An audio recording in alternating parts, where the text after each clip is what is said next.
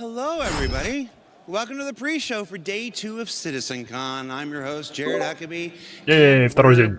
We're back here in the UES Barbary, otherwise known as Hall B. Пришел второго дня. Manchester Central, Погнали. otherwise known, and this is where you're all going to cheer, as CitizenCon. Honestly, people ask what the better parts of my job is, and being able to just do some call and response with the crowd is probably it. Watch, I'm going to do it again. At CitizenCon.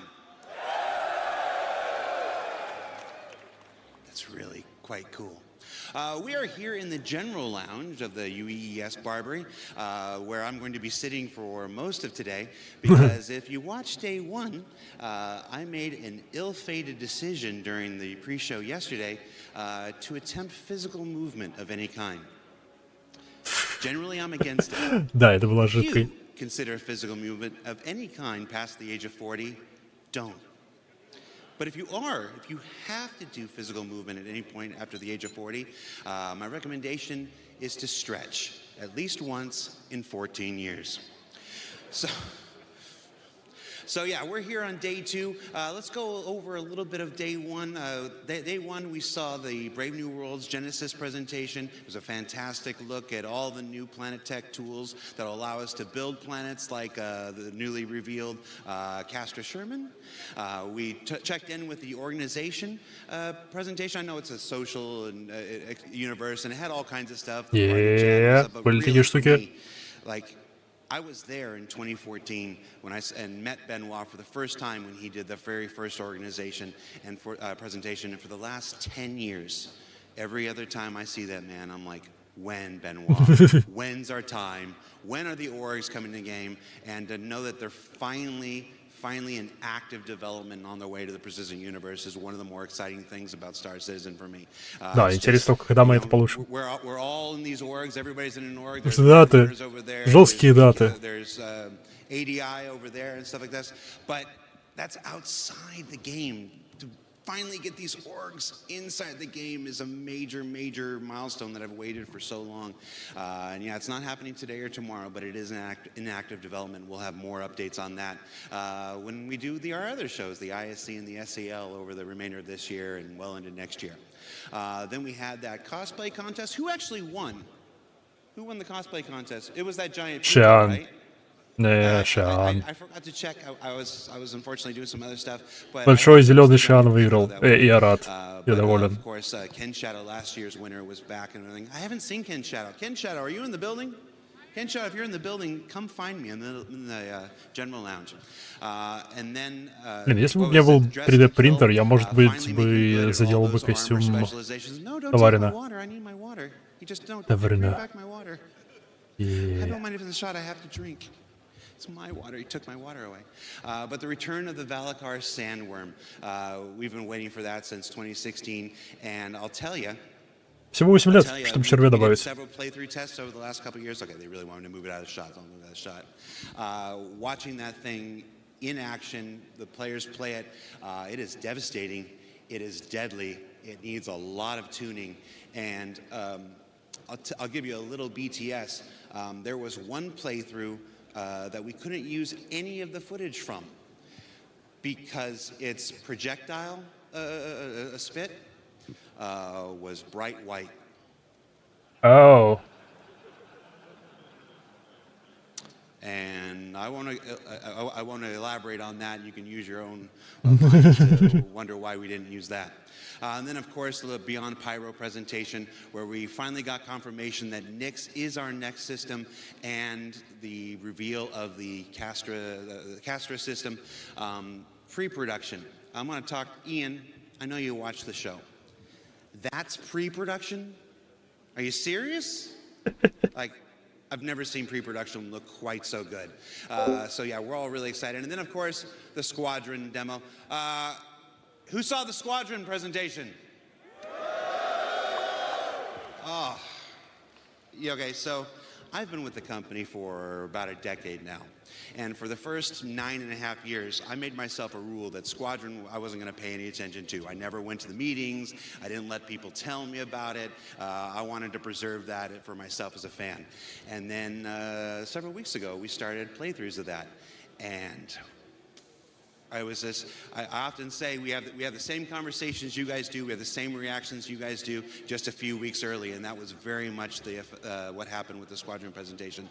We'd get these big reviews in the studio, and we gather everybody, so everybody could watch the playthrough on our big screen in the studio, and everybody could take notes about everything that needed to be adjusted and stuff. And it's been a heck of an experience over the last 2 months, really dialing that in and get that down. And despite the crashes that happened yesterday, a full, brand new playthrough is available on YouTube now. Rich Tyrer, I don't know if I'm supposed to share this, but I'm going to share it.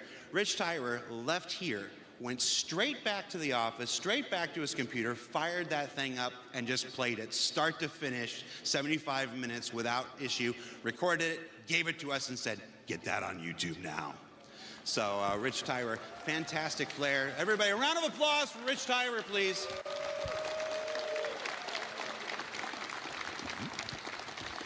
And I'm going to say that Legatus difficulty is no joke. Over the last 2 months when we were doing our weekly reviews, we had lots of players. Shout out to Tommy, who would play during these reviews and stuff. And Rich is an exceptional player at that. Those Vandal who were charging around McLaren were super lethal.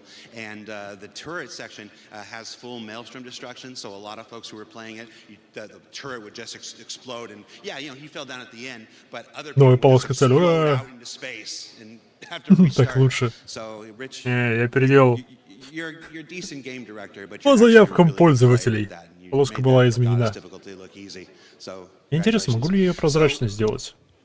One of the cool aspects of CitizenCon every year is that every time I walk past somebody, it seems like they hand me something and are like, "Here, Disco, put this in your pocket."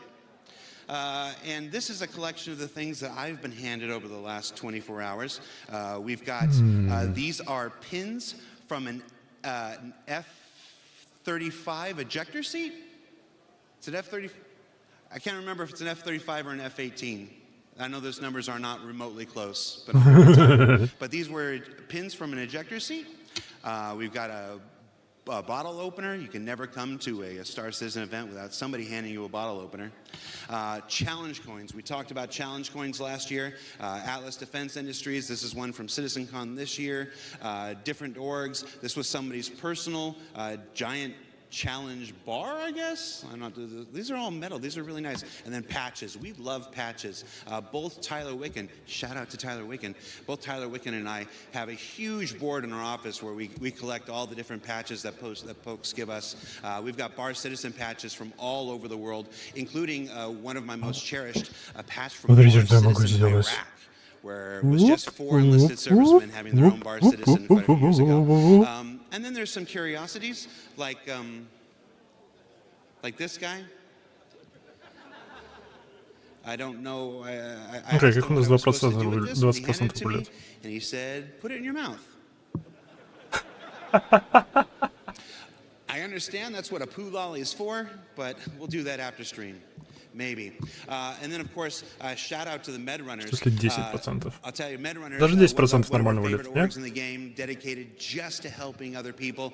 I ran into the med runners at breakfast this morning, and because I had a long, painful walk into the studio, they literally put me in their car and drove me to the event today. So shout out to the med runners, helping people in the game, helping people out of the game, doing the kind of things that we love. So, and this was very cool. I don't know what this says. I think this is the manufacturer. I think this is the manufacturer name. This is Gattac. Это 5%. Or I can't think of the name of the other one right now. Так, 5%. And then this weird Или 1%. So how are we doing on time? Oh, the time's not up there. All right, so one more thing we do before we throw it to Dan and Sam. I wanted to do, back in CitizenCon, our first digital CitizenCon in 2021, I made the mistake of reading online comments after the presentation during the show. And there's nothing I like more than repeating the mistakes of the past. So our lovely social media team, Galactica and Mickey, put up a thread asking for your comments about day one of CitizenCon, and let's go through and see some of what people said. Citizen of the Verse said, Castra, my new home. Lovely picture of Castra there. We've got О, да, я много видел таких комментариев. На Твиттере. Людям очень нравится Кастро. Мне очень нравится дизайн в Кастре. Это да. Oh, and that Zeus bomber jacket. I'm not wearing mine today. Who's got that Zeus bomber jacket on? Somebody come over here. This thing is amazing. I want to shout out two members of our marketing and merchandise team, Mandy and Kat, who led the charge to get the coolest jacket we've ever made, based on an authentic M1A jacket. Again, Mandy and Kat. If you see them over at the merch booth, мне очень не нравится, что все, что показали, выйдет не в этом году. Сегодня, может, покажут то, что в этом году выйдет. Во всяком случае, на питью и тому подобном. Потому что сегодня, скорее всего, кораблики пока... Хотя, может, до АИ оставят этот... Полярис. And Sherman and this handsome guy, and there's a gif of Henry Cavill, there at the beginning of our Squadron 42 demo. Let's see. Cosmic D says he loved the dynamic weather demo. О, да, динамическая погода. Do you know, making videos for Star Citizen is hard. Making videos where the environment is actively trying to crack you is very, very hard. Like, none of that was faked. We got our poor guys, they got into that Zeus and took off, and you saw how it struggled to live. Если кто не заметил, продакшн команда только что пыталась его запикать, думая, что он сейчас сматерится. Is that for me? Oh, they want me to wrap up. How rude. How rude. All right, so we'll read one more comment, and then we'll pass on. We're not going to read that one. Его почти We're not going to запикали. read that one. You don't even know my mom. Okay. Uplink says, my favorite part was when the sandworm said, "It's sandworming time," and then sandwormed all over those guys. We remember it exactly the same, Uplinks. All right, so that does it for me. I'm going to throw it to Dan and Sam, who I believe are over at the Sim Pits, and see what kind of До начала еще Guys? 15 минут. Ты думаешь, когда Genesis и погода выпустят? Я думаю, относительно скоро. Я думаю, начало следующего года. I'm Sam, and if you didn't meet me yesterday, I kind of do some voices. То есть, в случае начнут тестирование на какой-нибудь планете. Я думаю, начнут с Аркорпа. Потому что на Аркорпе ничего не изменится, кроме погоды. Хотя нет, стоп, Genesis же изменяет точки интереса. Блин, сложно сказать. Сложно сказать. Наш практически все переделает. Блин. Окей, тогда это нужно по миссиям смотреть. Не-не-не-не. Начало следующего года возможно, потому что сейчас на PTU с тестированием 4.0 идет также тестирование динамических миссий, которые я все еще хочу увидеть в реальности, но так и не заставал на стримах. Но если добавить динамические миссии, тогда, в общем-то, ничего не будет останавливать их от добавления Genesis. И Genesis, судя по всему, уже финализирован. Потому что, во всяком случае, UI разработчиков, которые они показывали, он не выглядит временным. Когда раньше нам показывали UI типа новых, типа новых инструментов для разработчиков, они выглядели очень временными. Кажется, что динамические миссии требуют генезиса, не наоборот. Наоборот, потому что динамические миссии, они, в случае так, как они их делают, они привязываются просто к любым объектам, типа, любые точки интереса, любые станции, они привязываются к ним, и на основе информации о них собирают миссии. То бишь, для них ничего от генезиса вообще не надо. Им хватает текущих, находящихся в Энтоне, точек интереса.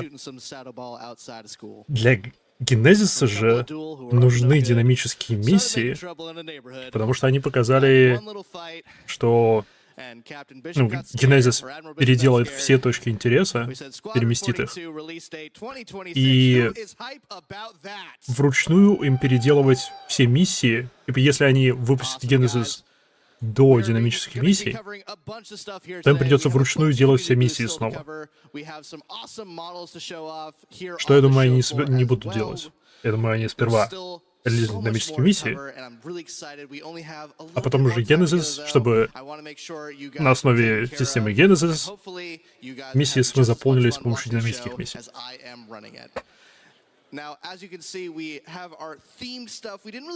Хотя нет, вроде бы 24.2 уже идет тестирование динамических миссий. Я не помню. Ну,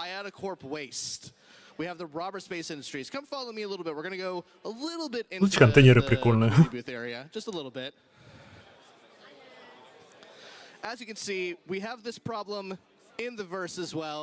Get a look at that. People just stacking up their med boxes. Wasteful. Wasteful. Это не медицинские коробки. For shame. Throw it away. Littering. Hi, guys. 24.2 динамические миссии впервые слышу. Вроде бы я что-то такое слышал, но я не уверен. В плане этого я уверен где-то на 20%. В плане 4.0 я уверен на 85%. Кто там тестирует? Во всяком случае, я пытаюсь на стримах, пытался на стримах выследить миссии. Мне было интересно взглянуть. X, who cares what it's called these days. I help produce those guys and make sure they're giving you guys the updated information, chatting with y'all, and it's been such a pleasure getting to actually get to know you guys as well. 4.0 тестирование определенно идет динамических миссий, потому что первые два тестирования Fire, они были без миссии абсолютно, потому что они сразу сказали, что мы также будем динамические миссии на этом тестировать. И с последним тестированием, или с предпоследним, или с последним тестированием Fire, которое вроде то, которое именно на его попало, публичное. Люди как раз хотели... Не, люди, да, я помню, люди смотрели, искали эти миссии. Радовались, что они работают. Я помню.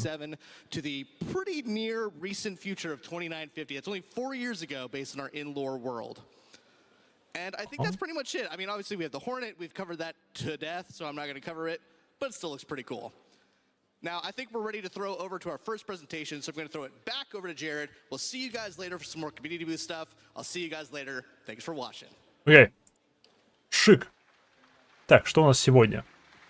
Now I'm just hydrating on camera.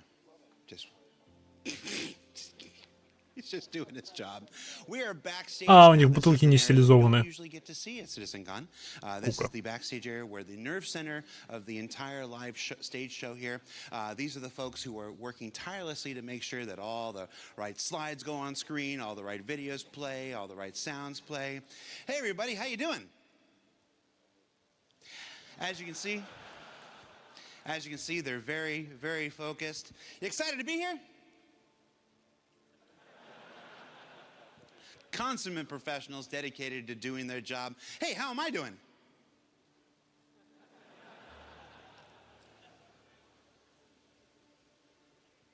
My mom likes what I do. All right, so guys, that's it for the pre-show. We're about, what time is it? How much time we got? We're about, well, that's not even my clock.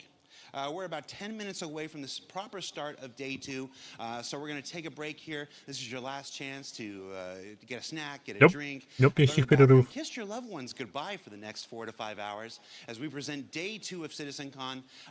It's a different beast. Yesterday was the universe that we create. Today is dedicated entirely to the destiny that you're going to build. So stay tuned. You're not going to want to miss it, and I'm really, really excited about today. So thanks for watching. We'll see you in about 10 minutes, everybody.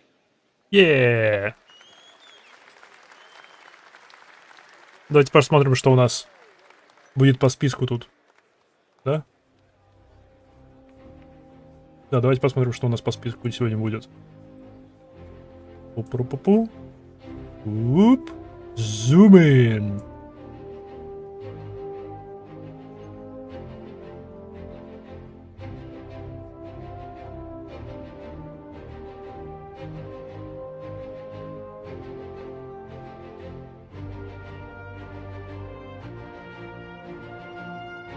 Слишком велика. Чуть поменьше. Тю-дю-дю-дю, тю-дю-дю-дю. Профессиональное производство. Занимаюсь этим с 17-го года.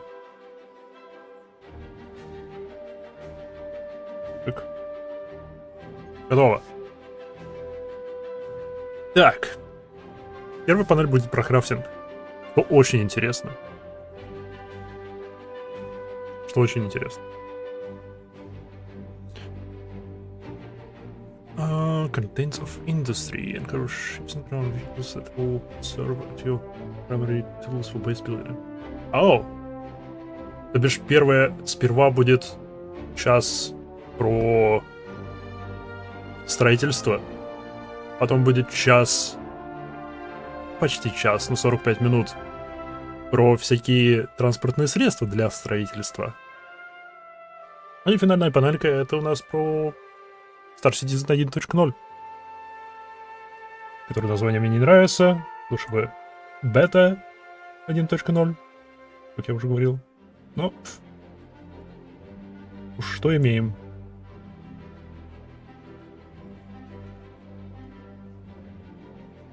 Мне нравится их цветовая палитра в расписании. Она сочетается кое с чем. Давайте. Не-не-не-не. Туда. Ниже. Еще ниже. Слишком низко. О! Теперь Теперь уйди. Сгинь. Сколько у нас осталось? У нас еще 8 минут осталось. Попробую в игру зайти. Ради любопытства попробуем зайти в игру. На европейский сервер. К европейским серверам опять не подключает. Это что?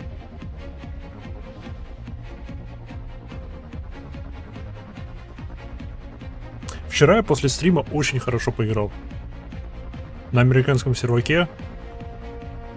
Там было FPS где-то 5, серверный FPS примерно 5. Но у меня игровой FPS был очень хороший везде. И очень плавно все было. Фреймпейсинг был очень хороший. И плюс, помимо этого, ничего не лагало.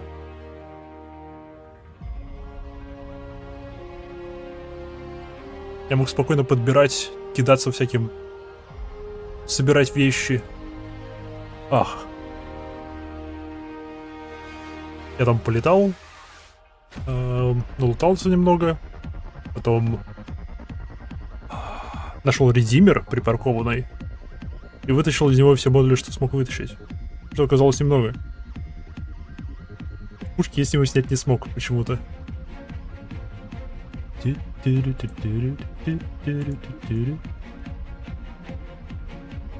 Окей, на американские серваки пускают. Почему на европейские серваки не пускают?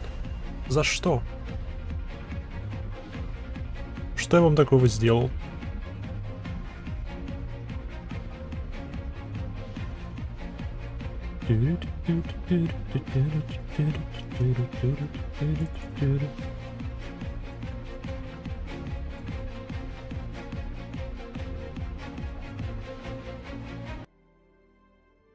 Упс. Виноваты?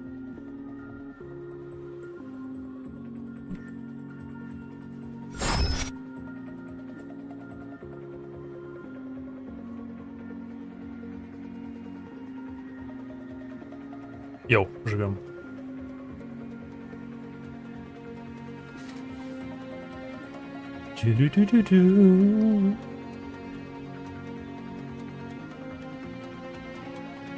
Кстати, тут в настройках я обнаружил вещь, который не знаю, что делает. Вот это вот. Нет. Вот это вот. UI. Aspect Modifier. Понятия имею, что делает. Размер UI точно не меняет.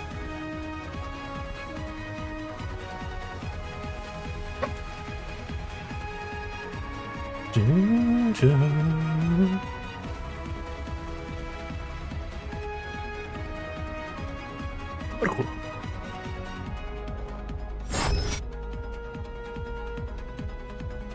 На MFD не влияет тоже, я смотрел. Может влияет на прицелы и тому подобное. Это где я?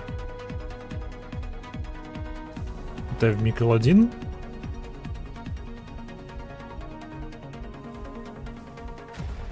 Это я, наверное, в Микл 1.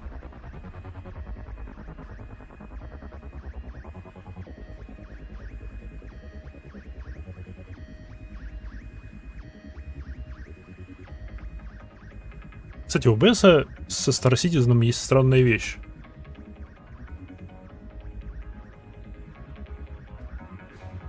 Если Star Citizen на переднем плане, у ЭБСа все видео начинает тормозить. Все, что связано с видео. То бишь отображение, допустим, мишки звука начинает подтормаживать воспроизведение любых видео.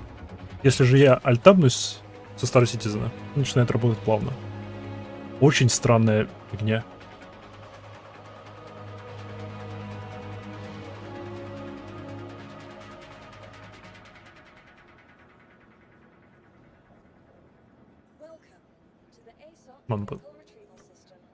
Дерганы немного перемещаются. Ой, стоп! А прозрачность распространилась на все копии. О нет. Это не то, что я хотел. Ну ладно, потом заменим. Волчура.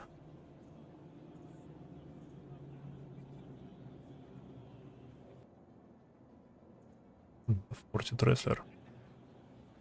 А почему я здесь, если я в порте Тресслера заканчивал? Странно. Странно.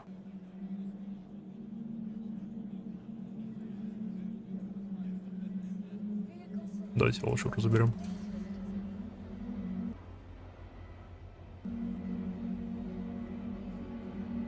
Все, начинается.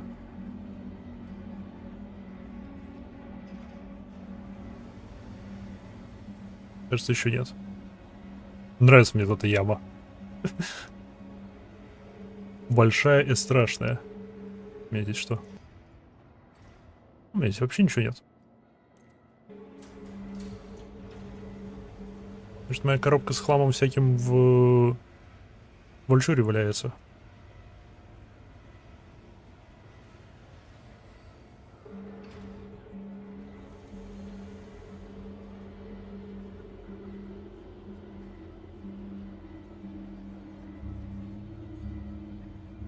Ну, сразу пиздится. Ну, прикол.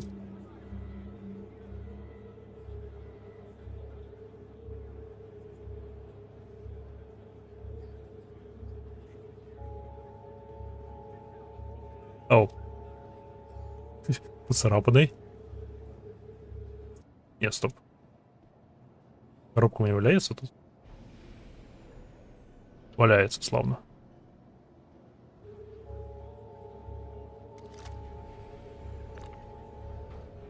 Я тут нашел новый способ заработка. Плюс, я обнаружил, что в бункерах чуваки гуляют снаружи теперь. То бишь особо снаружи не погуляешь, они плюс спавнятся откуда-то. Они еще приходят из лесов.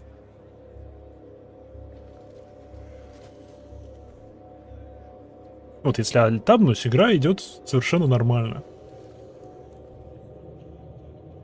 Если я на игру перейду, внезапно стрим начинает, видео YouTube OBS-овское начинает тормозить. Ну, прикол.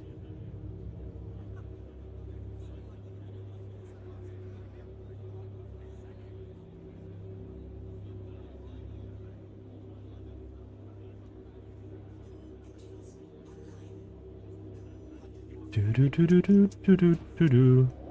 Это что такое?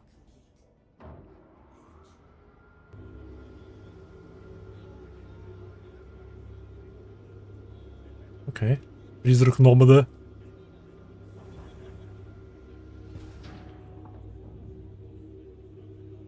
Я бы так это назвал. Ограничение FPS включено? Кажется, нет. Не включено. Давайте его включим.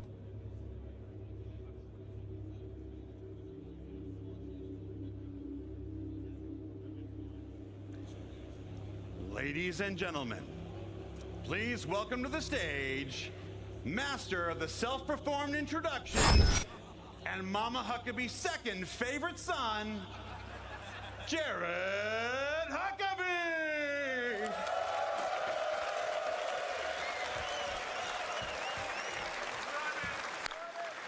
Hello, CitizenCon!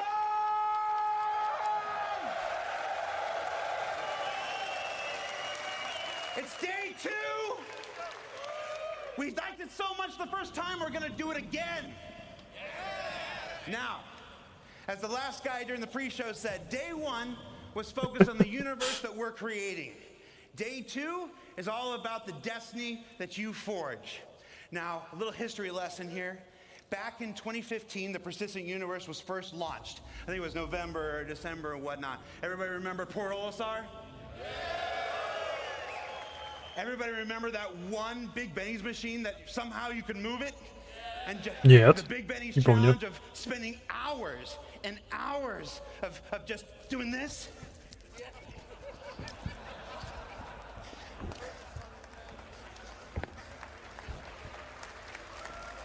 Trying to get that thing upstairs, downstairs, back into the hab.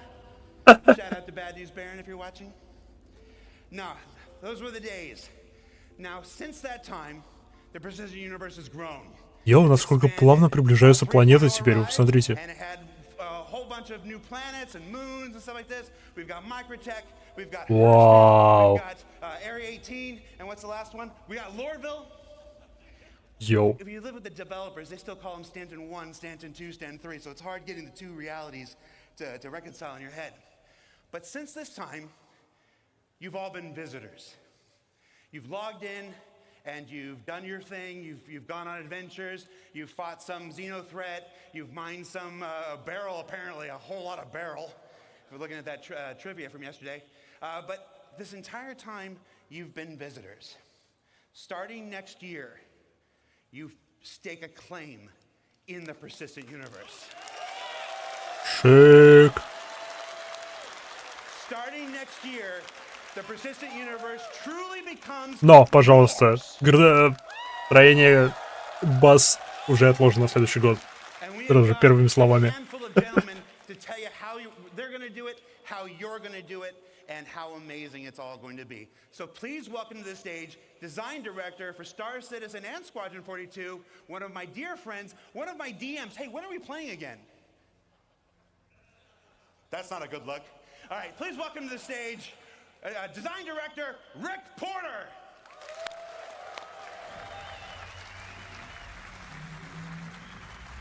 Thank you. Thank you, Jared. And thank you, CitizenCon. It is an honor to be here. Yesterday, we presented the verse that we're creating for you. We shared new tech, locations, creatures, giant worm, social features, things we're doing with orgs. We even played the first chapter of Squadron 42 live. How great was that? Yeah? A few minor glitches, but nothing we can't sort out. So today, we got something just as exciting to talk about. But instead of focusing on what we're creating for you, we want to show you the world that you can build. With crafting, we're going to give you the tools to create your own loot, to build your own home. Crafting will fundamentally change not only how you play the game, but why you play the game. So, what is crafting? Why does it matter? Why should you be as excited as I am about this? Well, first off, crafting is a profession. It requires its own set of tools, the knowledge of how to use them. Crafting offers progression. You become a better crafter by learning new blueprints and upgrading them. Crafting builds on the existing gathering professions. When you would go out and you collect your materials for crafting, we are adding new depth and meaning to those activities. Crafting provides customization. There isn't just one way to craft something. Like I said, we have upgrades. How you make and upgrade the things you craft is sometimes just as important as what you're crafting. Улучшения? You can earn cosmetic upgrades, craft unique Косметические улучшения? Я как раз хотел спросить, можно ли будет перекрашивать. But nowhere is this versatility more obvious than base You building. can be self-sufficient of the grid or part of the industrial empire. То есть переключиться How you полностью. construct your home, how to customize your base to meet your own goals. Most importantly, crafting gives you a lot of new choices. The choices will impact your goals in the game, your interactions with other players, and eventually how you see the game itself. So where do we get started with crafting? Well, you can't craft without materials. Luckily, we've got a lot of ways to gather resources in the game. And crafting is designed to complement and expand Охота и собирательство, солевак, добыча полезных ископаемых и будущее. Видимо, глубокая копка какая-то. We've got hand mining and vehicle mining and ship mining. That's a lot of mining. But with crafting, we're going to introduce a lot of materials. So there's not just more to mine, but we're also going to specialize. So for instance, each type of mining will have its own unique materials to gather. Gathering specific materials efficiently will require you to use the right gathering profession.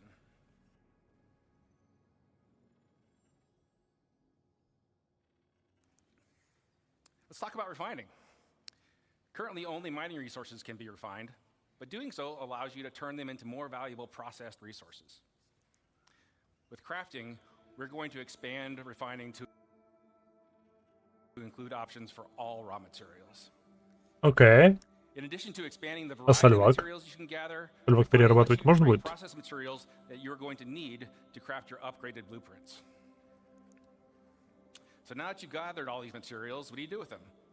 Currently, your only options in the game really are to sell them to a shop or maybe complete a contract. Adding crafting into the game radically changes your options. You can still mine, refine, and sell your resources, but now you have the option to make valuable and unique items. Weapons, armor, even vehicles and ships. Right?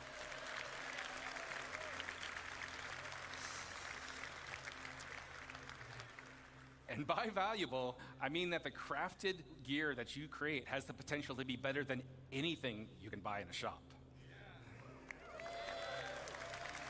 Окей.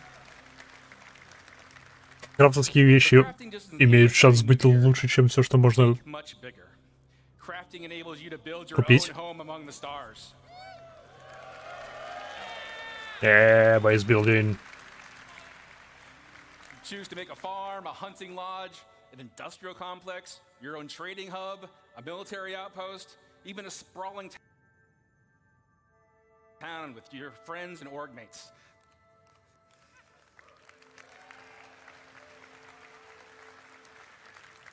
Got a lot here, but it's all optional. You can choose to focus on gathering resources and sell them to crafters that need them. You can skip gathering and refining and just focus on being the best crafter you can be. Or you can leave all that gathering and crafting nonsense to other people and just focus on trade and make some money. Прикольно, прикольно. But that brings me to my last point. Player choice matters. When a player makes a choice, they assign value. Players' choices about crafting and base building will drive player trade. The community's choices will determine the value of the materials and the crafted goods you can all make. The game will still have its own shops and economy alongside players, but now you'll have more options about where you invest and how you prosper. Now, I've given you a nice overview of what we're working on here, and we have a lot more planned for the future. But now that you're familiar with the big picture, I want to introduce some of my fellow developers to come up on stage. Больше разработчиков. Шик. About the specifics of our new crafting systems, important gameplay improvements, and most exciting, I think anyway, an update to base building. Я не думаю, что я построю базу, я скорее буду использовать какой-нибудь кораблик, как домишко. ибо это проще. Ну кто его знает? Кто его знает? Thank you, Rick. And hello, CitizenCon. Привет. Привет, привет. Hi, I'm Jacob, Senior Gameplay Programmer on crafting. Rick has showed us how crafting will link into a lot of existing and new gameplay, but I think it's time we get into some of the details. I'm going to tell you about the new game mechanics we're introducing, starting with... Построю базу прямо на посадочной площадке с ангаром. Жить в ангаре. Почему нет? Before you can craft anything, you'll need a blueprint. Вот это 3D принтера. Blueprints provide the recipe to perform all kinds of crafting processes, including refining. Вот это You can acquire принтище. blueprints through various activities. Some you can buy, some you can find, and some can be unlocked or earned in other ways. You can also upgrade your blueprints through research. We'll go into more detail about what this means a bit later. So, blueprints are the recipe, and Rick already told us the Это же materials исследование never еще будет, refined интересно. will be the ingredients. But there's a bit more to it than that. We have a new concept for materials: material quality. О, нет, качество материалов. Quality is a Ну да, они process where вчера adding еще all намекали об этом. resources you can gather. That's an Когда excellent червя measurement показывали. of how good После it is показали at червя. being whatever it is. You can think of this as the purity of a metal, or the ripeness of a fruit, or something along those lines.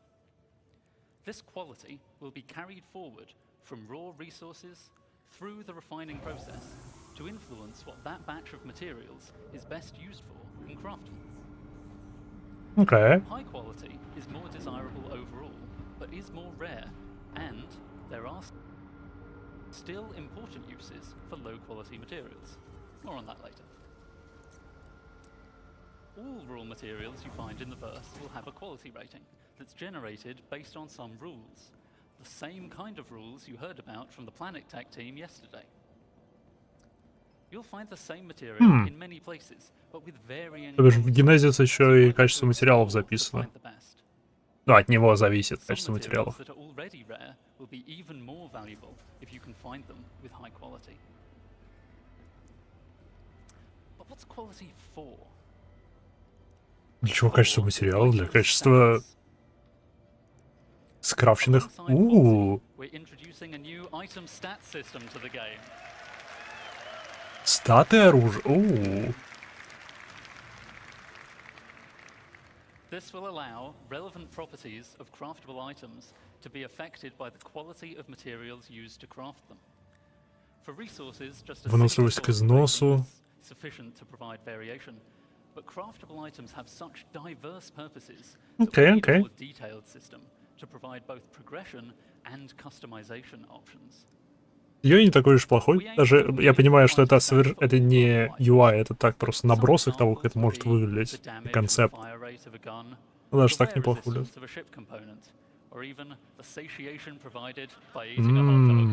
Bread.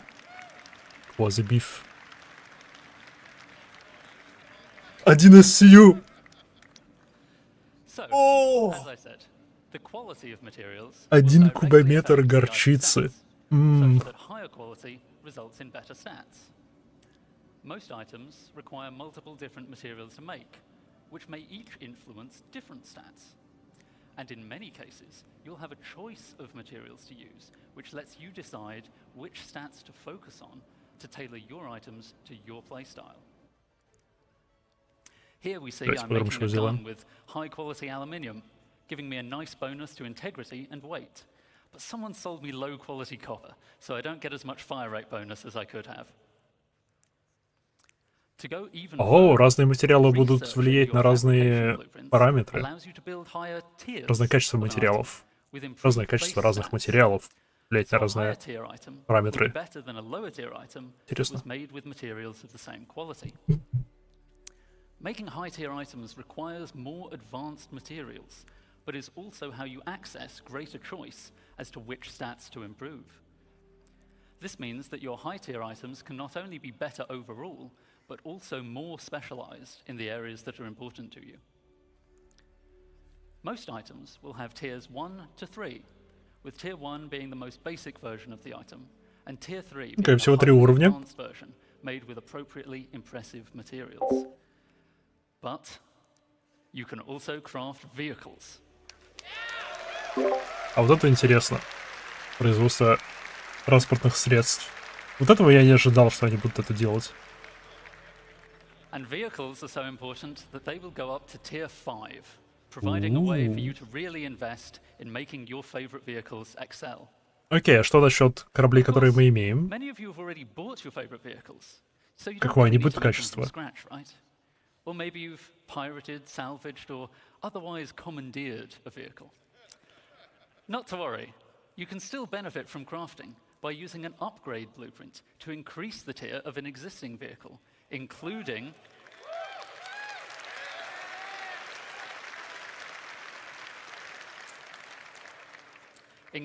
the usual stat improvements and customization. Окей, можно будет улучшить свои Upgrading a корабли. vehicle can save a Хорошо. lot of time over crafting it from scratch.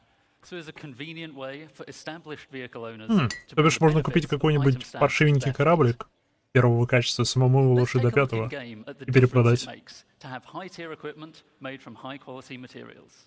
А, идея. See how the recoil is reduced on our high-tier gun. Уе.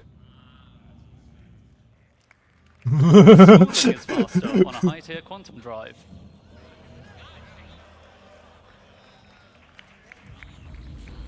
Я еще модули можно... Да, ведь модули можно будет... Сколько всего. And a high-tier scraper beam is much more effective. Оу. О, да. Так. Мне крафтинг уже нравится. That's an overview of crafting's key game mechanics. I'll now hand over to Torsten to walk you through the full crafting process. Thank you. Так, Have a я good теперь day. боюсь про следующую панельку. Там, где будет про всякие транспортные средства, необходимые для крафтинга. Упс. Добавьте киоск для крафтинга просто в ангар. Пожалуйста.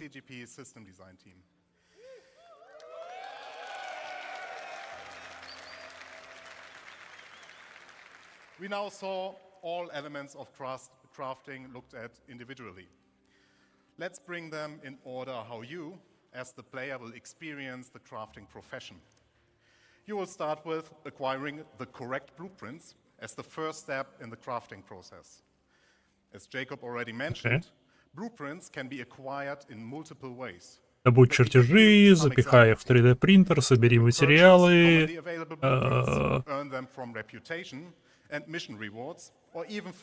обработай материалы и запихай их в 3D принтер. Готово. Ну, все понятно. Some blueprints will be challenging to find, so players working together may find them easier to acquire. While you may find a blueprint on a datapad or other portable device, the blueprint itself is not a physical item. Oh. You don't collect them in a box or stack them on a bookshelf. Blueprints are digital. Once you claim one, it is permanently added to your personal library. This library... О, шикарно. То есть, если ты найдешь чертежик, он все, он навсегда к тебе привязан. А не просто информация. Окей, это постоянная прогрессия. Он им нельзя делиться, это минус. Those tiers of quality that Jacob mentioned are unlocked through blueprint research. Research requires a research data bank which can upgrade your blueprints. Upgrading here means that you unlock a blueprint that allows you to create a better, higher tier version of the same item using more advanced materials. Note, you will still have access to the lower tier versions if you want to craft the cheaper version. Okay. In order to upgrade the blueprint, you may need to perform certain actions. In this example, we need to craft 100-volt pistols and have one with a higher fire rate. Oh. Other examples would be collect resources, complete missions, or acquire research data from the чертежи путем Research крафтинга is их. time-intensive, Своего in рода. addition to the action requirements. И It крафтинг will take занимает время, time for как the в research Warframe. data bank to process your А research нет, data исследование занимает and время. unlock the upgrade. Скорее всего, крафтинг тоже. You are also limited in how many research projects you can pursue at once. Now that you have your blueprint and you decided what to craft, you also know what resources to look for. Every blueprint you find will have unique requirements in their resource needs. It will not just be Блин, это что ж такое? We want Они to make Майнкрафт use of the добавляют в игру. professions we have to Что ж такое? meaningfully involve them Что же in the они crafting делают? process. Демоны. Especially for the more advanced blueprints, you can expect that it will require materials from multiple sources. And, as already mentioned by Jacob, pay attention to the quality. If you want to have the perfect item, you also need the best quality. Here, the best way to find the best resources is to get out and explore the world. If you want to find the best hidden materials, then you get yourself a top quality radar. Once you collected the raw materials, the next step is refining them. Refining, like crafting, requires blueprints. Refining blueprints take primary, обработка тоже secondary, требует and чертежей. catalyst materials and produce refined materials. The rule is very simple. The quality of the primary raw material defines the quality of the refined material. The secondary material you put in has an impact on the quantity and the time the refining process will take. An optional catalyst can speed up the process further. Let me give you a simple example. If you want high-quality steel, you need to put in the best iron you have in the primary slot. You can put any quality coal in the secondary slot without affecting the quality of the steel. But the quality of the coal will influence how much of it you need to produce steel. As an example, if you put in low-quality coal, you might require 4 SCU of coal versus high-quality coal that only requires 2 SCU. This is one of the important use cases for low-quality materials that Jacob mentioned. You can use refining stations in the world as they will be converted to this new process. You can build your own refineries for yourself, you can get your org to help you out, or you can simply trade for the materials that you need on the open market. Okay. Now, we are reaching the final step. You got the blueprints, you gathered resources, and refined materials. Now you can create the item you want. And this item can be anything. You will be able to craft anything from FPS equipment to vehicle components, even entire vehicles and buildings. You just need access to the relevant crafting machine.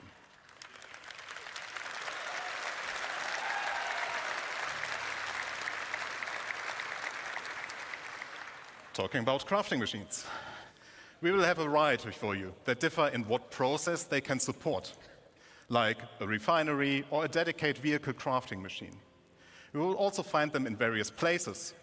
There will be communal ones like the station refineries you already know, player-owned that can be in your personal hangar, a vehicle, or your base. As all that we have talked about just now, these crafting machines also come in tiers. Here, the tiers will affect how well those machines do their job. You will not only progress in the products you produce, but also in the infrastructure to produce your wares. Just to give you an idea what you will encounter, here are some examples of the crafting machines. There is the nutrition fabricator, the chemical fabricator, an item fabricator, and even fabricators of a much larger scale we will talk about later. Окей, а можно их будет ставить у себя в ангаре? Можно у себя в ангаре их ставить? Потому что разные 3D-принтеры для разного вида материалов. I would like to talk about the future of crafting and the scale it will have in the game that you all know, and how it will change the game moving forward. As you all know, we have a lot of items in the game, and they all require their own unique blueprints. That means our aim is to have more than 1,000 blueprints that include the creation Можно ли and the будет крафтить refining. всякое барахло по типу кружек? And each of those can be researched to unlock tier upgrades up to tier 3 or tier 5. That's a lot of blueprints. And it will surely take a lot of time to unlock everything. So I, personally, recommend that you as the crafter you are, focus on a specific field first and extend your knowledge from there. Collaborate and coordinate with your friends and fellow players. If you're part of a group, we invite you to share responsibilities with your org mates. Maybe you will be the FPS crafter while your friend is a ship crafter, but they know a ship component crafter specialist. There's a lot of content, and it will continue to grow over time. You are free to be a generalist crafter, a specialist, or something in between. Pick the blueprints you care about and be the best. Have an exotic shield generator that no one else has the blueprint for but you. Help others and earn credits while doing so. It is a real profession in the game that will benefit from your dedication and attention. As you can tell, crafting will have a huge impact on everything in the game. Even if you do not want to get actively involved, at some point you will stumble over a weapon that got crafted by someone else. Самое главное — это прогрессия, да, это долгосрочная прогрессия для персонажа. Еще одна. Or even the raw materials for the sole purpose of fulfilling the demand created by crafting. Players like you can become well-known specialists that are sought out to get. Мне пока еще ничего не показали про репутацию. With the ever-expanding game we all love, Развитие репутации. we will continuously expand our crafting Награда за to offer you повышение long-term репутации и прочее. progression that involves the entirety of our game. Они об этом говорили And you might have guessed it already, but there's one панельке more про thing, организации. that crafting is the То, что можно с foundation гильдиями и компаниями that is. будет организациям повышать отношения. И таким образом получать плюшки от организаций, от корпораций и гильдий. Но не I will now показали. hand over to Luke. Enjoy Ничего the second подробного. part of this presentation. Thank you very much. Градостроение вперед! А мы себе дом построим.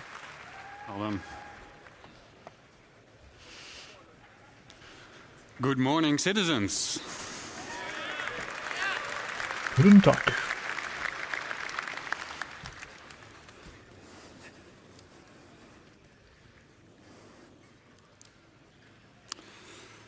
Who's excited to start talking about this next topic?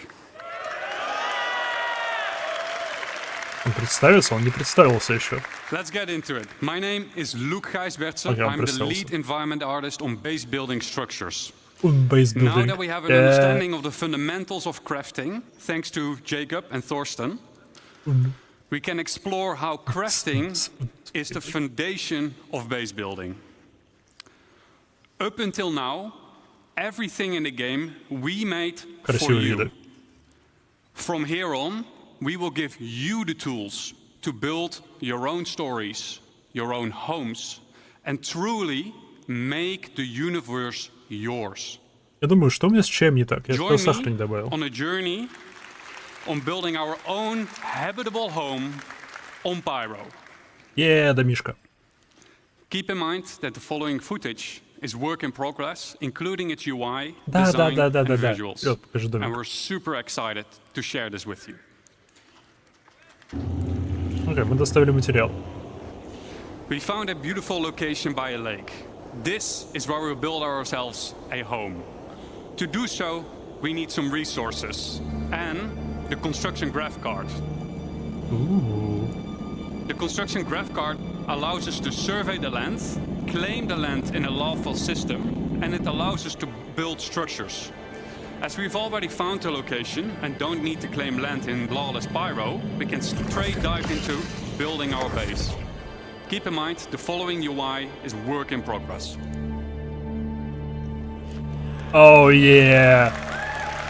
они не от первого лица это делают. A survey да. drone that deploys from the top of the card gives us a controllable augmented view of the land. In the new structure mode, да. we'll pick a small basic structure and hit construct. Оно не от первого For this лица, demo, the это лучшее, construction что они will be могли сделать. instantaneous. But in the final product, this will take you quite some time. We've done it. We've built our first structure. Let's have a look on the inside. Модульный сарай. As we walk into the small basic structure, we see an empty interior that is dimly lit. It's up to us to define what we will use this space for. In our case, we will want to make it into a home. We can see that the lights are still off, and that is a problem, because no lights means no atmosphere, no breathable atmosphere. So it's not ideal to live in. So how do we solve this issue? We can improve this by providing the building with power. Let's see if we can build something that helps us out. But before we dive into more building, let's take a quick moment to enjoy the freedom that the survey drone provides us with and admire the aesthetics of our first structure. And I wonder what Declan was up doing there. Keep in mind that base building is still work in progress, but what you're seeing right now has been recorded directly in the client and works seamlessly between first person and the building mode. Okay, enough. Back to base building. In the list of new structures, we see a small fuel generator. That is something that can solve our problem, I think.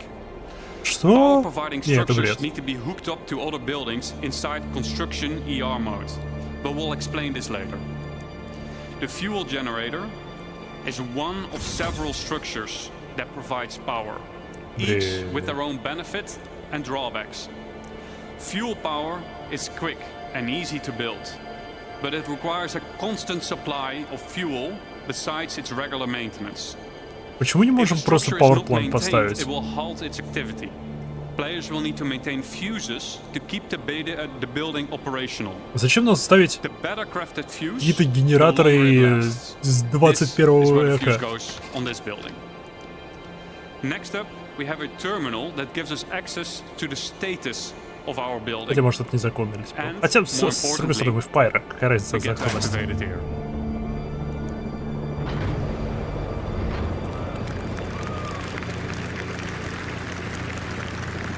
Окей.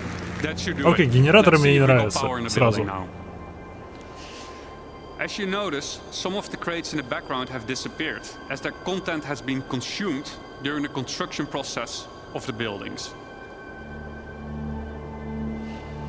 Будут ли анимации для крафтинга? И да, то, что они моментально появляются, это временно. У них будет время постройки. I wonder what he was up to earlier, though.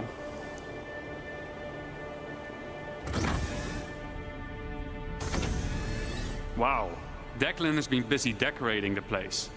As we can see, the lights are now properly working. We got atmosphere, and we can start to use the item fabricator now that there is power. Always handy in case we need a fuse.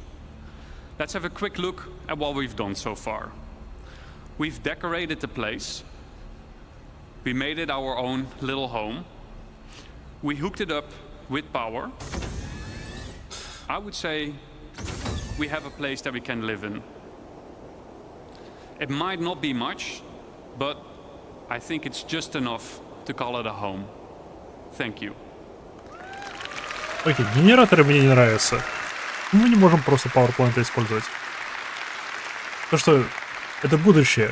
У нас есть технологии производства энергии с помощью... Let's dive into some of the specifics of what we just saw. The construction graph card is one of 4 devices used for base building. The graph card is a mobile device that lets you construct a variety of small structures and has been designed specifically to fit into the smallest ships, like the Drake cutter. Okay. The graph card allows us to survey the land to find a good location.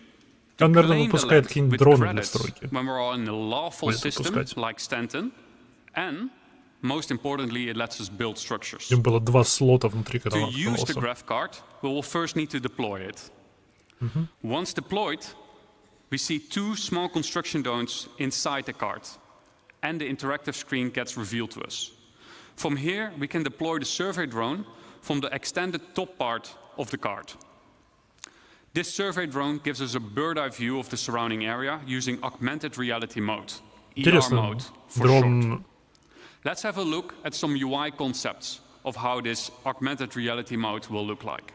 Интересно, этот дрон он выглядит? Его можно увидеть? Of construction ER. From here, we get a more detailed view of the land. Where can and can't I settle? For example, inside a nature reserve, construction will be prohibited. Are nearby areas flat enough to place my structures on?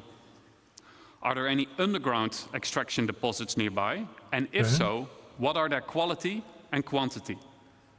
Let's say we found a good place to start building our base. Then next up, we need to find a good place for our first structure. On the left-hand side, we can see that we're now in structure creation mode. Underneath that, there is a list of structures that we can build. Once you have chosen a structure, you'll drag it onto the terrain, that will be shown then as a physicalized hologram. From here, you can move and rotate to find the perfect position for your structure. Now that we have chosen a position for our structure, we will need to supply it with crafting materials. Just like the crafting interface that we saw earlier, this is where you choose the materials, and the better materials you choose will result in a better structure. Once you're ready, we'll hit the craft button on the right bottom to send the construction drones printing to the buildings. The automated construction drones will take off from the construction graph card and fly to nearby resources to fill their internal storage and then fly over to the construction site to print the building until their internal storage has been depleted. The construction drone then repeats the loop by filling its internal storage again by nearby resources. Printing buildings will take some time. Keep the construction supplied so that you don't delay the process any further. Let's say our building did just finish printing, then what? Then we need power. We need to power the building. All structures will have an unpowered and a powered state that we can manage inside the resource manager. Вот эти генераторы мне не нравятся, они слишком огромные для нашего будущего. У нас есть доступ к термоядерному синтезу и к генерации энергии на основе антиматерии. Это все в лоре. И термоядерный синтез используется 90%, 99% энергетических установок кораблей. Почему здесь это не используется? Они слишком громоздкие. Then we can actually upgrade our structure. Structures can be upgraded from tier 1 till tier 3. The better material you provide, the better the improvement will be. Just like Jacob and Thorsten explained in the crafting presentation. Сопротивление воде. Tier upgrades can, for example, improve the structural integrity of the building or make its resource consumption more efficient. To really make your base feel like home, сопротивление взлому очень высокое. With a wide variety of furniture pieces that can be bought, crafted and found in the universe. Это уже частично в игре. Мы можем всякие столики и стулья покупать. It's up to you to define what you want this space to be. Do you want to decorate it as a hospital? Do you want to make it into a workshop? Do you want to make it into a luxurious bedroom? It's up to you. Furniture can easily be placed and moved using decorative ER mode as an hologram. This is so your furniture can easily fit through doors. This feature is accessible through nearby construction devices, allowing you to place down furniture pieces or even crafting machines that otherwise wouldn't fit through the door. О, прикольно, не обязательно через от первого лица все это делать, можно из локального инвентаря через специальный UI. So that only you and your friends get to rearrange your decorations. And best of all, decorative ER is not exclusive to base building and can also be used for personal hangars and ships. Шик! И для кораблей. Это же можно... Самая лучшая часть этого то, что можно будет залочить предмет на месте. Чтобы его невозможно было сдвинуть. 2. Use the resource manager power generators to make your base habitable and functional, and maintain your base with То, что это в resources своем and ангаре и by в кораблях replacing можно будет outworn использовать. fuses. Шик. And 3, personalize your base, personal hangar, and ship with decorative ER. Окей. And there we have it, our home Очень словно. in Pyro. Now that we have an understanding of the basics of base building, we'll explore how you can go and make more than just a home.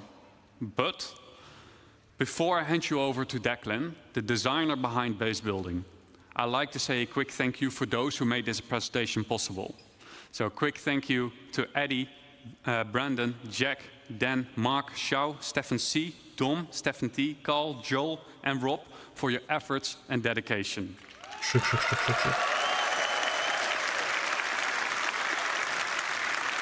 Now give me a warm welcome for Declan.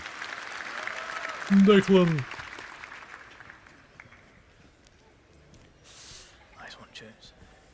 Nice one, James.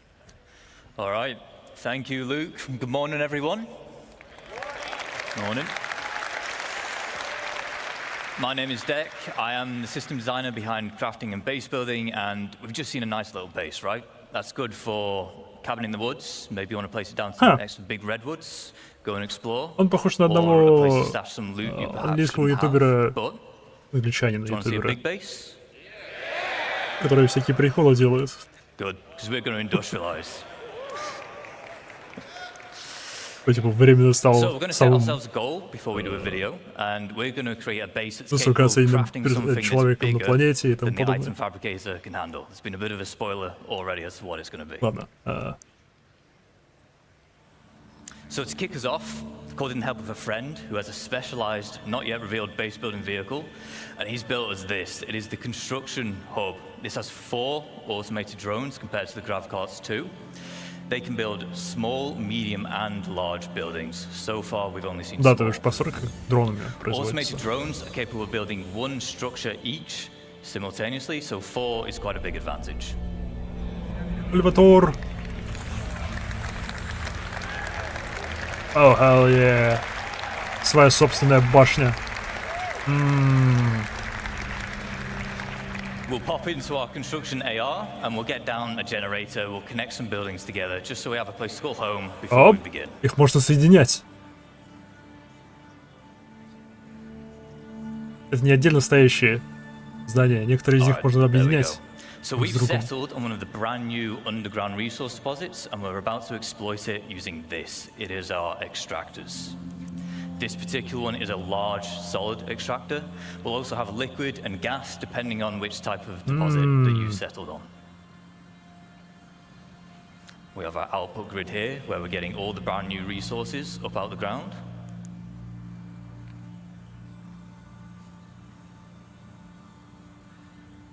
And it is important to note that once these things are set up, it's not a case of just free resources forever. On key structures like this, there are fuses which will occasionally need replaced, as well as environmental wear which can be fixed using crafting materials. Окей. То бишь базу, за состоянием базы надо следить, постоянно чинить ее, заменять предохранители и прочее. Окей. Большая кнопочка «Включить».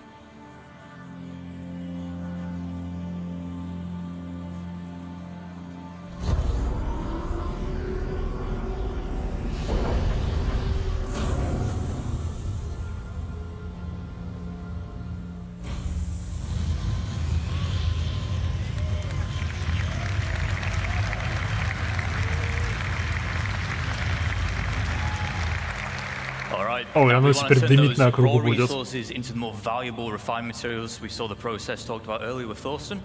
Of course, we want this. It is our refinery. Once again, there are multiple types here. This one is the large solid matter refinery. We have liquid and gas again, as well as biological, depending on the type of materials that you're using and want to produce. Okay, 4 разных input типа and output grids. For input, очистительных as you might платформ. expect, is for the resources which you're going to consume, and then the output is for the resulting refined goods. This is determined where you'd select which blueprint you want to use, and therefore which type of refining method you want. Блин, будет очень интересно на это все поглядеть, когда они добавят автоматизацию с помощью искусственных этих AI-шек, с помощью NPC-шек. Так я понимаю, нужно будет вручную таскать with our коробки. extractor and our refinery, so we're going to put down our elevator storage. Стоп.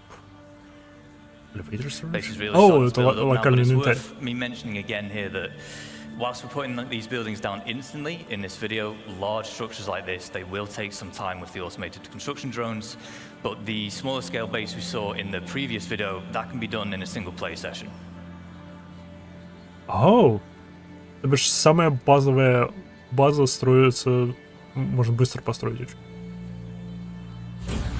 Сказали за одну игровую сессию.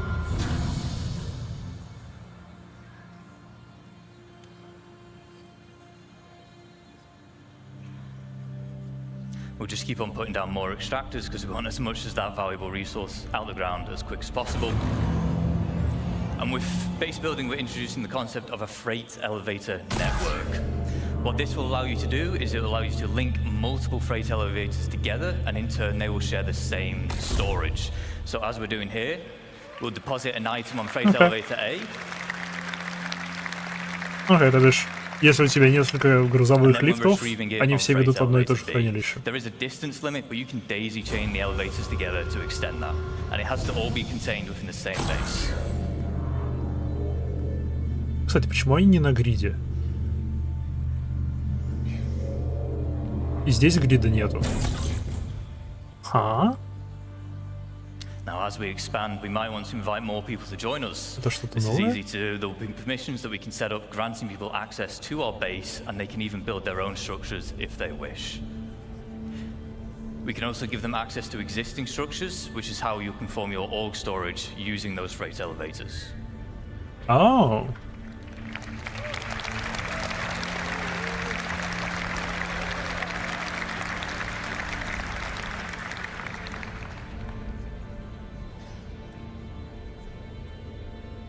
Now, we always want a safe place to store our ships, so... Можно свои ангары строить. Ох. Это жирно. Это жирно.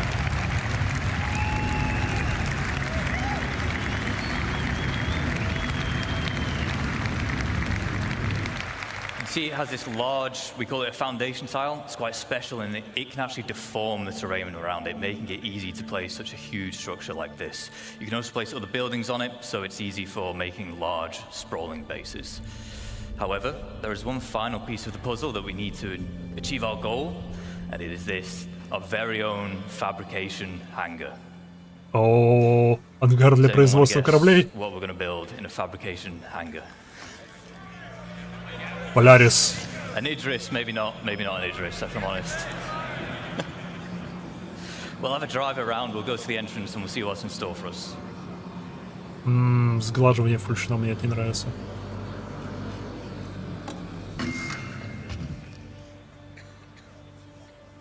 Надеюсь, когда-нибудь они все-таки добавят возможность ускорять анимацию залезания и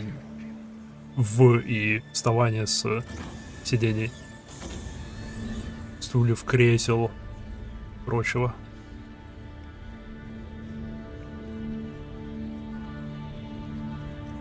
Looks like whatever it is, it's just about finished crafting. Polaris. Либо новый корабль для крафтинга. Неважно. Of course, we were going to build ourselves a ship. Неважно. Ангар маловат для Поляриса. So, quick recaps of the gains from industrializing. We've tapped into the brand new resources and we've made use of them by turning into the more valuable refined materials. We've introduced freight elevator networks, which are great for Нам нужен новый UI для торговли. And then we've created our fabrication hangar, which allows us to craft big valuable items such as ships. Now, ships are valuable because you can fly them, you can play content with them, but because they are a crafted item, they can also be sold to other players. О, можно свои собственные магазины открывать. Это интересно. So, with base building, you're going to be able to set up your own shops, and there's two main ways you can do this. The first is using a dedicated trading terminal. You can link these to your freight elevators, and in turn, any items within can be listed for sale at a price you deem reasonable. This includes resources, refined materials, and so on. Using the terminal, visiting players can browse what's on offer, purchase, and then collect from that same freight elevator. Да, можно ли... The second method is to set up a physical shop in the world. By using the decorator AR we saw earlier with Luke, you can maglock items and then list them for sale. Once again, browsing players, they can see the price of the maglocked item, purchase it, which then removes the Окей, прикольно. Магазин можно сделать как с помощью доступа к лифту, грузовому лифту. Of course, the nice thing with physical shops is you can genuinely make it feel like a С store. помощью декоративок, типа расставить все вот это вот, броньки и оружие расставить по стендам, замагнитить их и установить цену на них.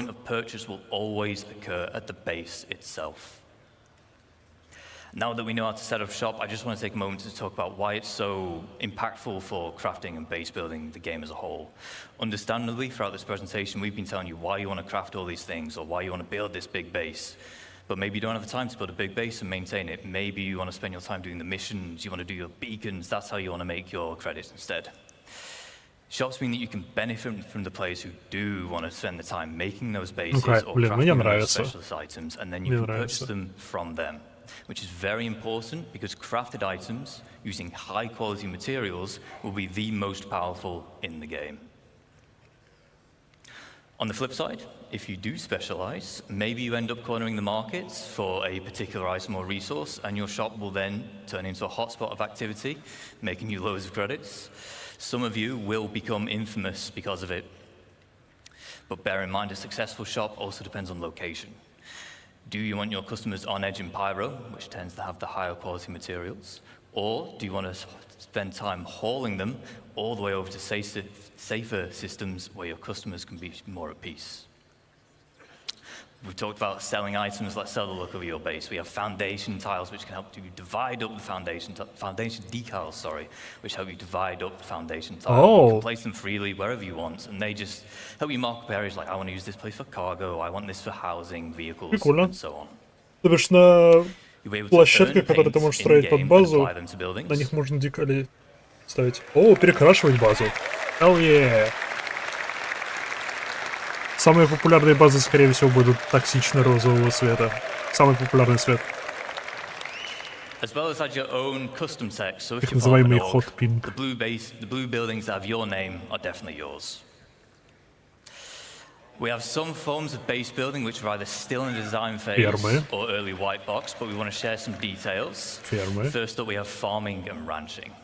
Farming, it comes in two general types. We have our low-tech farming and then high-tech. Low-tech consists of you acquiring the seeds, planting them in the appropriate environment. If you remember back to yesterday, the Brave New Worlds, we had soil types and such now. That will play a part. As well as supplying them with nutrients and then just harvesting them when they're grown. High-tech, it's a bit more involved because you've got to make the hydroponic buildings we see here, but in return, you'll be able to grow exclusive strains of plants. Гидропоника, yes. Ranching will allow you to keep herds of animals. You'll have to provide them with feed, water, and shelter, but in return, they will provide you with produce. Not every animal can be ranched. I don't really see a sandworm ranch anytime soon, but the quasi-grazer will, of course, will. Not yet. Maybe. No. Ох, различные вариации дизайнов. Это да, это хорошо, это нам нужно. We have a few more additional archetypes. We have landing pads, garages, roads, fencing, as well as new variants of structures which we've seen today. For instance, the power generator, there'll be solar power, fusion, geothermal, as well as the XL structure class. So if you remember, everything we've seen today, the biggest we've seen today rather, is large. XL is larger than large. Окей, все структуры, которые на сегодня показали, они большие. Манчестер. И пушечки. Шик, оборонка.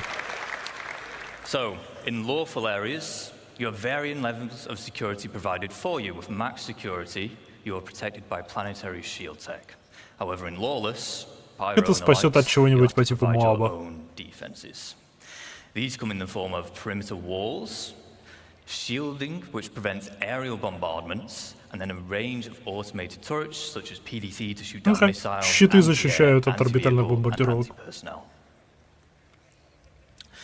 To round up, Whilst we spent this entire time talking about how you can expand a single base, you can of course have multiple. These can be across a single planet, moons, Можно множество multiple баз иметь. systems. There are advantages and disadvantages of locations and base types. Интересно, будут ли маленькие и средние базы, структуры для баз? Потому что показали большие и сказали про очень большие. A small cabin in the woods can be great to set up in a single play session with short build times. However, the large base we just saw will take days, weeks, or even months, depending on how big you want to go. You might want to embark on this endeavor as a team or an org. You can set up a base as an org and own it as the org. For this, there will be permissions available, and you can assign roles and tasks.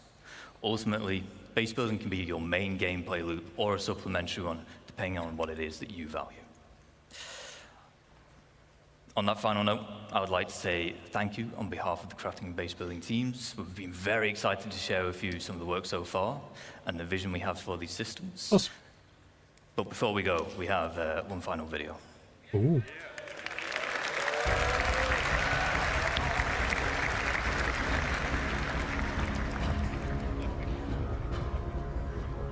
Старое видео до Дженниса.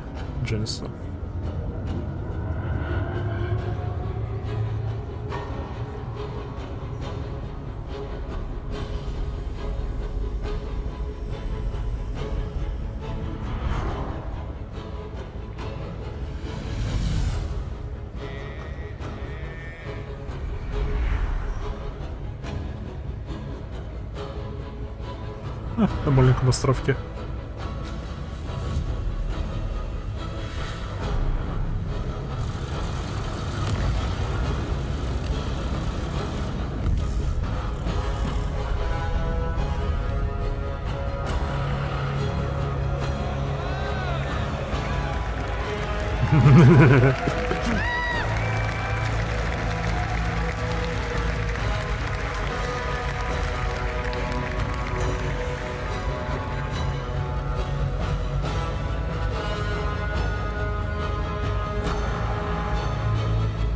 Если это все реально будет достижимо в игре, это шик. Сколько ангаров. Можно забабахать свой собственный Левский, не дожидаясь его. Thank you. I'd just like to say thank you especially to Kian and Zheng Shui. They worked very hard on this, and you might see that base again later today. So stick around. Thank you. Вот чего я ожидал, когда я услышал, что в Mass Effect Andromeda будут быть строительства аутпостов. Примерно этого я ожидал. Hello, Привет. CitizenCon. I'm Kirsten, your core tech producer, and I'm here off the back of that amazing presentation with Thorsten. How are you feeling, Thorsten? Much better now. That was an incredible view to what players can expect next from crafting and base building. Do you want to tell us a bit more about the crafting system and what players can expect to come next? So, И на фоне Hornet, естественно. I think we talked a lot about that already in the presentation, but it's a really dramatic change, or an exciting change, I would say, to the game, because we give the resources a meaning apart from just a monetary value. Now, even with the quality system that we now implement, there will be also a meaning to scout for like the perfect material, and of course you need a bigger variety of the materials to be able to craft the items you need. And especially now with the tiered system that we will introduce, we also give a meaning for you as the crafter or the player you are to invest the time to be the best or the specialist. Because something that is very important to us is Мне пока что нравится все, что we показали. treat it as a real Следующая панелька profession, будет про транспортные and средства. we have it as in parallel to all the other professions Где-то. that we already have. О, So it's not just about making the Captains of universe Industry. more dense, it's also about making it more interactive and making everything in it more valuable. And more meaningful, yeah. Интересно, So something пока- that is если also все important for us is здания that теперь могут everything that we do for this строиться просто new feature маленькими is летающими that we дронами. meaningfully Да, integrate каждый it into the типа game. по одному дрону So на it all здание. makes sense, right? So also with like the recent changes we did to the Что с itemization пионером in теперь? 324.2, we also like this is the starting point of Или прикол all the пионера будет changes в том, we что will он be будет doing for all очень быстро items, все and строить. that the reason why we did those changes were just because of crafting. So what impact will the crafting system have on orgs? Well, as also mentioned in the presentation, like we want to see orgs building an empire of маленькая crafting or империя of manufacturing зла. items and being like the get-to point for players to like go to their base and buy in their particular shops the items that they inherit, that they have the best, for example, FPS weapon for. And I'm guessing that'll tie in quite well to the biomes we saw yesterday as part of the core engine presentation, right?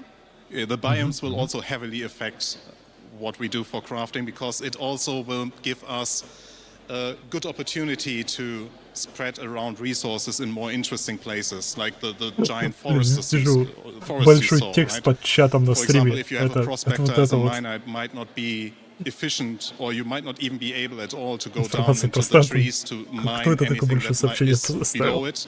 So you need to grab your ROC or your FPS mining gear to actually grab the resources that you can only find in those particular areas. So yeah, we will benefit a lot from this. Super exciting. Well, on that note, how has this CitizenCon compared to previous years? You were at LA last year. How is it to be back here in Manchester? It looks a bit smaller, but I got told it's actually bigger. So yeah, so I really like the location, like the theme it has. I like the community area with the cargo crates. So I think it's really nice. Yeah. Is there any specific highlights so far for your CitizenCon today and yesterday? So it's a very subjective take on it, but I really liked our presentation about the orgs and the social stuff because I'm part of an org myself. Пока что мне все I'm нравится. really looking forward to better Особенно мне tools to нравится, что organize с помощью крафтинга our можно будет trainings, our works, our events. изменять визуальные, Do you want to give a little shout out to your внешний org выгляд whilst предмета. you're here on camera? Перекрашивание? So shoutouts to Aras. Да, нет, да. Nice one. KG. All right. Well, on that note, we're going to throw to Dan. Кажется, мы грузимся в игру. Я не уверен. Okay, he's live. Back to the community booth section here at CitizenCon 2954. We are here back, and we are with some old friends. We are here with Test Squadron. And I want to give a quick apology to my good friend O Lefty. О, нет. Sorry for calling you D Lefty last Test year. Squadron. I promise it's not because Самый D маленький is the клан first в letter of my игре. name and I'm a narcissist. But that's probably why. So apologies for that. But awesome. Chrome Ninja, tell us about Test Squadron and why you Организация guys are настолько back here крохотная, at что ее сложно CitizenCon. заметить. What's Test Squadron all about? Yeah, so Test Squadron, we're the largest gaming org in Star Citizen. We've only got like 3,000 people. I think we just checked it the other day. We're just hitting over 23,100. But we're a casual gaming org, and we're here giving away free stuff. We've got all this stuff on the table. Awesome. There's some cool swag here. We got coasters, we got pins, we got pens. Tons of awesome stuff here at Test Squadron. If you guys are looking to join a sort of friendly way to join Star Citizen, Test Squadron is the place to do it. We're going to move on. Thank you so much, Chrome Ninja. We're going to move right along to my good friend Tom Beckhauser. Tom, how's it going? Hi, Dan. So I'm Tom Beckhauser. I'm a real-life racing driver and Star Citizen Twitch streamer. And for this year, Locus69, Pretty Vanilla, and I decided to make a 1 to 200 scale Banu Merchantman made out of resin. Total of 26 individual pieces that we assembled, primed, sanded, and painted. Tom, this thing looks amazing. I mean, in addition to being a badass race car driver, you're also a badass model maker. This guy, there's nothing he can't do. I see you're giving away some Banu Merchantman little minis. We also have the little, the BMM pins, and we have the Defender mini. Sorry, I got those mixed up. Handing out the Defender miniatures and pixel art. Yes, you gave me one the other day. This is awesome. Tom, people can find you at twitch.tv/Tom Beckhauser. Oh, if you guys are interested in checking out more reklama. of Tom's awesome stuff, go check him out. Tom, thank you so much for being here. I mean, look at that. To take a look one last time at the BMM before we move on. So freaking cool. Thank you, Tom, for coming over. We're going to shoot now over to Sam, who is here at Atlas. Sam, take it away. Oh, hi guys. I'm here with ADI, and they have something really cool this year. О, да, я видел Welcome to the ADI ASOP Vehicle Retrieval System. Again, did I sound like me, or could you give us a quick intro to what you guys are doing here? Yeah, this is the Они сделали терминальчик, и его можно взломать. and freight elevator terminal. We have, a fully interactive experience here, and we tied this in with our giveaways for this year. So we have Freight Manager as well, and this is where you can take, what's this? A hacking card. We have Tiger's Claws that we've been giving out. You have to search for them. You put in, and you go through the hack experience. Unfortunately, ADI is an anti-piracy org, and this is a mongrel hacking chip, so we don't want it. Boo, I'll go take it back to Mongrel then. Come on, let's go take it back to those guys. Come on, guys. Crime never pays. Piracy is not a real game. Sorry. We only grief and kill for fun. Amazing. So, right, thank you. So, what are you guys showing off at your booth today? Well, we are showing off Mongrel Squad to begin with, but also our sister orgs, as you can see, where we have the auxiliaries, the pack rats, and the cartel, which run the prison, but also ourselves, the premier pirate org, entirety of Star Citizen. Thanks so much. Thank you. Yeah. Well, we're going to have to move right on to the next guys. Thank you for showing off your booth, and hopefully we'll get to some folks to visit you throughout the day today. So, I have bumped into this guy again. I'm back. Hi. Awesome. Well, I'll take it from here. Thank you, Sam. And finally, for our last little bit of the community booth, for this segment, we still have a little bit more to go over today. We have Atmo. Now, you guys all know Atmo at this point, creators of the Daymar Rally and a ton of other amazing events. They also have an event here in Manchester after the show. If you guys haven't gotten tickets for that, please go get them right now. They're going to be over at Aviva Studios after the show. Be sure to check them out. We love Atmo. They had an official place here last year. Видно, когда And as you can интернеты see, падают they also посреди have рассказа. planned out for the О, что-то 2955 пропустил. Daymar Rally these awesome trophies that they're going to be mailing to the winner. These things are hefty. These things actually weigh a ton. I will Ну что, ощущение от крафтинга и строительства баз мне очень нравится. Пока показали только большие объекты для баз. И сказали, что будут очень большие объекты для баз. Ни слова про маленькие и средние объекты для баз, типа зданий и тому подобное. Я вроде все просмотрел, это высоты. Мне очень интересно на маленькие и средние посмотреть. То бишь то, что именно для одиночных и маленьких организаций. Awesome. Thanks, guys. Именно всякие, в прямом смысле, сараи в лесу. Вот это было бы интересно. А так, крафтинг — это хорошо. Смею предположить, они при этом изменят цены всех предметов, особенно там оружие, броня и тому подобное. Все расходники вырастут в цене. Это все как после релиза до конца 2025 года. Они в самом начале сказали, что это не релизница в этом году. Этот стрим сегодня начался с этого. This one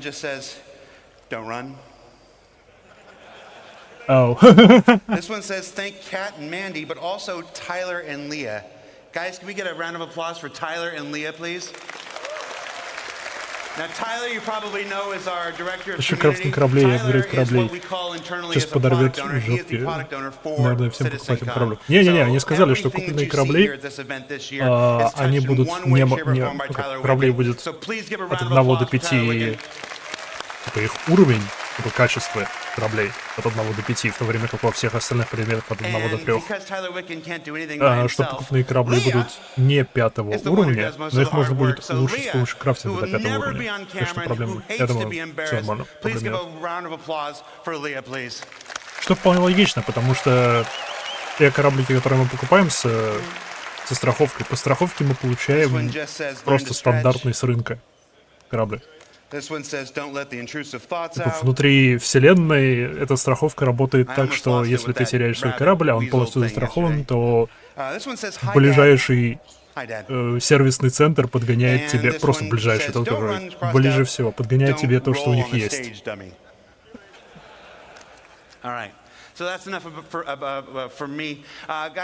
Our next presentation is our annual ships presentation, this year titled Captains of Industry, being presented to you by two people who almost certainly need no introduction, but I'm going to do it anyway. Ben Curtis was born in Manchester. No, I'm just. Vehicle art director. Мне нравится возможность улучшать модули, особенно скрэперы для сальважные. Oh, I was going to do something really embarrassing. All right. John Crew, you're saved. Come on out, John Crew. Оу. О, на 5 минут раньше начинается панелька. Окей. You're lucky they didn't wait. You're lucky they didn't wait. Cheers, man. Hi, everybody. It's good to see you all again. Кораблики. Love you too. Сейчас покажут этот трактор, который уже на эвокате есть. My name's John Crew. I'm the vehicle director. My name's Ben Curtis. I'm the vehicle art director. Ну, модуль изначально тоже от этой игры, да. Я, наверное, прослушал, ну, это у нас сейчас, да. Я, правда, прослушал, что они сказали ли они что-то про уровень качества будет у модулей в этой системе. Потому что они же все равно все переделают. Если не уберут из продажи у NPC все, что лучше самого плохого качества. Я думаю, все, что среднее и выше, можно будет только через репутацию получить. Нет, я думаю, первое можно будет купить где угодно, второе, третье можно будет купить за репутацию, а четвертое, пятое можно будет скрафтить. Я думаю так. Плане кораблей. I know there's going to be some of you that will be perfectly prepared to go push this thing hundreds of kilometers out of the garages at New Babbage. But realistically, you're going to need a ship to put it in. It can't carry supplies by itself, so you're going to need to put supplies in the ship, move them. And it has small drones. And that's the key aspect there. It has 2 small drones on board. And drones will have sizes. Okay, so, yeah, basically everything you're going to be building in Star Citizen has its size class. A lot of you are familiar with how we class our ships and a lot of other things in our game. So it ranges from, small all the way up to Окей, подтвердили, будут large, маленькие, средние, большие и очень большие здания. Хорошо. But what does it really mean, the difference between what's a small drone, what's a large drone, what's a larger than large and extra large? Средний дрон. Ну, в общем, от размера дрона он может быть зависит, какие структуры он может строить. Большой дрон может строить маленькие, средние, большие. Средний дрон может строить маленькие и средние структуры. Окей, ну все понятно. Дроны, которые больше размера того, что ты строишь, будут строить это быстрее, чем дрон такого же размера, как и структура. То есть, если ты строишь что-нибудь маленькое очень большим дроном, это будет быстрее строиться. Хорошо. Хорошо. Способ ускорения всего этого процесса.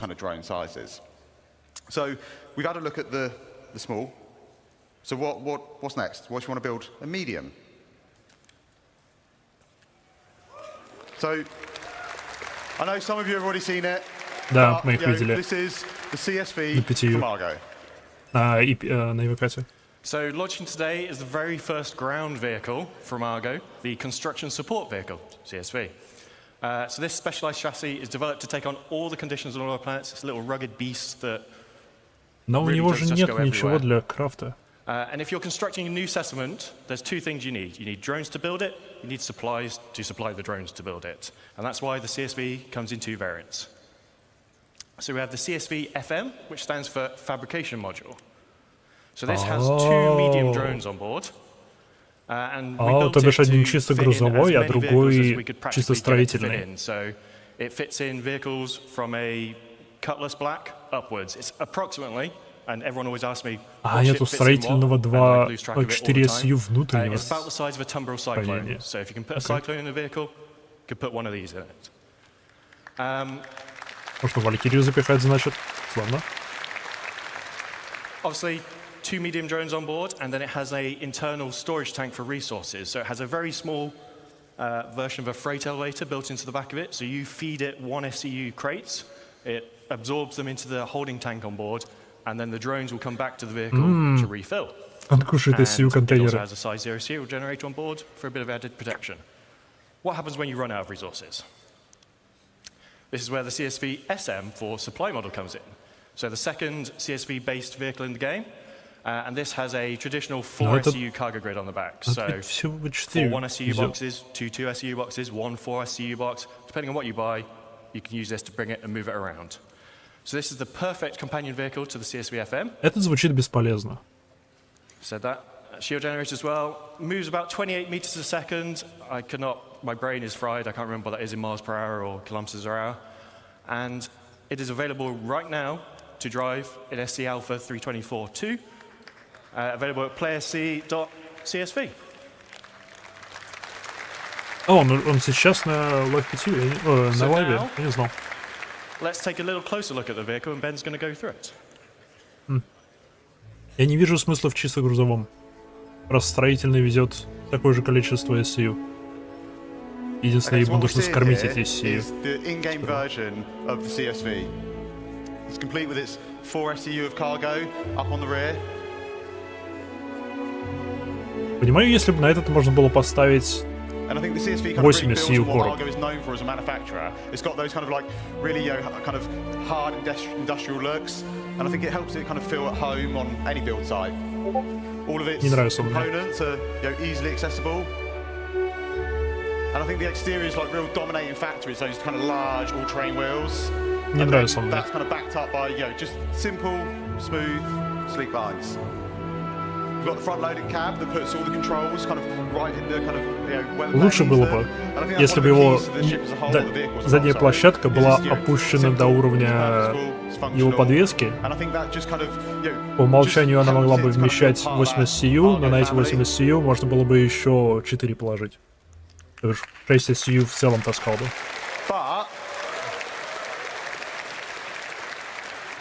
But what if you want to go bigger? Ooh. Bigger? Bigger. Okay. So, introducing the Starlancer family. Starlancer. So, yeah, the Starlancer is basically a whole new family of vehicles, from MISC, and these are covering a range of different roles. Today, we're going to be talking about the first 3, which are the build, which kind of makes sense, and that basically is for all your large structural construction needs. We have the TAC, which is going to be for people that want a little bit more defensive or offensive excursions in our universe. And then we have the MAX, which is a dedicated hauler, but it can still pack a bit of BLD это строитель, так это просто военный кораблик, а Макс это грузовой. So this is the Starlancer build from the outside. The key thing to take away here is you'll see it has the drone bays on each side, and then it has the drone resupply arms for allowing the drones to come back and resupply. Inside that room, you have the drone control center. So you have a single station inside, and this is where you control all your drones from, much like Luke showed you in the previous presentation.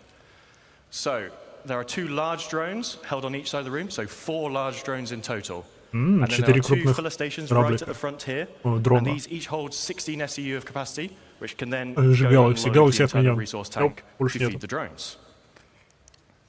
Drones will then be deployed out of their little secret garages, and they go off and do what you ask them to do. When they need to resupply, they will come back, sit on these arms, suck up their resources that they need, carry on their day. That's the really important thing here, is that all these base building vehicles have enough storage on board to supply your drones. Obviously, if you're going to build a million things on your base, you're going to run out. Вот интересно, что в том прикол пионера теперь. Если все строится дроном, дронами. Initially, to build your foundation, your base, you'll be able to build your base and have storage on that eventually. But these all get you going in the short term. Я так понимаю, прикол пионера будет только теперь будет только в скоростном производстве. 4 large construction drones. It's 83 meters long, 52 meters wide, 15 tall. Saw lots of rumors and chatters that people thought this was freelancer size. Пионер — это It's большой not. дрон. Это It is экстра большой significantly дрон. larger than the Constellation and Corsair. It's almost 600 eyes Есть же еще in size, экстра so ларж it is размеры. a big ship.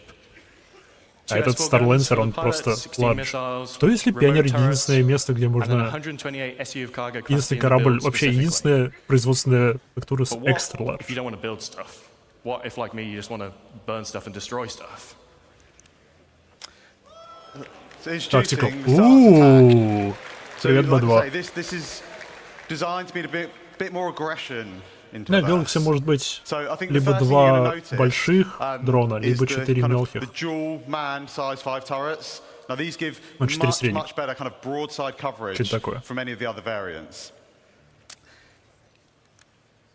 And then on top, we also have like a dedicated hangar that has been specifically designed to fit a Mirai Fury inside. And I'm sure we will see plenty of other ships try to be fitted inside. Successful, yeah, not. We'll see. У него вместо дронов есть John's ангар. going to run you through the interior now. So yeah, let's have a look over the tack from outside to in. So this is the tack in its default paint. So sort of Мне нравится этот кораблик. drab Он grey. уродливый. Then internally, obviously Ben talked about the size 5 turrets. Then we have some drop seats behind, and these are on a deployable ramp, so you can do some ground assault. They will drop out, down. If you're doing a bit of ground assault, chances are someone's probably going to get injured. So there is an onboard medical facility directly behind there with 2 tier 3 medical beds. Жесть. Прикольно, у них площадка с десантными сиденьями, она полностью опускается вниз. Behind that is engineering. And then forward of the hangar Но is the использовать такую громадную decantation штуку для metal area, десанта, which is это specific to the странно. tack. Just because there's so much other stuff crammed in there, we had to redo the upstairs of it basically to fit that in. And we'll go over the more normal layout shortly. Okay, so yeah, to sum up, I think the tack's obviously going to bring a lot more firepower from the other variants. Its shield's been boosted up to two size 3 shield generators. It's got the med bay with the tier 3 med beds, drop seats, it's got a hangar, and it's still able to carry up to 96 SCU of cargo. And you can secure yours today by going to play.sc/Starlance Attack. Нормальный кораблик. Он огромный, но нормальный.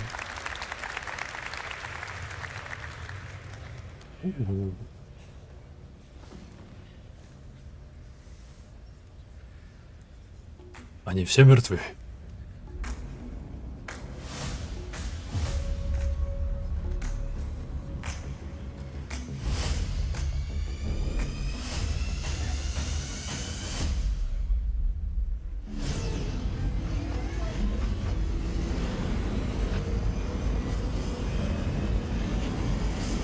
Прикольный гусь.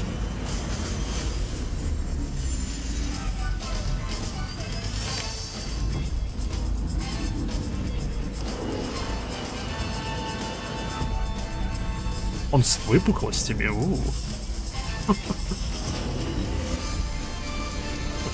Корабль с контурами.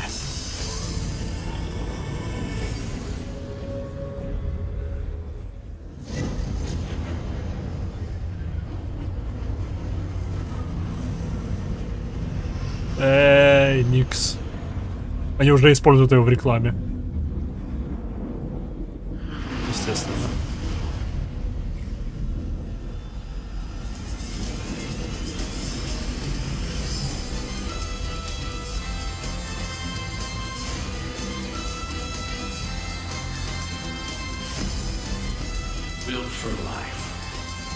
Почему у него белые ладони? Почему у этого мужика были ладони в краске? А?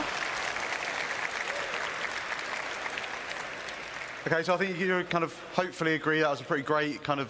Или это намек на татушки для тела? You can kind of see we're just putting the finishing touches on that now. So yeah, we're just getting it all done, all ready for its launch at IAE. Оу, в этом году релизится. We will take. Это же Polaris, его обещали на IAE.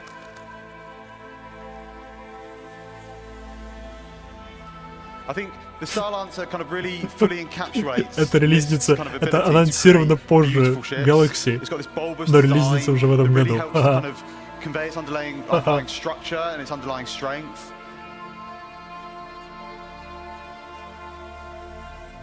I think when the engineers were trying to kind of put this together, they were thinking about what's useful, what's great, and one of the things that we thought about was this deployable cargo grid that just brings the cargo down to the ground, makes it much easier for loading and unloading.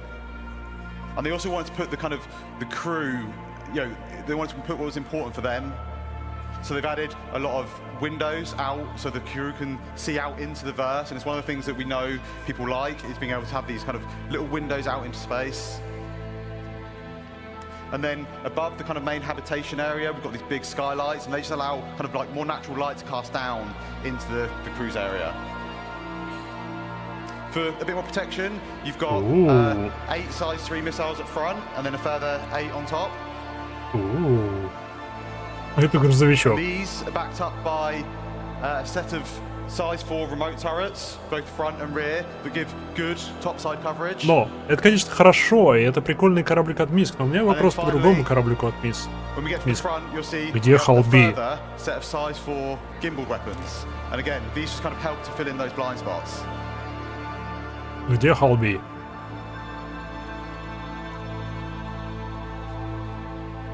I think as a whole, I think the engineers or MISC have done an exceptional job in creating a vehicle that kind of fully encapsulates the functionality needed, while still ensuring that the crew's kind of well-being and livelihood is protected.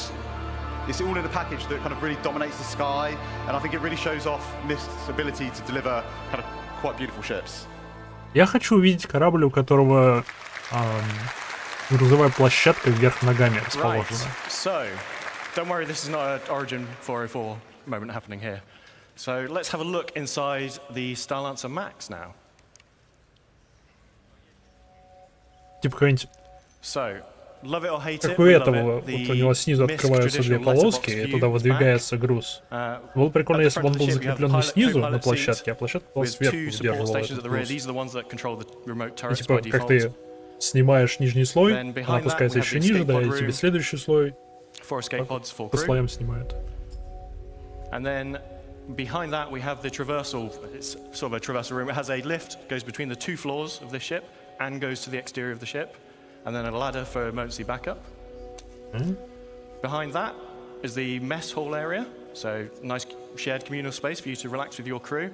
And then we move into the 4 individual crew rooms, each with double beds, so very luxurious for a spaceship, en suites for all. At the rear of this section we have a further 2 lifts. These are just internal to go between the 2 decks of the ship. Then at the rear we have the main engineering. So there are some components dotted around throughout the rest of the ship, but the bulk of your components and the engineering terminal are here at the rear of the ship. Очень роскошный корабль. Okay. So that's upstairs. Let's go downstairs. Origin, учитесь. Мне нравится такой показ интерьера. Типа прозрачное делают прозрачную большую часть корабля. For the rear section, this can be used as a garage, but it is also a cargo hold. Can fit vehicles up to a Ursa rover in size in here. Урса влезает, прикольно, хорошо. And then on the Max we have, as you saw in the trailer, the 2, it's sort of 1 cargo lift that drops down, but it retains a walkway throughout the center of the ship. So regardless of whether your cargo is up, down, being loaded, you still have traversal front to back Очень of the длинный ship. грузовой. Это сколько? Они, наверное, по 16. Then we have the downstairs of the traversal room, which also features the airlock onto the ship. And then lastly, we have the armory at the front of the ship. So if you're coming on board, leaving via EVA, leaving via that front entrance to the ground, you can stop off here, suit up, get your weapons, do the reverse coming back. And that is the Starlancer Max. Он довольно огромный. У него вооружения немало. Интересный гусь. So we'll quickly recap the stats. 224 SU of cargo, 128 on that ventral drop platform, 96 in the rear cargo все еще меньше, чем Халби. 6 extra VTOL thrusters for all that extra mass that it's hauling.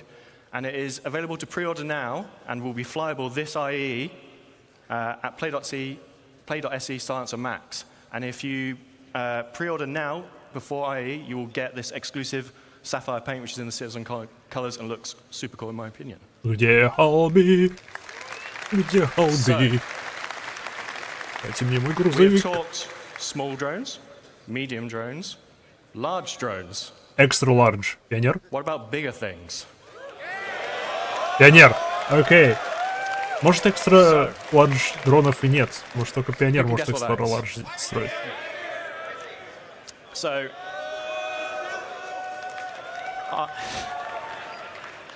I talked to you all quite some time ago about this in Germany, and this is obviously the original concept for the Pioneer. Now, some time has passed, and whilst the core concepts of base building have remained the same at a high level, how you physically build your bases has changed slightly. So, back then, you were building everything on board the ship here. You would fly your Pioneer. This is the area I want to build in. I'm going to build my base on board the ship, and I'm going to drop it down. As you've seen, bases are a lot more expansive now. This doesn't work anymore. So, we need to do a little bit of some reconcepting. Okay, so one of the first things we really wanted to kind of solve was the arm. We know a lot more about how we're going to be constructing these structures now, and kind of the arm didn't really make a lot of sense anymore. All it really did was it made the space you need to land the ship almost twice as big as what it's kind of needed. And люди будут недовольны. We're not real spaceship engineers. We don't make real spaceships. But what we do try and do a lot of the time is we try and take as much reference from kind of real life manufacturing as we possibly can. And I think that's really люди будут недовольны. It's really key to what I think Star Citizen is as a whole across like all the different departments. In that we're trying to make a believable universe. Сгладить удар. The arm, and whilst I can't deny it's a cool idea. I think really from a manufacturing point of view, all it really does is it adds a lot of complication and a lot of manufacturing costs onto what is already a very advanced, very large, very costly ship to make. So that was kind of like one of the kind of real first things we wanted to do. The second thing we wanted to look at was kind of have a little bit of a shift around of kind of like the egress points on the ship. The cargo position has moved, so we needed to kind of update that. We wanted to make sure that the landing pad made sense and had space to kind of come into the ship. And then we also needed a way of getting things out of the ship that we will be crafting. Он больше не раскрывается. On top of that, we had a few other goals. Like I say, it needs to support all the updated kind of building mechanics. It needs to support all our current metrics, and I don't mean just character metrics, I mean all metrics. Он прям мобильной базой стал. Inside this ship. We wanted it to kind of become a true self-sustained mobile base. We wanted it to kind of be kind of like the cornerstone of your crafting and construction ventures. And to do that, we needed to add a few extra kind of onboard facilities. So, a med bay, like I say, the crafting area, the ability to refine or extract and refine materials. Он теперь может делать все. So, let's have a quick look over the updated interior of the Pioneer. Ух, они нервируют. Ох, они нервные. So, at the back of the ship, we have the classic bridge, looks out over the expanse of the ship. Это оставили, это хорошо. And then, top and bottom of that, in this image, we have the escape pod rooms. And then leading off those is the access to the manned turrets that remain. Then going downstairs, we have the cargo area at the top. Doesn't look like a lot. That's 1,000 SEU of cargo now in that space. Okay, 1000 SEU. Next to that is the fabrication control room. This is where you'll be controlling fabricating larger vehicles and ships, as well as smaller fabrication machines next door for. You don't want to use this to build a small FPS weapon. It's a bit overkill, so we have that on board as well. In the center of the ship, we have a small fabrication hangar with roof and ramp egress. So if you're building a small ship on board, so things like a Nomad, you can build on board here. You'll be able to fly it out the roof of the fabrication hangar. And then we have the existing small landing pad that transitions from outside the ship to inside the ship. So cargo you can load via new entrance that Ben's going to talk about in a second, but you can still retain the ability to land a ship on top of this ship, move it inside your ship, all those things. Engineering at the rear, this is now capital components all the way around. It was a weird mix of size 3s before, it's now just all capital everything. Then we have the habitation, mess hall, medical area between the hangar and engineering. And then at the front, we have 4 extra large drones in the drone room. Extra But we don't крупные. just Okay. have some pictures like this to show you. Ben's going to go through this in a bit more detail now. Okay, yeah, so we're going to have a little look at kind of like the concept and where it's at on the interior. We start out on Люди будут недовольны. the interior bridge. It's very spacious, or command deck bridge, whatever you want to call it. It gives kind of really nice views out over the front of the ship. And right up front, you've got all the consoles required that you need to kind of control the ship, as well as the kind of additional remote turret access consoles. And then at the rear, we have the main kind of navigation components and some small engineering consoles. And kind of flanking either side, we've got these 2 corridors, and they lead out to the man turrets that kind of sit above the bridge. And they also have all the escape pods needed for all the bridge crew. Like I say, we want this to kind of be a home away from home, so we have a very large, comfortable habitation area. Each of the crew members, they get their own individual crew pod. And one of the nice things about this is these actually open up, and they allow kind of each crew member to kind of decide like how much privacy they actually want. This is the crafting area. We've got the 4 kind of crafting machines. And these are right next to the cargo bay, the internal cargo bay. And as John says, this holds up to 1,000 SEU of cargo, so it's pretty sizable. To make it a little bit easier, it's got its own dedicated cargo lift at the back that, again, just simplifies that kind of getting cargo in and out of the vehicle.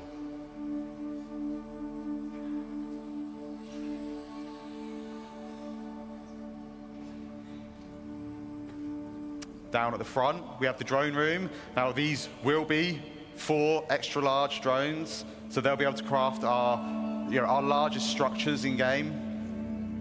They exit the ship out through the roof, and they're all controlled by the construction console in this area. Мне уже не нравится редизайн.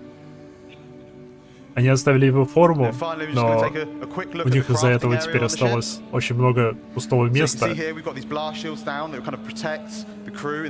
его заполнили ничем, потому что его нечем заполнить. Он слишком большой корабль для того, чтобы в нем было столько пустого места. And then as these open up, we just finished making a storm.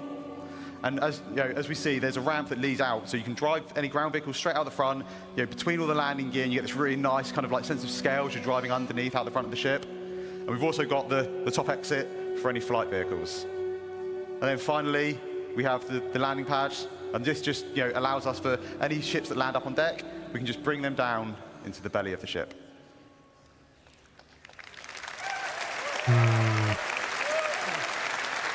So, that's the Pioneer. It's had quite the glow up over the years. Holds 4 extra large drones. And if you're interested in finding out what extra large drones can build, I highly recommend sticking around for the next presentation. It's about 20% bigger. I know the jokes, we always make ships bigger, but to fit all that in, it needed it. Нет. Craft small ships Ему не and нужно vehicles. было это. And one thing we didn't show in that video is the landing gear actually have integrated ground resource extractors in. So when you find your plot, you land your ship and you can start extracting the resources from it. О, интересно, он засасывает ресурсы ножками.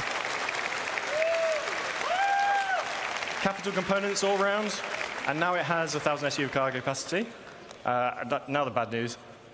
When base building comes out, this will not be there day 1 of it. But we are starting this in the next week or 2, so it is in production very soon.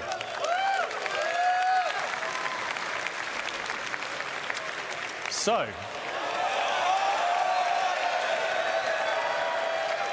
to finish up, we'll do the classic one last thing. CitizenCon is usually about looking forwards. We'll do some housekeeping and look at the now and a bit before. So, oh, sorry, this is Ben. Yeah, so you remember last year we teased these 10 vehicle silhouettes. Now, these were vehicles that we were planning on working on this year, and we've not quite delivered all of them yet this year. But we did come quite close. So far we've delivered 6. We've delivered the Pulse, the X1, the Medvac, the Argo and PUV-1T, the RSI Zeus, and the rework on the Retaliator. Oh, but what about the rest? Sorry. So, all but one of these will be released before the end of the year. So the Legionnaire is the one that's going to miss out. And that's because we want to align it with hacking gameplay. Легионер отменен. Will be here for the Никакого end of the year. легионера. So, Crusader Intrepid, Mirai Guardian, and the Polaris. So, Crusader Intrepid. we have a few patches between where I am today standing on stage and the end of the year. But let's start with some things that you're going to see at IEE. Polaris. Нет. Это не Polaris.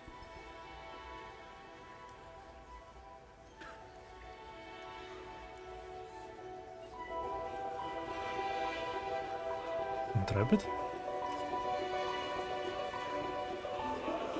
Оу. What? Йоу, медицинский этот. Как его? Тропин.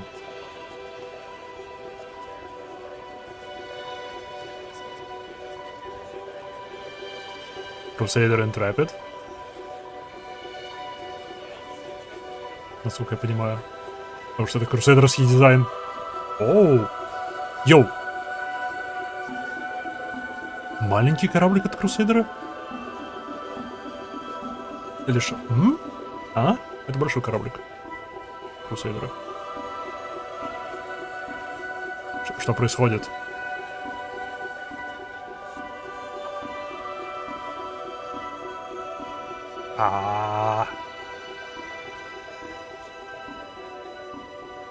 Будет засвечивать мне глаза.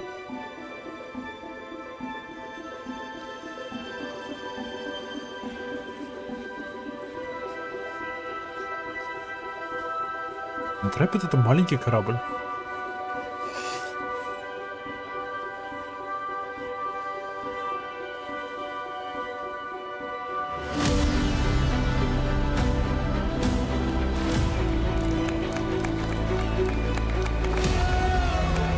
О, hell yeah. Погулять можно будет. О, шик.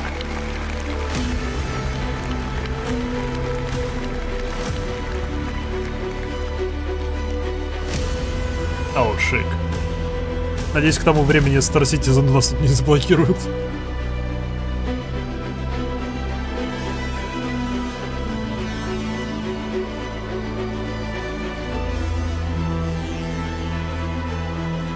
Лифт.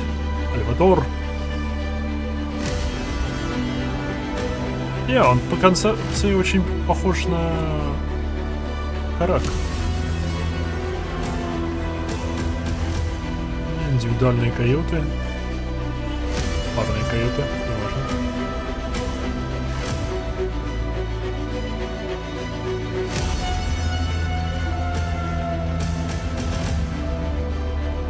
Asshole.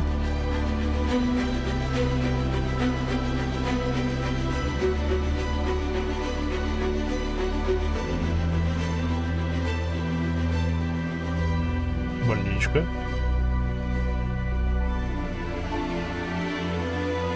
Фар.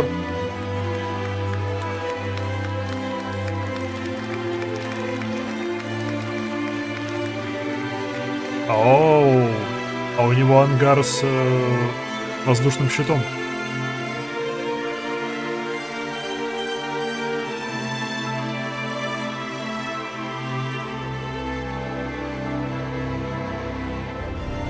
Инженерец.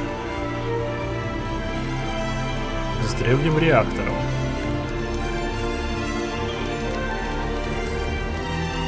Который фиг заменишь.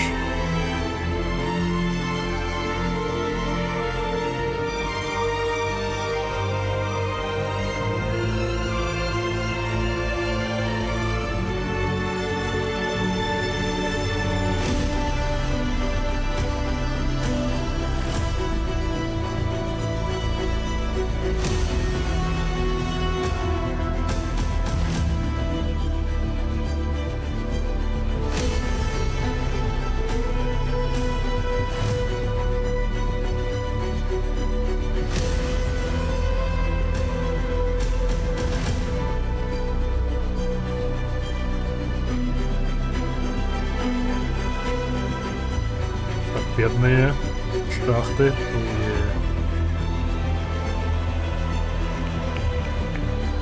Ох, они большие.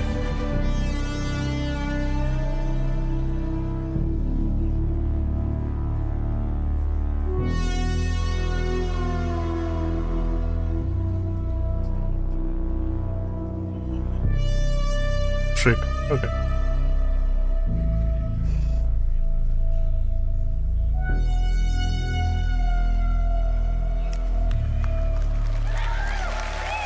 Большая страшная машина.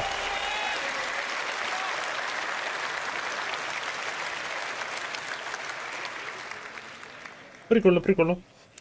Okay, so on top of those ships we've talked about, we also worked on a number of other ships this year. So we're just going to quickly go through them before we get on to what we're doing next. So we delivered the Sulen, the Storm, the Cutter Rambler, the F7A and F7C Mark IIs. So I always get tongue-twisted with these. And the F7A Mark Is. They also did the Santok EI, the Sabre Firebird, the Peregrine, and then most recently, the Argo Atlas. Тоже практически ничего. So, like last year, where we did a little tease, can't just leave without teasing a little bit more. So, О, блин. let's have a quick look Еще at больше just обещаний. some, emphasis on some, of the vehicles that we're working on in the next 12 months. О, видео на этот раз.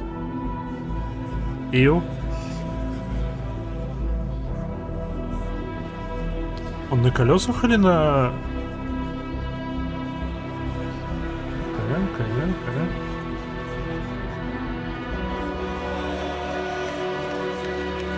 Еще один Хорнет. Еще один Хорнет.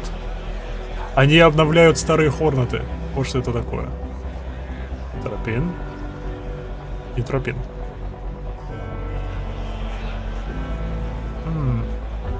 Шейнгарден. Они проспектор обновляют? Это что за...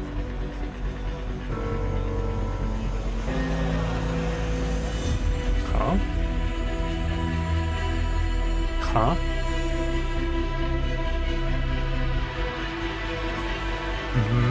Это гусь новый.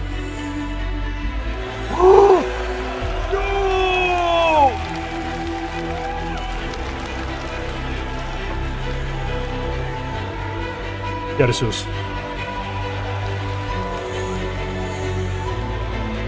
Персиус в списке. У Персиуса есть шанс появиться в следующем году. Они обновляют кучу кораблей. I just want to say a big thank you to all of you, and a big thank you to all the vehicle team in all the studios around the globe. They give us all this really cool stuff that we can get to stand on stage and talk to you guys about. Some of them are probably hiding at the back, but I just want to say a big thank you to you all, especially for all the hard work on these recent ships. Yeah. Massive, massive thank you to everyone involved in putting these vehicles together. Right. Thank you. Thank you.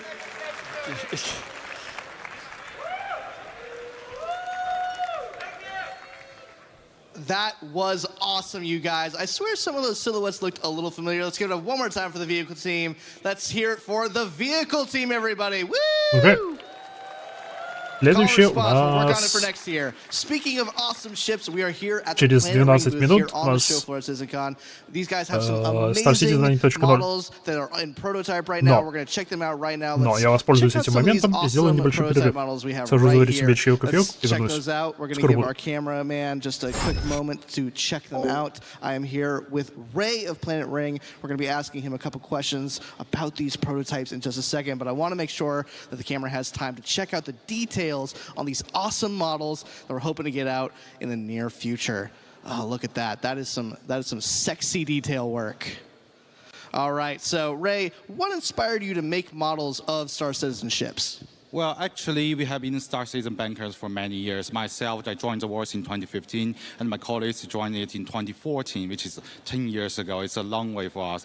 And we've been specialized in sci-fi models. We have been collaborating with other famous IPs like the films, especially the sci-fi films and animations and games. So we are excited to be here as a partner of CIG to bring the citizens in the world with a beautiful ship in affordable price. Yeah. Amazing. So how long does each model take for you guys to make? Well, we've been working for several months for now, but our prototype now is still early stage of what we are going to do in the future.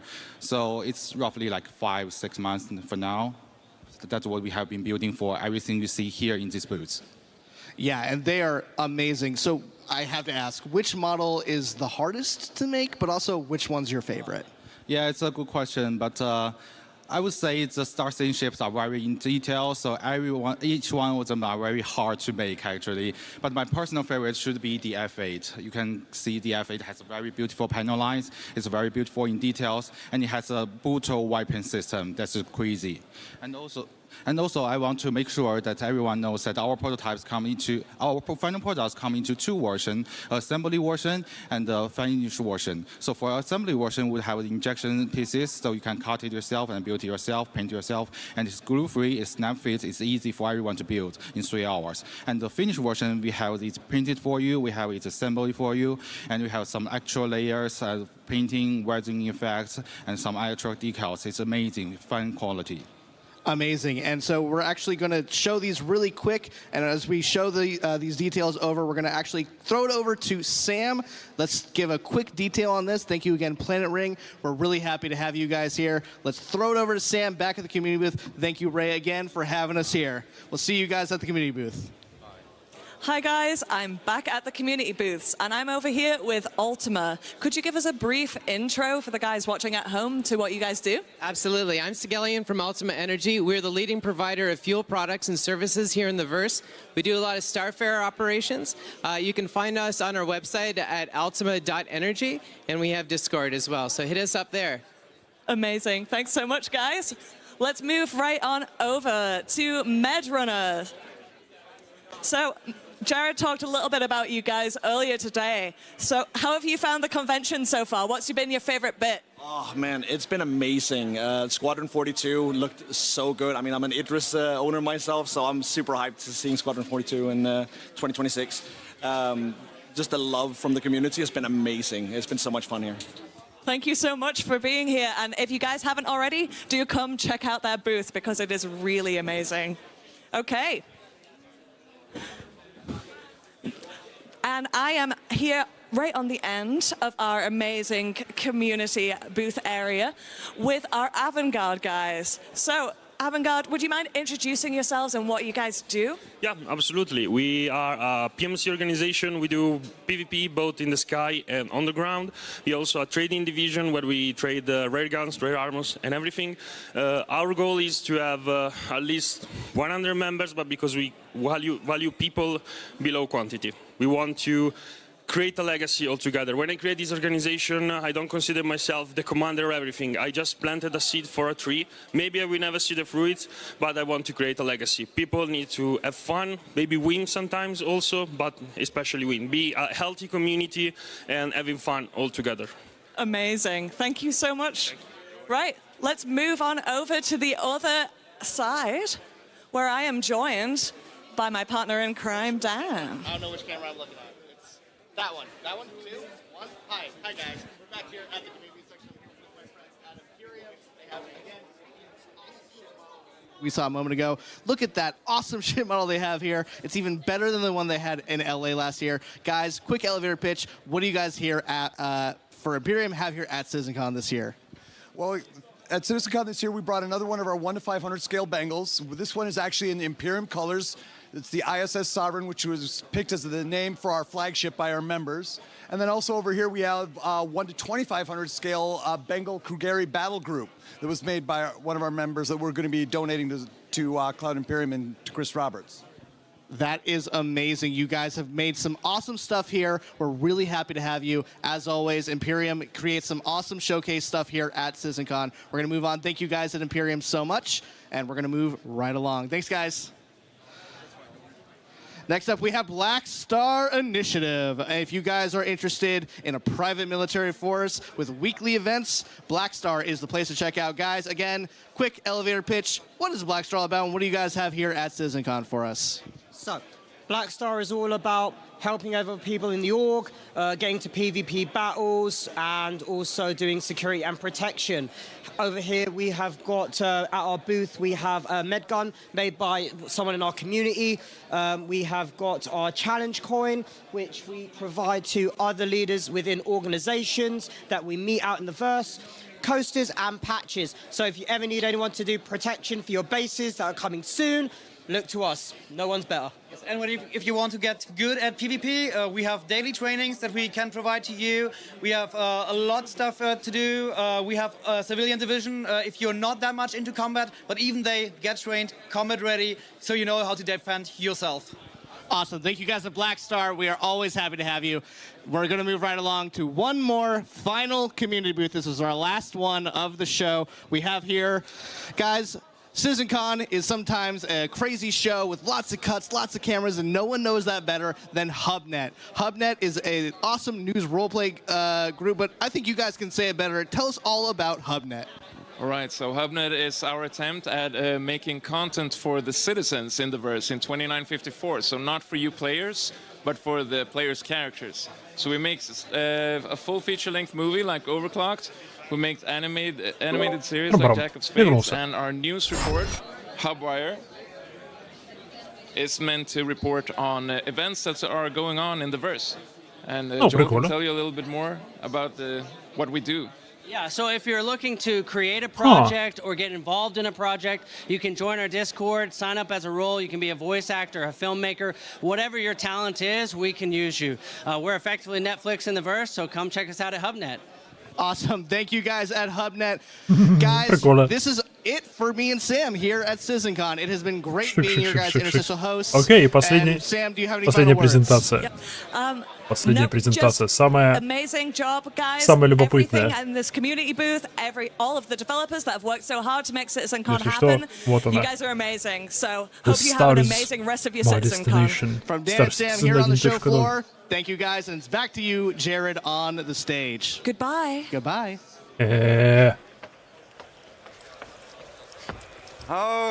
Подробнее расскажут, что они имеют в виду под Star Citizen 1.0. Не, ну они сказали, что это... Ну, Крис вчера сказал, что 1.0 это будет публичный доступ к Star Citizen всем желающим. Но что это означает? Free-to-play? Вообще, они могли бы сделать free-to-play. That they've been doing over the last year for Star Citizen and Squadron 42. So please, a round of applause for the developers. Как бы им нужны куча игроков. It is not easy to stand on this stage комьюнити нужны куча игроков для того, чтобы сидеть в корабликах на турелях.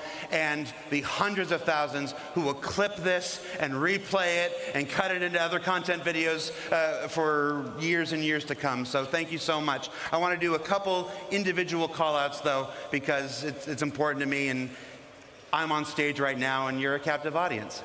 I want to call out Nick Pierce. Nick Pierce from the Characters and Creatures presentation. 10 days ago, we lost our main presenter. He didn't die or anything, he just couldn't make the trip.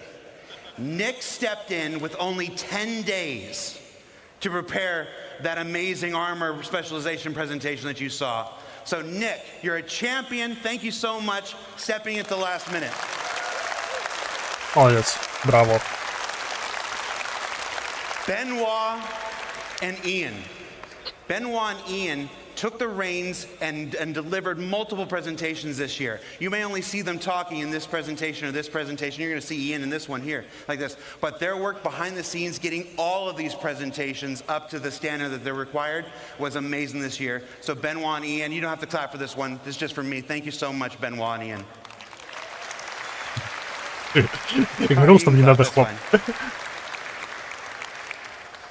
You might have noticed we went on ISC hiatus a couple weeks ago. We went on hiatus a little earlier than normal because we took the ISC gameplay capture team and we dedicated them to the work of CitizenCon for the last almost 6 weeks. Every year at CitizenCon, the devs spend their time creating their footage for you, their showcases for you, and many of them still did. But the amount of work it takes them away from the work of actually creating the game. So our ISC gameplay capture team really stepped up this year for the first time in CitizenCon history and helped folks create the videos. Those amazing looks at Nyx, those amazing looks at Castra, the amazing looks at the Sandworm. So I want to call out Will, Dave, Toby, Alex, and our newest member, Thomas. Hi, Thomas. Thank you so much, guys.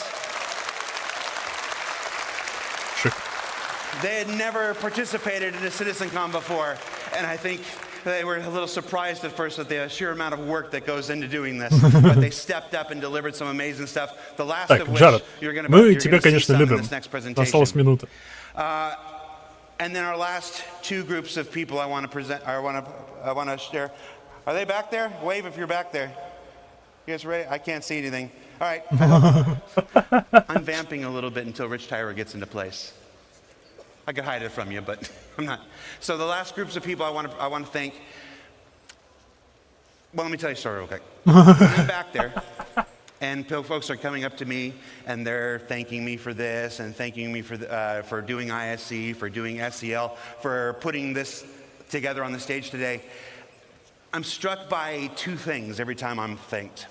One is that I can't do any of this without you. There is no game project in the world that does a weekly behind-the-scenes docuseries each and every week, and then turns around and does a live talk show the next day after it. And that's only made possible because you guys keep tuning in, you guys keep watching, you guys keep supporting, you guys keep making relatively positive comments in the about me. I don't think I'm ever going to shave my face again. Yep. Sorry, I just wanted to see what I looked like. You know, I'm like, oh, that's what you look like. All right, I agree with the people. Let's bring it back. And then last but not least, there is one person who makes it possible for me to do everything that I've done here. I've been here for 10 years. I've produced 7 CitizenCons. I've produced 3 Gamescoms, a PAX or 2, and a couple digital stuff, and of course ISC and SCL every single week. And really, after your support, the only reason I get to do this week in and week out and have these big moments like this is because of the same guy who makes it possible for all of us to do our jobs. So I'd like to thank, where's the camera? There you go. Okay. I'd like to thank Chris Roberts. Chris, thank you. Thank you for not thinking Sandy was crazy when she hired me. Thank you for saying yes to so many things I want to do, and for not saying no or getting angry when I don't ask. So thank you so much. I do operate a lot on a let's just do it and see if I get in trouble afterwards thing. So is that Chris there? Are you ready? All right. So with that, yes, he's angry now. All right. So without further ado, let's get to our final presentation of the night. The Star is My Destination. Introduced to you by the one and only Chris Roberts. Christus Robertus!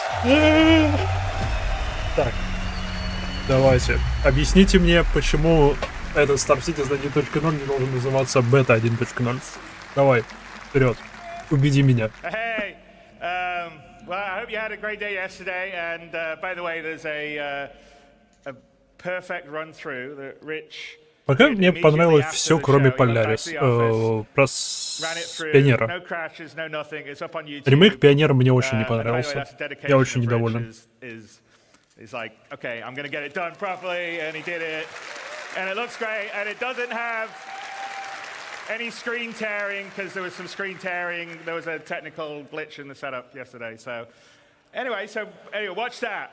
And if you're doing comparisons to the old stuff, compare with that video, not from the stream. But anyway, I hope you guys liked this morning. There was the base building and the crafting, and the ships, you'll be able to do it. I mean, for me, the ability to sort of create your own place somewhere in the verse, find the perfect spot for you to make your home or harvest resources, it totally changes the dynamic of what the game will be in terms of exploration and people spreading out, and I think putting roots down in the verse. So I can't wait till we get that in there. I mean, that's one of the things that makes me incredibly excited, because I think it will just add so much to a living, breathing universe.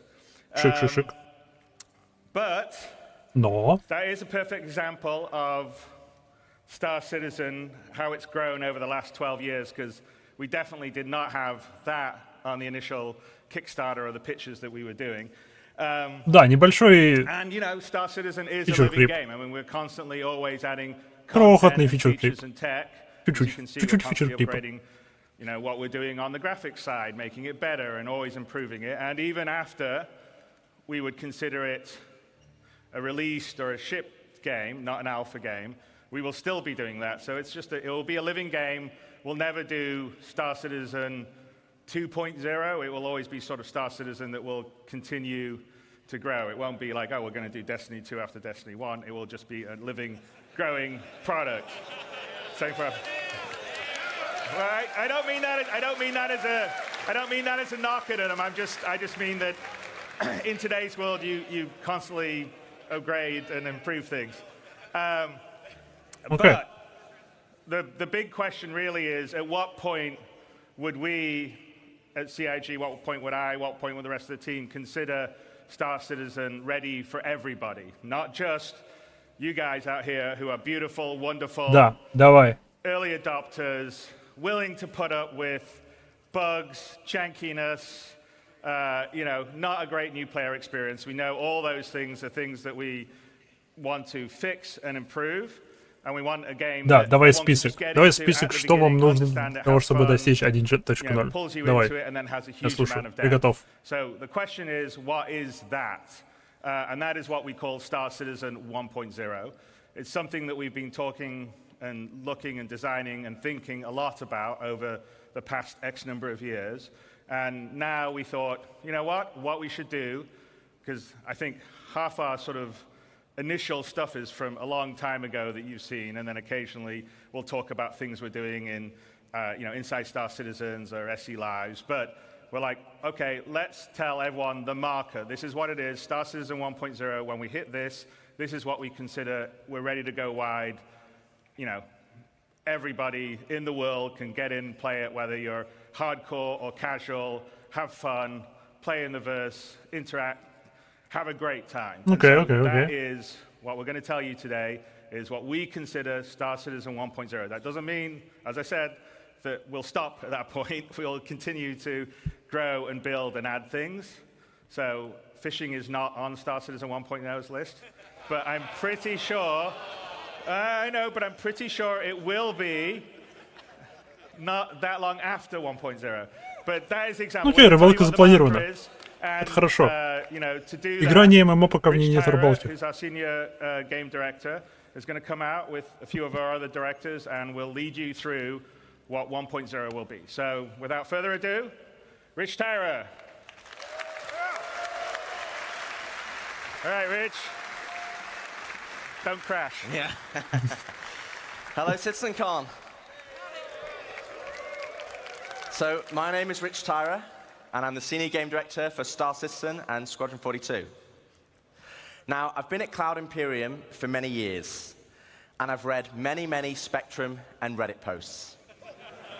And one consistent question I always see is, what type of game is Star Citizen? And I've read many, many answers. It's a PvE game. It's a PvP game. What about non-combat? Ultimately, it's all three. Three types of players, one universe. Что такое So how Star do we Citizen? connect Это those арму в players to космосе. create a cohesive game, and not just a set of features Пока что. bolted together? And it comes back to that elegant, simple question. What type of game is Star Citizen? Well, today, we're going to find out. Okay, so before we get stuck into Star Citizen 1.0, I think I need to clarify a few things.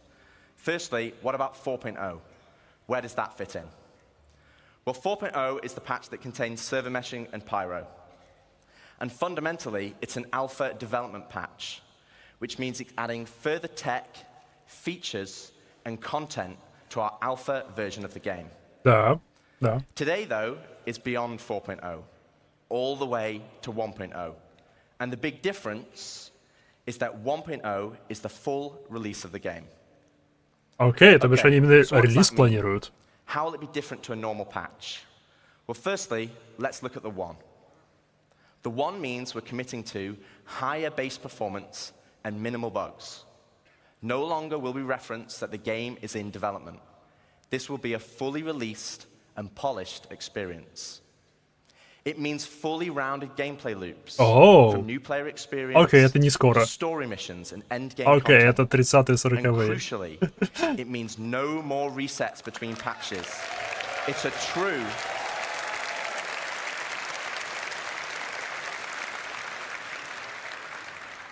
a true persistent universe.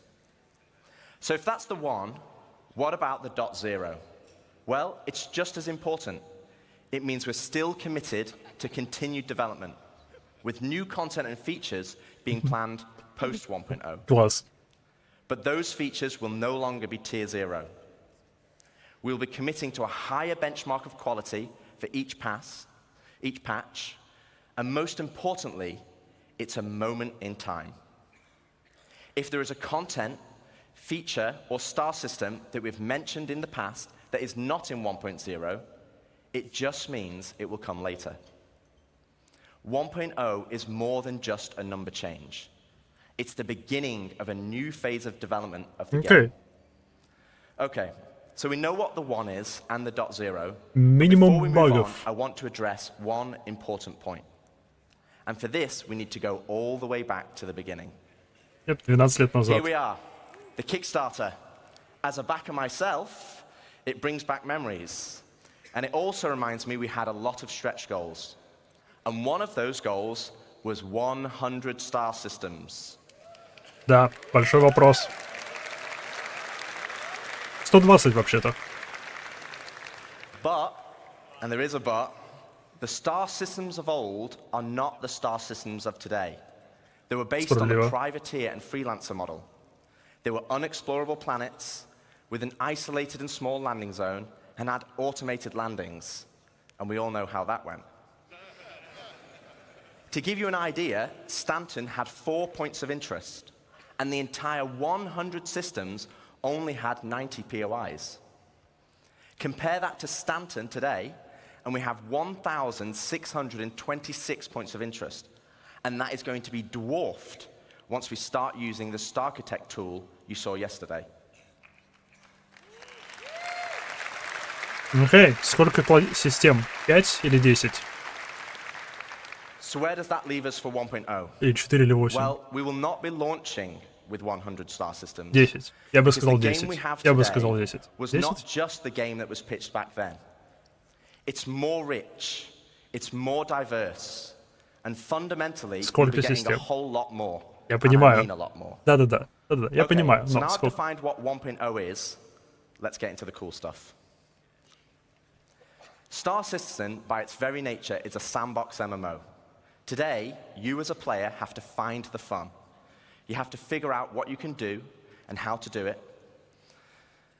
If you want to be a hauler or salvager, you have to know those professions exist. You have to know what ships support that gameplay. То бишь обучение добавят. And you have to rely on outside resources for help. As it is now, the game is not set up to help you. So we're going to add a soft framework, a nervous system, that connects all the professions, ships, and content together. And to do this, we're going to add a main story. To help... Кажется, на микротек. История?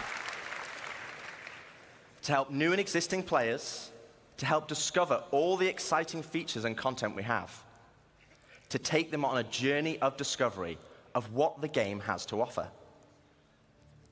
This story will become the spine of the universe and help onboard players with understanding how to play the game and understand what's available to them. This story will also introduce each of our guilds and what professions we have to offer. like the United Resource Workers, our core industrial guild, which supports 2 of our main professions, mining and salvaging. They also support Короче, many other обучение, features and очень долгое professions, обучение. like repair technician, crafter, and builder. Guilds are hugely important in Star Citizen, and as you know by now, guilds are comprised of many factions. As you work for each of these factions, you will gain guild reputation. You can then use this reputation as a currency to purchase guild-affiliated rewards, like ships, blueprints, and items. Okay. And each guild will have a unique inventory of what they offer. Славно про это начали Alongside говорить. economic growth, guild reputation will become a core progression of the game. And to talk more about guilds and our main story, I'd like to introduce David Haddock onto the stage, David. our very own narrative director. Ни слова про систему Quantum. Просто ни слова. Thank you, Rich. Hello, CitizenCon. How's it going? Привет. Awesome. So yes, 1.0 is very exciting, and it's going to provide us probably our first real opportunity to finally inject a massive amount of narrative into the game. But we're looking to do that in several of ways.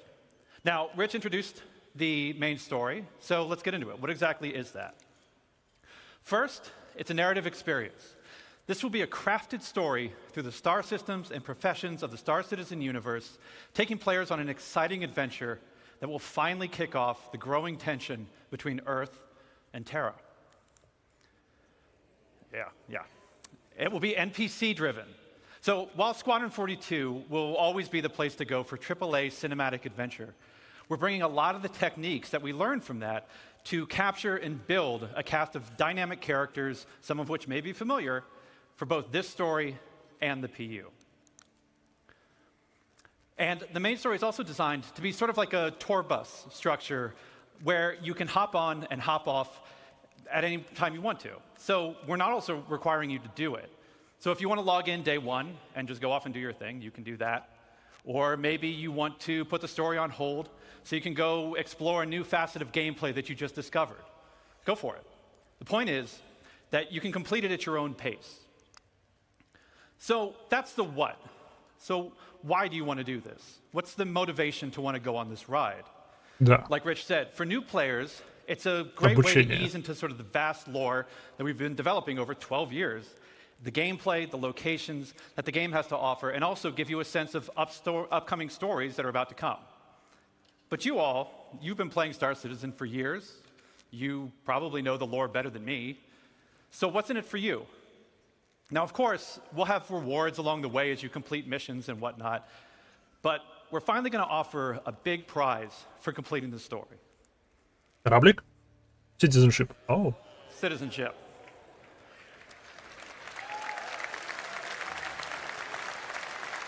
Что это означает? So, many of you already know this, but for the uninitiated, in the UEE, there are citizens and there are civilians. Citizens are members of the population who have demonstrated a commitment to bettering the empire, and as such are given benefits that civilians just don't have. Now, what those differences have been debated in the community over years. 1.0, we're finally going to answer that debate. Okay. I won't get into the full list of benefits that we're going to offer, but can reveal that one of them will be around land ownership. Citizens will be able to purchase land anywhere in the UEE and enjoy the security that comes with it. But civilians will have a couple of restrictions as to which systems and which planets they can buy on. So that's the why. So where is this adventure going to take you?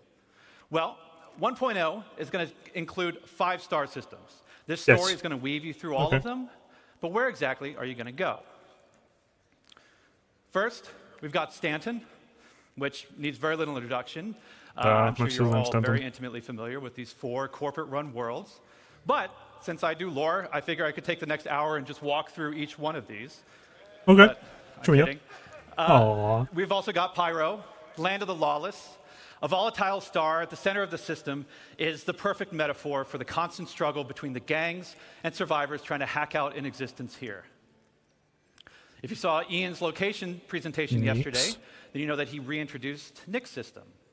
There's another unclaimed system that's currently home to the People's Alliance, a wannabe independent government formed during the Messer era, but now struggling with the burdens of governance, a growing outlaw presence, and a new threat on their doorstep from Vandal raids. Я думаю, пятой системой будет Terra. Ian also made another big announcement of our fourth system, Я думаю, Castra. пусть будет Terra. Они уже упомянули Terra, поэтому This was a key strategic system to launch an attack Должно if быть the Terra. Cold War between the humans and the Xi'an ever escalated. So that's 4. Do you guys want to know 5? Terra, Terra, Terra, Terra, Terra, Terra, Terra, Terra, Terra, Terra, Terra. Terra. Yeah. Очень логично. Yeah, yeah. Это очень логично. Потому что Terra — это местный центр управления UEE. Скорее всего, там закончится история, там мы получим гражданство. Considered by many to be the new jewel of the empire, Terra has been a shining star against the more imperialistic tendencies of Earth, even in the darkest days of the Messer regime. Она по уровню влияния почти такая же, Now, как Sol. many believe that Terra should be the new center of the UEE. I don't know how you all feel about that. Yeah, a lot of division. But that's our starting 5. Each system and each planet will be featuring the massive level of outposts, POIs, stations, biomes, and exploration options that we've been perfecting with standard Меня это Pyro, устраивает. and you've been seeing in some of the other presentations this weekend. But we're adding one more level. We're also going to be adding location stories. Now, these will be short, NPC-driven missions sprinkled across our landing zones and cities that will exist outside of the main story, but will help provide an additional bit of lore and character to the location that they take place in. So, Потому что у нас два треугольника, соединенных с помощью Pyro. Очень хорошо. First, a quick recap. Guilds act as a governing body for clusters of Потому что у нас professions and треугольник factions with a reputation and Никс, progression Pyro, system that will Cestra offer и rewards the треугольник more you Pyro, work for them. Stanton, Terra. I want to call out 2 things. Очень хорошо. One, I'm not going to have time to dive into all of the missions that you're going to see on this board, but just know that every mission type is either in the 1.0 roadmap or already in production. And second, we're also looking to move missions away from the Moby Glass whenever possible. Sure, it will always be an easy way for us to get additional game content in, but we want you talking with people. So, NPC-шки. So to aid that, we're going to be adding characters to represent the factions that you'll be working for that will help sell their personality. NPC-шки. Now, some, they'll still interact with you via the written word, but some will call and check in on your performance. And others, you may have to meet in person from time to time. So, let's walk through them. Here we have the first guild that Rich showed, the United Resource Workers. Whether you're eager to earn credits, mining valuable resources from remote corners of the universe, sifting through detritus to try and salvage some valuable components, or even just acting as a technician, you'll find plenty to do with employers like Shubin Interstellar, United Wayfarers Club, and more. Next, you have one of the oldest unions in the UEE, the Interstellar Transport Guild. This will be the go-to place for everybody looking to make their fortune hauling and trading. Some of the factions that many of you already work for now, such as Ling Family Hauling, Redwind, and FTL. Знакомые названия, Coalex. And we're going to be adding something special for the daredevils out there, the Imperial Sports Federation.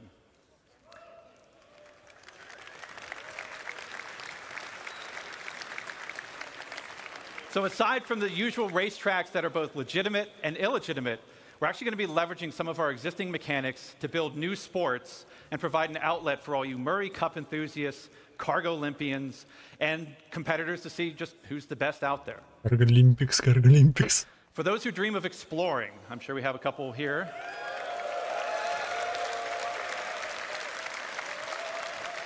We have the Academy of Sciences that was brought up yesterday in the social presentation, if you saw that.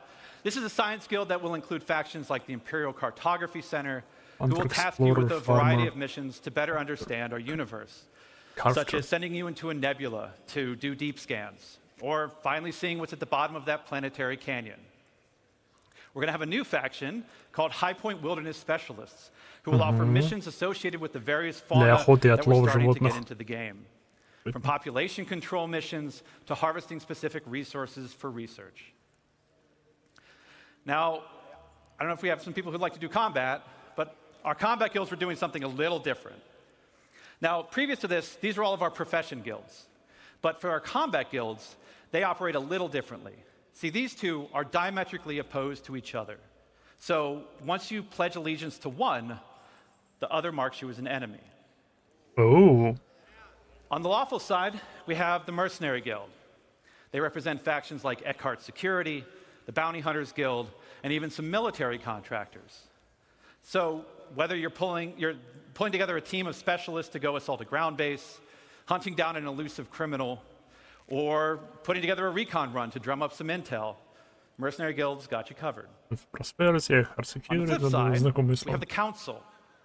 Now, this is a shadowy group comprised of representatives from various gangs, syndicates, and outlaws who mandate criminal activity throughout the verse. You'll be able to throw in with rough and tumble gangs like the Оверлордов нигде не Headhunters and видать. the Dead Saints. Yep, оверлорды это UNAVI, по-любому, их тут нету. But remember, the underworld is a dangerous place run by greed and power.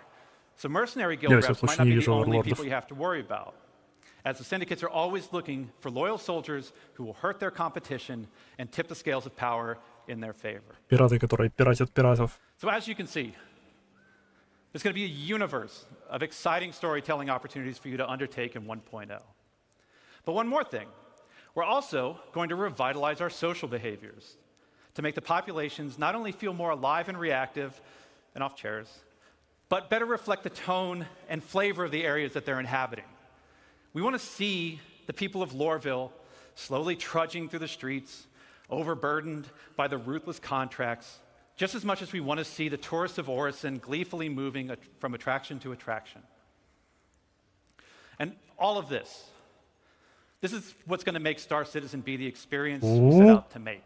A diverse universe with a rich tapestry of stories, он сейчас подведет characters, and experiences for you to live in. To talk more about how all this feeds back into player progression, I'm going to turn it back over to Rich Tyrer.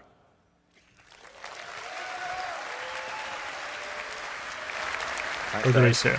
Ну, прогрессия понятно. Почему отношения с гильдиями и вперед. Thanks, Dave.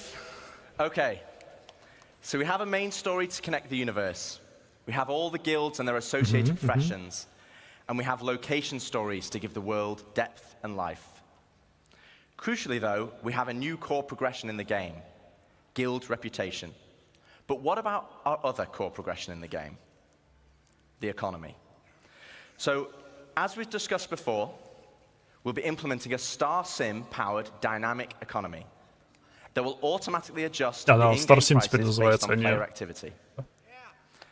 Yeah.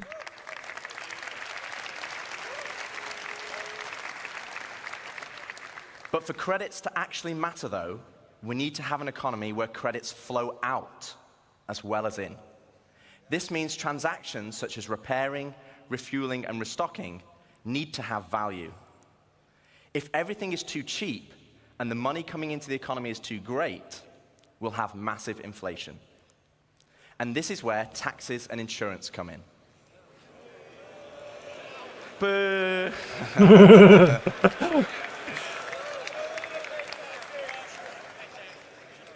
We'll have two main taxes: inheritance tax as part of Death of a Spaceman, and security tax for your base that will cover the cost of planetary shield tech. Insurance, on the other hand, will be split between medical insurance, which covers your hospital imprints, and probably the most important one of all, ship insurance. О, подробности. Now, as we have Death of a Давно не об этом не говорили. we also need Именно Death of a корабельной spaceship. страховки. Losing your ship should be significant. Right now, for example, over 90% of all claims in the verse are for ships that have not been destroyed.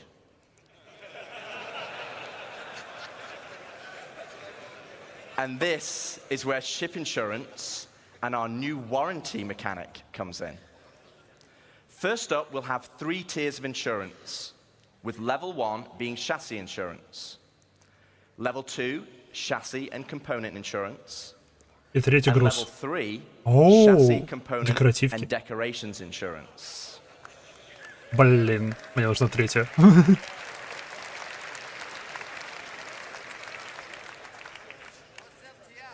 Now, insurance by itself will only pay out credits based on the wear and age of your ship. Insurance, I think you want to listen to this bit because it's important. Insurance with a warranty, though, will give you back a new ship, plus any other equipment or decorations based on the tier of insurance you had. Okay, so this is the bit you need to listen to.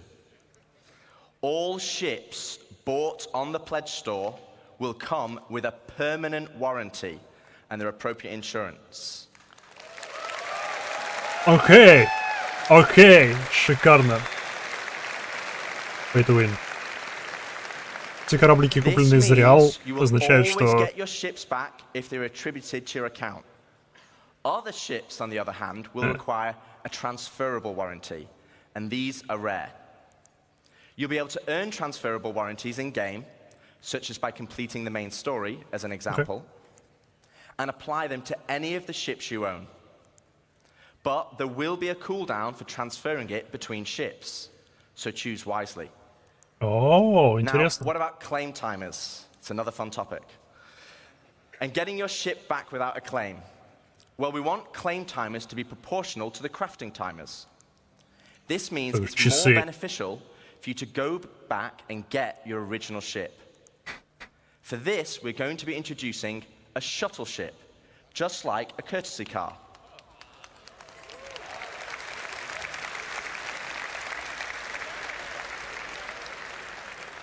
You'll be able to claim the shuttle at no extra cost to most locations and then fly it back to your original ship. Once back in your ship, the shuttle will automatically return home. Окей, окей, мне нравится эта система. Окей, хорошо.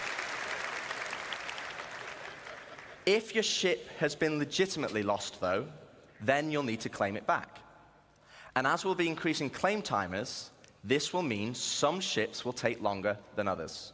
Намного дольше. With starter or small ships always being readily available, and larger capital-sized ships taking a long time. So it's always better to try and get your ship back if possible. Okay, so we've talked about our two core progressions, but what does that mean to you as a player? Well, firstly, it means we have a framework where we can start creating cyclical gameplay loops. But what are they? Let me show you. Okay, so right now in live, if you have a prospector, you probably enjoy mining. And the reward for mining is credits and the enjoyment of the activity.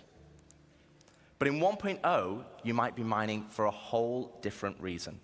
And this is where cyclical gameplay loops come in. Firstly, let's add all the manufacturers and ships in. Okay. I'll just give you a moment to take that in, because there's a lot. I actually had to ask them to take the variants out, because it didn't fit on this slide. And let's zoom all the way into the prospector, a stalwart of the mining community. Yep. But let's say I really fancy acquiring a military Mark II Hornet. Let's go on a simplified journey of how I could get one. Firstly, I know I won't be able to buy it, as it's a military ship, so I'm going to need to craft it.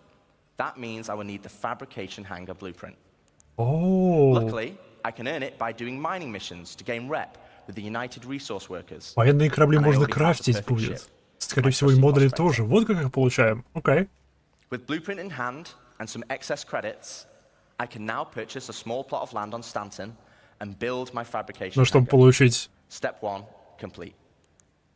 Now I need to grab the Mark II Hornet blueprint. For this, I need mercenary rep, and more importantly, a combat ship. With that in mind, I will do a few more mining contracts to earn enough credits to purchase a Mustang from the dealership. Now I can start doing combat pilot missions for the Mercenary Guild, so I can unlock the Mark II Hornet blueprint. Okay, step 2 of our simplified loop is complete. I have the Mark II blueprint, but I need the resources to craft it. Ага, теперь его So I скрафтить come надо. full circle back to my prospector, but this time I'm mining for resources instead. As you can see, this closes the loop. No longer am I mining just because I like it, and there's nothing wrong with that. But now I am mining for a purpose and for multiple reasons.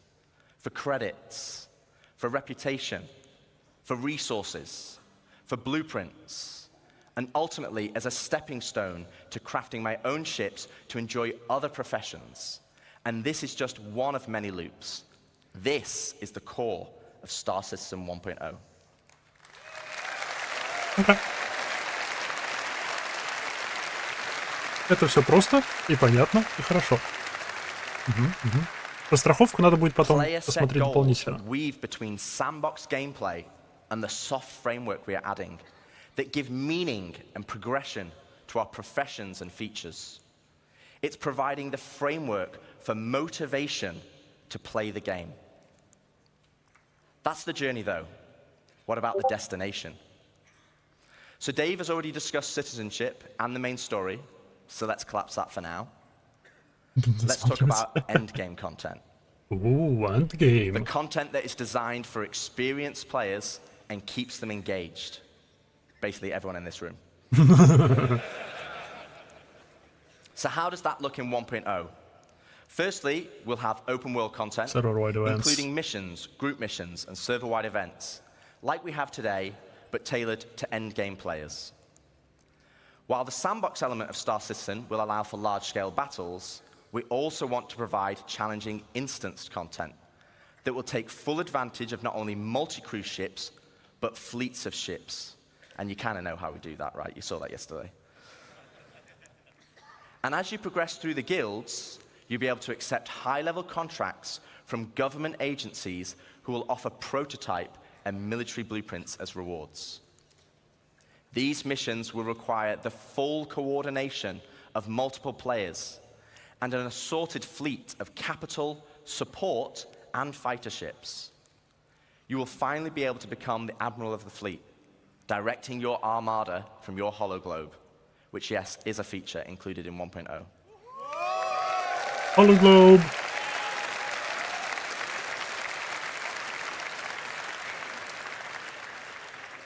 We will also be offering more specialized on-foot missions that see you enter the depths of distribution centers and municipal works in small, tight squads that provide an outlet for our more FPS-focused players. Космические данжи и планетарные данжи. Dynamic layer powered by StarSim. StarSim. While StarSim will be the driving force in our dynamic economy, it will also track player and AI activity and dynamically spawn events based on their actions. For example, if it tracks large amounts of resources being moved from one home location to another, it will have a chance to spawn pirates to intercept. Ooh. All this combined will provide just a portion of the endgame experience. And I'd love to delve deeper, but that's for another day, as we still have a lot to show. Блин. So we've discussed non-combat professions and guilds, cyclical gameplay loops, and endgame PvE content. But what about PvP? What about player versus player content? As you know, 1.0 will contain 5 star systems, 3 of these being lawful in Stanton, Castra, and Terra, and 2 of them being unlawful in Pyro and Nyx. So what's the difference?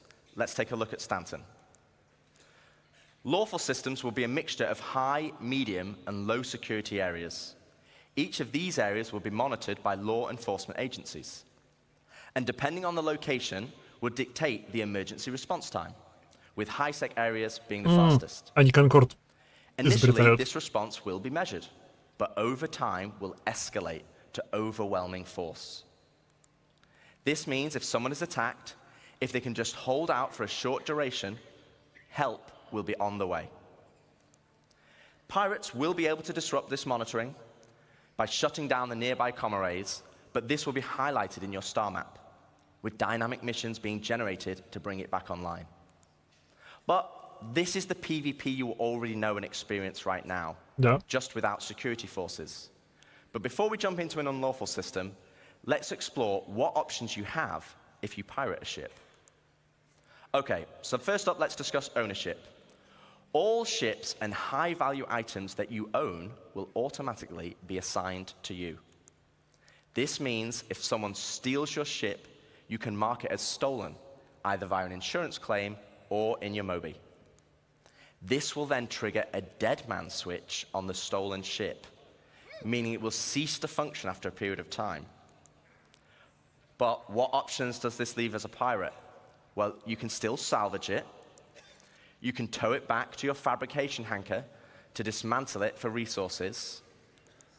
Or, if you have a high enough rep with the council, our criminal guild, you can get the dead man switch disabled and pay for a new title deed to become its new owner. Жест воровства кораблей официально. Yep. Also, if you're in a lawful system, you'll need to find a transient jump tunnel, as all major locations and POIs will have custom security that will scan you on arrival. Okay, so with that out of the way, let's look at the unlawful system in Pyro. Unlawful systems have no laws at all, and with that comes opportunity.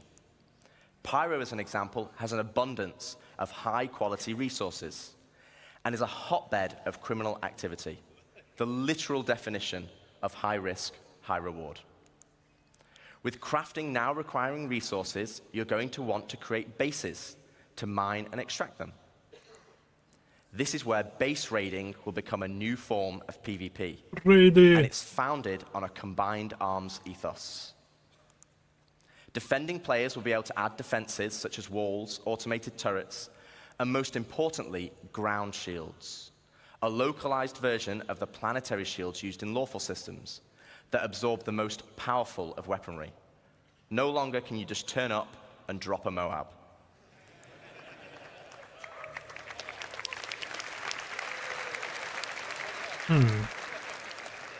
One huge difference, though, compared to planetary shields, is that these shields can be disabled. You will have to strategically assess each base and punch your way through its defenses on foot to eventually bring down the shield generator. Прикольно. Once the shield is down, then you have options. You want to raise it to the ground, you can bomb it from the air. If you want to extract all the resources, though, you'll need to infiltrate the base using explosive charges and hacking while fighting off the defenders. Now, both piracy and base raiding is founded on sandbox gameplay. And again, that's the essence of Star Citizen. But we want to add more. Something where you can log on and immediately find the action and fight for a purpose. So first up, let's go on a history lesson. In the early 2600s, there was a fledgling corporation called SEAL that had developed a new system-wide planetary shield technology, the same technology that will provide protection for your bases today. SEAL defense tech. To prove this tech, they wanted to use Nyx and Pyro systems as a testbed.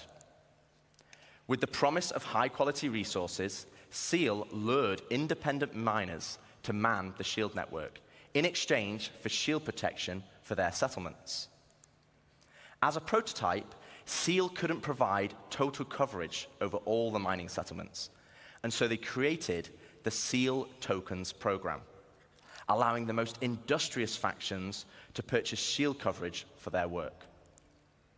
The network consisted of multiple linked bases on the ground that then linked to several stations in orbit around each planet that then connected to the nearest relay in the shield network, which eventually linked back to the shield core, which oversaw system-wide distribution of the shield technology. Factions could then earn SEAL tokens for working on any part of the network. They could then use these tokens to buy shield coverage, but with the competition amongst factions being so intense, SEAL was only able to offer shielding to the hardest workers. Unfortunately, due to outlaw interference, SEAL eventually pulled out of Pyro and Nyx and pushed for a more automated solution in more civilized systems. Вообще-то система все еще существует, просто она не активна. Without SEAL's backing, they had to pull out and leave it as it is. And welcome to station warfare.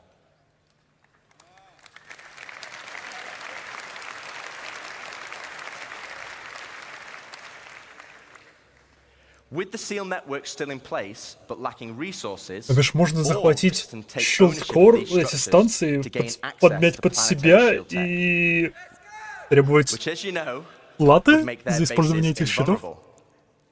Unfortunately, there's a catch. There isn't enough to go around. And as in the good old SEAL days, the system still works via the SEAL token program. To earn tokens, you'll have to assault a location and then deposit resources to power the network. This begins with ground bases and ends at the Shield Core. Each structure occupied will then accrue SEAL tokens over time, with larger structures earning more, and at the end of each week, you must then use these tokens to purchase shield protection. With shield coverage being limited, though, the system automatically selects the orgs with the highest bid from across all shards.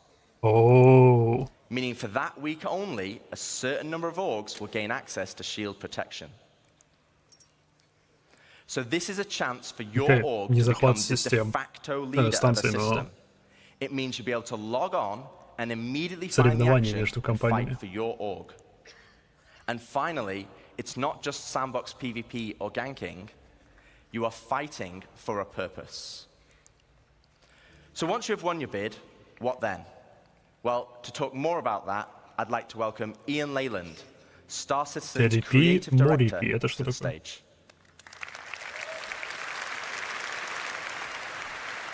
PvP мне не интересно, но мне интересно, что оно будет работать, чтобы пытаться его избежать. Alright, hello CitizenCon!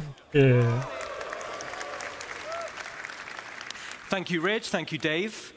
So, to continue the conversation of large-scale endgame org activities, let's go back to Pyro 3, where the ground bases were being built earlier today. This morning, we saw the small habitat being built by Luke.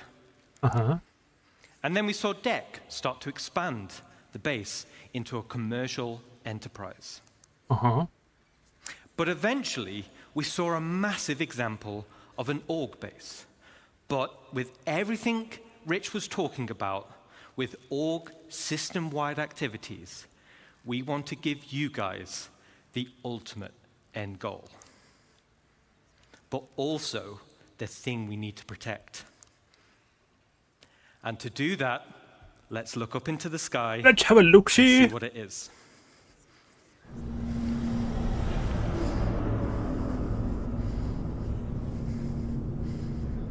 Тихо, тихо, успокойся. Зачем так дышать? Успокойся. Вызываю, все хорошо.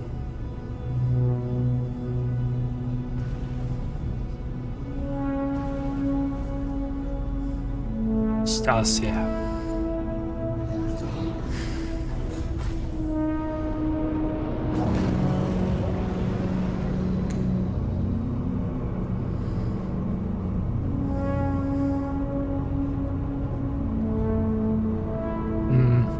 Монеты все-таки крохотные. Жалко.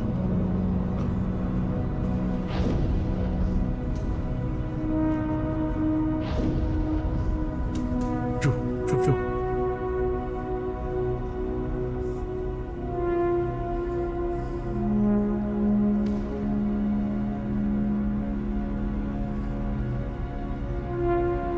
Это, я понимаю, щитовая станция. Будет обеспечивать работу щитов.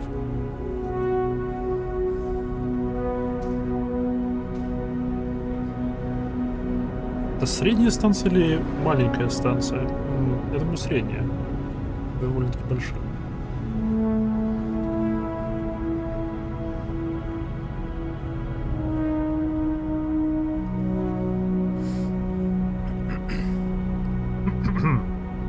Согласен.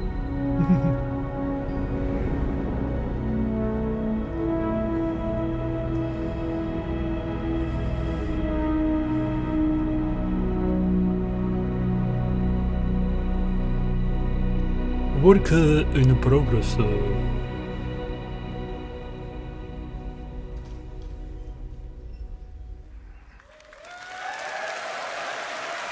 Так. Это, я так понимаю, щитовая станция. Let me introduce you to player space stations. О, неважно. Finally, you can build your home amongst the stars. This will be the starting point for your base of operations for system-wide org activities. Whoa. But why is this an end goal?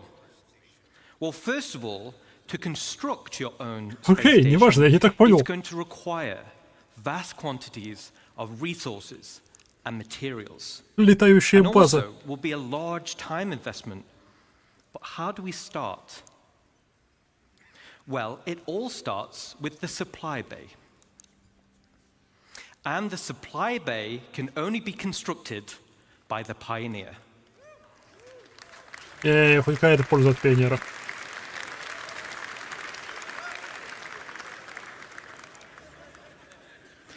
Once it's created, the supply bay then handles the creation of the station itself. Now, we're in grey box development phase, so the artwork's not final. Шик. But let's go on a journey and start building our space base.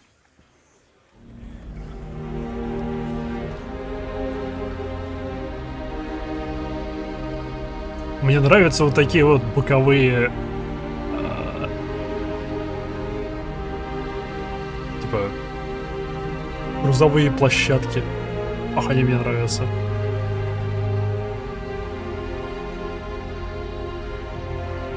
Печатает, печатает.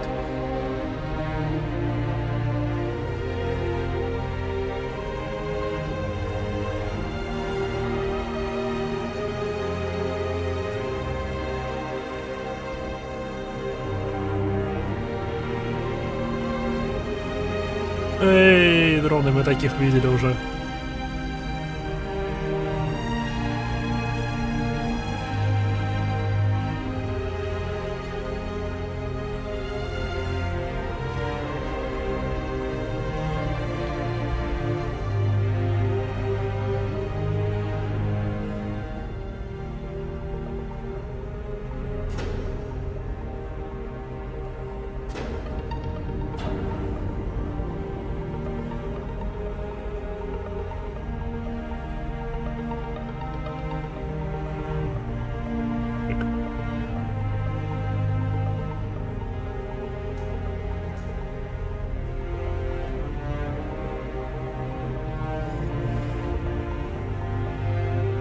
Блин, огромная платформа.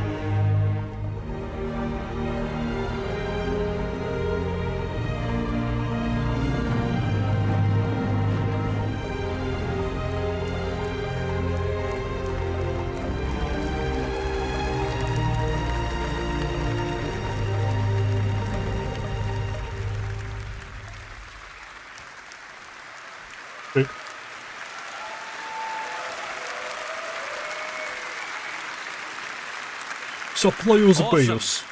Awesome. So as you saw, the cargo grid of the supply bay consumes resources, and the required resources will be substantial and will need to be topped up over time. So this means orgs will be encouraged to have efficient logistic networks to feed the supply bay. And as Rich outlined with professions, it's ideal if your org is well-rounded in terms of roles. Even the starter player can contribute. The supply bay has automated construction zones, which are used to create the station.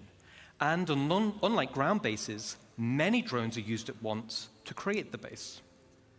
Once the station is built, the supply bay then integrates into the station itself.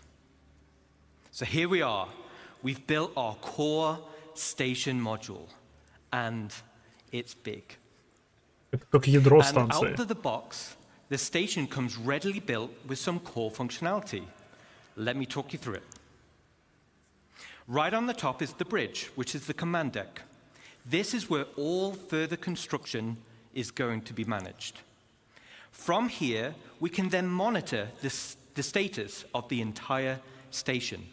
We have access to power and water management. Power and cooling is something you'll need to consider carefully. It also is an area to set permissions for who can enter particular areas, either divided by the ranks of the org itself or open to the public. And there'll be a radar station to track the activity outside the base. And the terminals to access logs of who has visited the station and see what they did. So let's jump back in game and take a stroll through our bridge. Оу. После этого уже частично готово. Жесть! У них прилично прогрессия уже сделана для всего этого.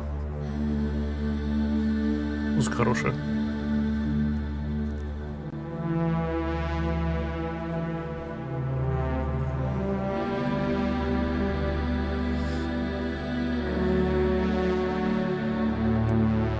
Ведь этот красный бородач.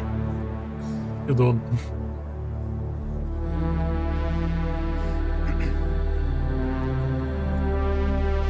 И опять-таки, это база клана, то есть здесь можно будет всякие украшения расставить, всякое такое. Может быть, заполнить всяким хламом.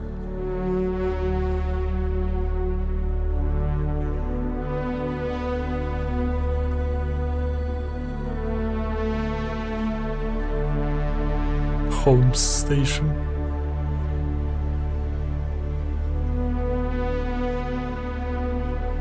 Стоп. Космические станции. Самые большие корабли строятся в космосе. Будет ли тут космическая верфь? Можно ли ее будет построить? Оп, не надо тут. Можно ли ее будет построить для...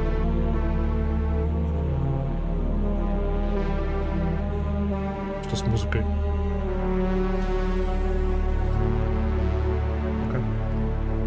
Тут странная с музыкой была.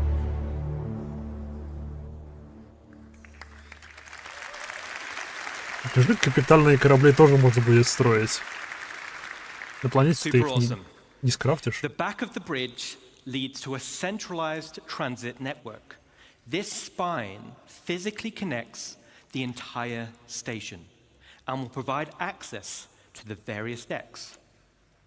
Each level in the station will have a centralized lobby area. Я хочу разные стили для персональных станций. You'll be able to use the decorator mode, so you'll have plenty of space to theme. Что я сказал, здесь можно будет расставить всякого хлама. And speaking of having plenty of space, this space station will have a one-to-one interior layout matching the exterior. No magic elevators. О, то бишь она как корабль. С полностью функционирующим интерьером. So you can circumnavigate around the entire perimeter, and it's wonderful. Жесть. Okay, let's jump back in. Дэймон, здравия, добро пожаловать. Алло. Не, ну жесть.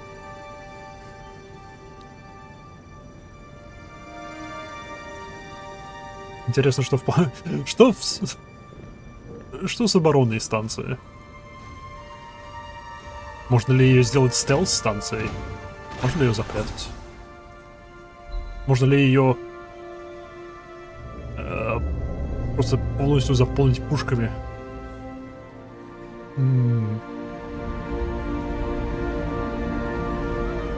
Алло! Эй, спасибо, что нажал на это сердечко. Благодарю. Благодарю.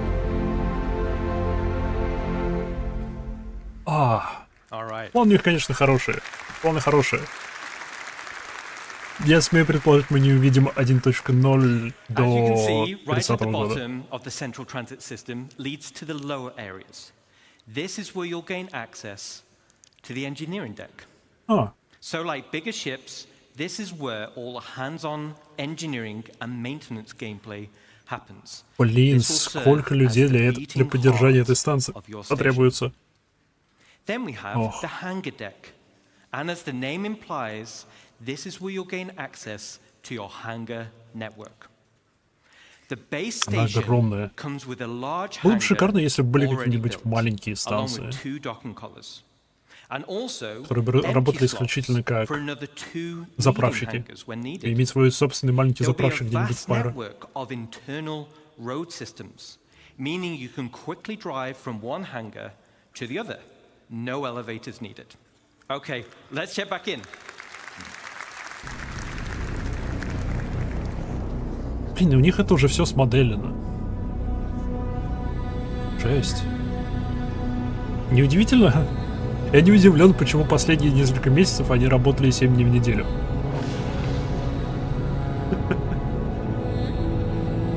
Они вот эти модельки делали. Лохи были заняты.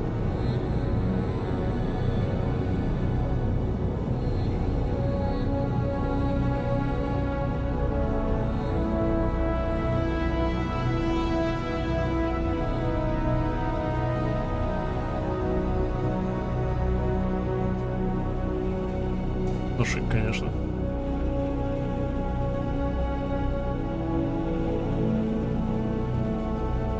$796 SCU.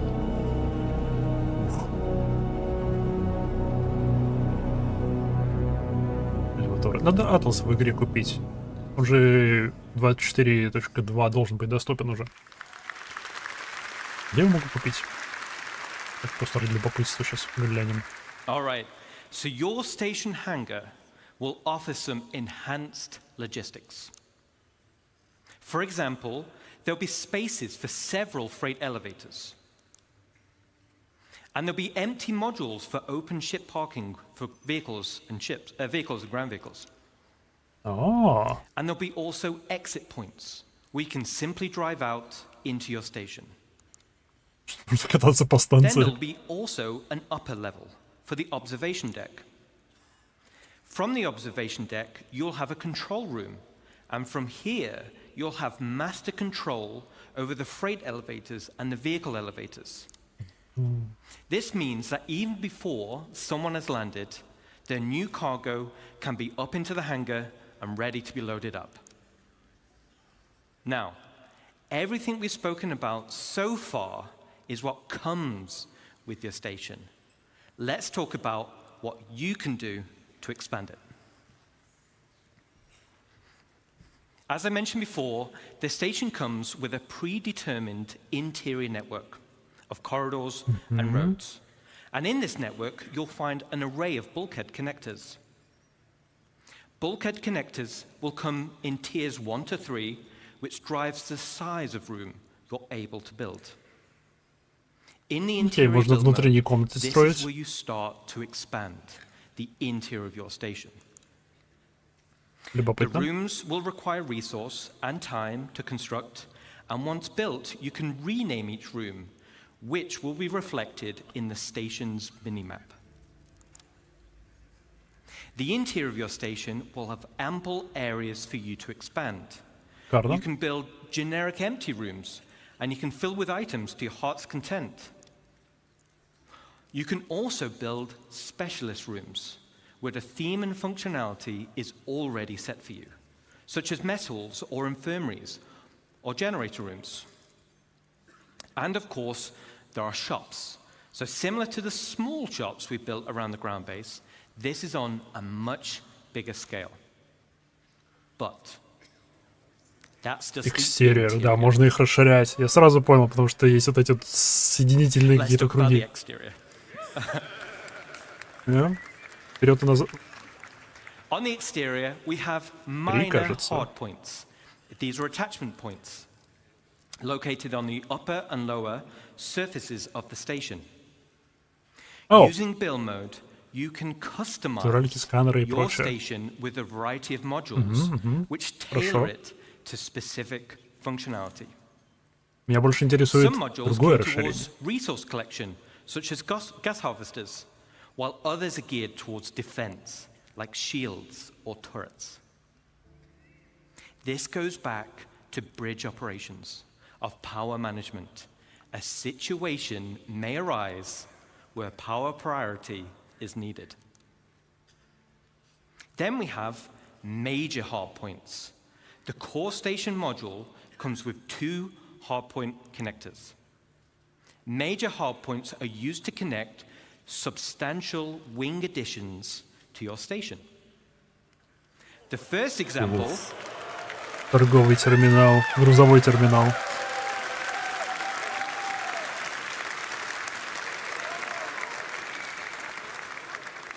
Awesome, thank you, awesome.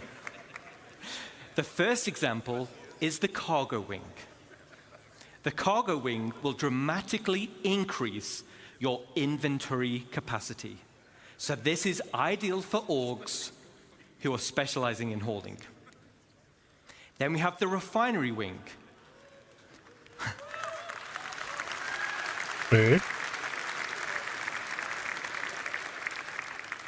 So you'll be able to refine resources on a vast scale. As it's in space, it's much more convenient than traveling to a ground base. Now, a player could buy resources from your cargo wing and then refine it directly in the refinery wing. And finally, we have the hangar wing. So, all right.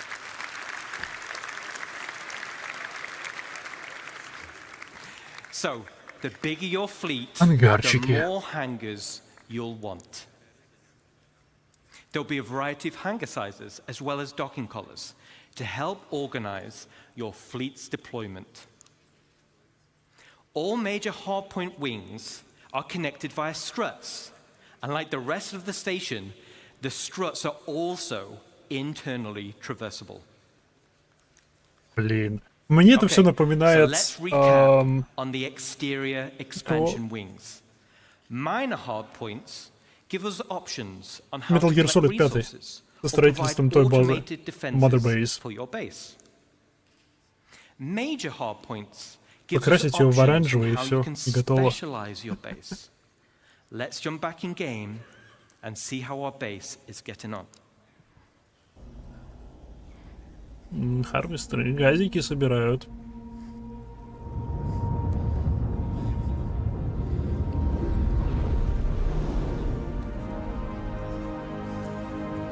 Пушечка размером с Hall A.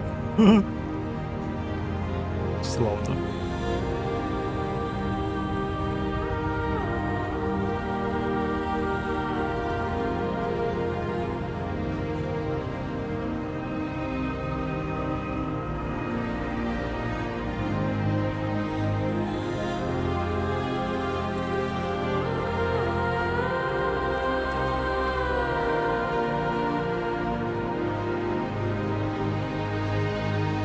Жесть, конечно. Но, судя по размеру, это средняя станция.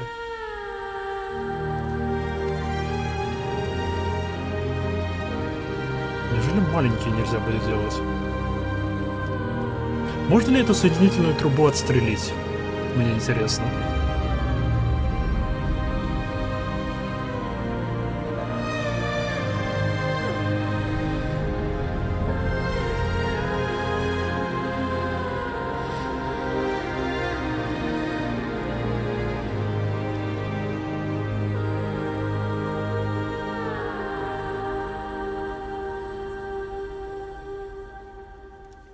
Так, славная вещь. Славно, славно, славно. Yes, Pedro has been working with us on this as well, so thank you. Looking cool. Customization is just as important as expansion. Similar to ground bases, you'll be able to earn tints for your station, and you'll be able to apply decals for your org logos. Yeah, Mother Station.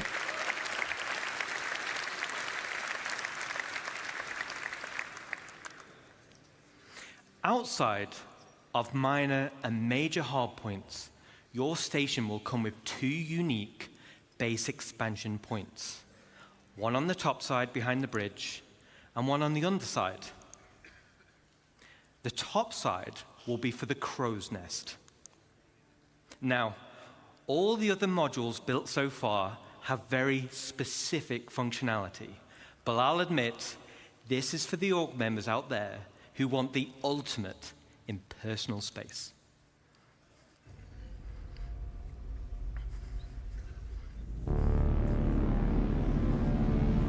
Ух.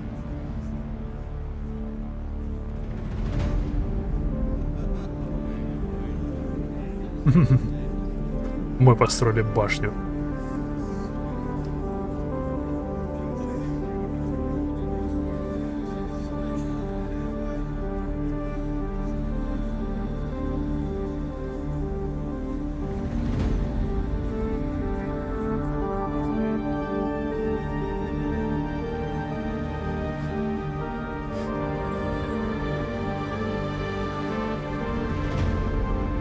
Сколько на... У теста, скорее всего, будет 50 таких станций. В одном только Пайро.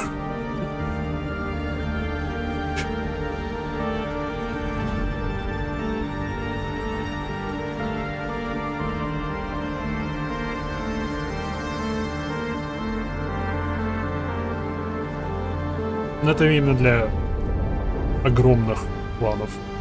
Может, даже для альянсов. Да, альянсы. Нет. All right.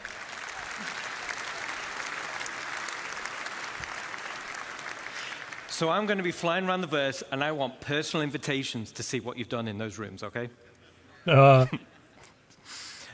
Super cool. I can't wait to see what you do with it. Now let's talk about the underside.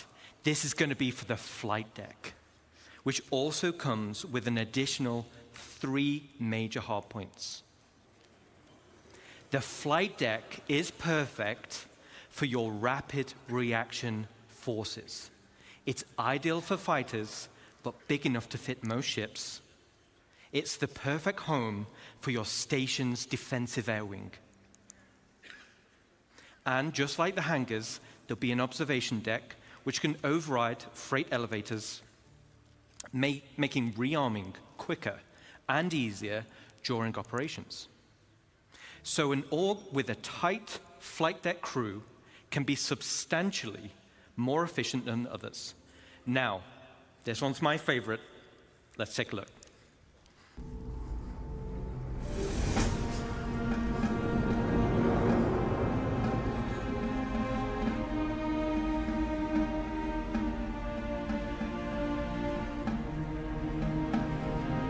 Скажите, что эта станция есть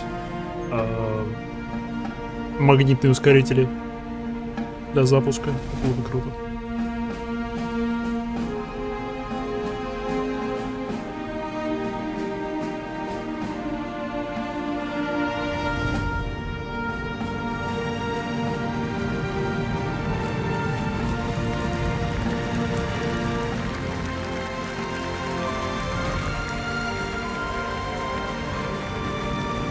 Ах.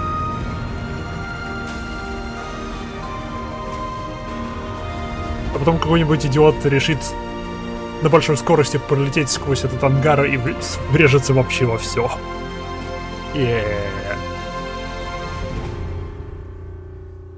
All right.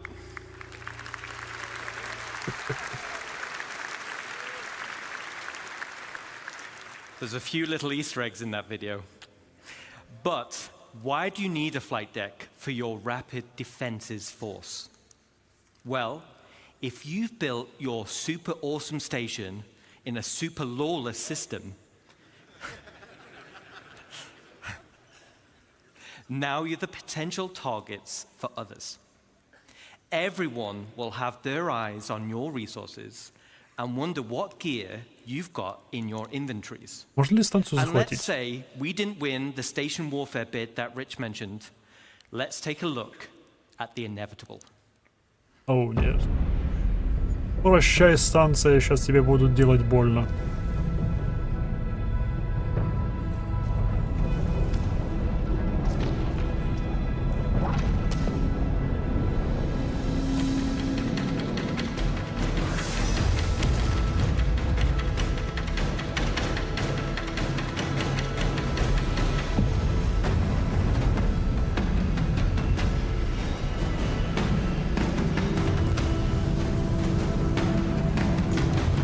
Нужно эти эмоуты добавить в игру.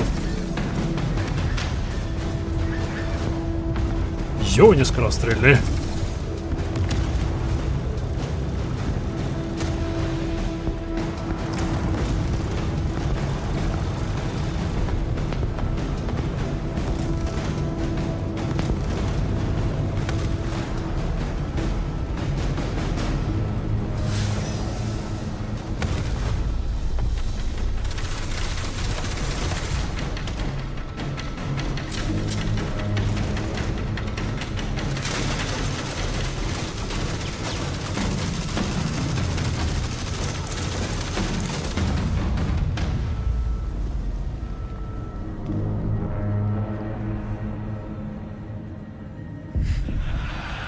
Hell yeah. Минус станция.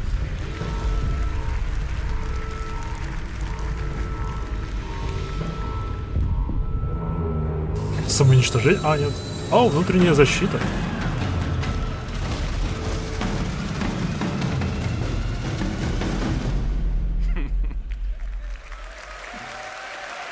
Защитные турели.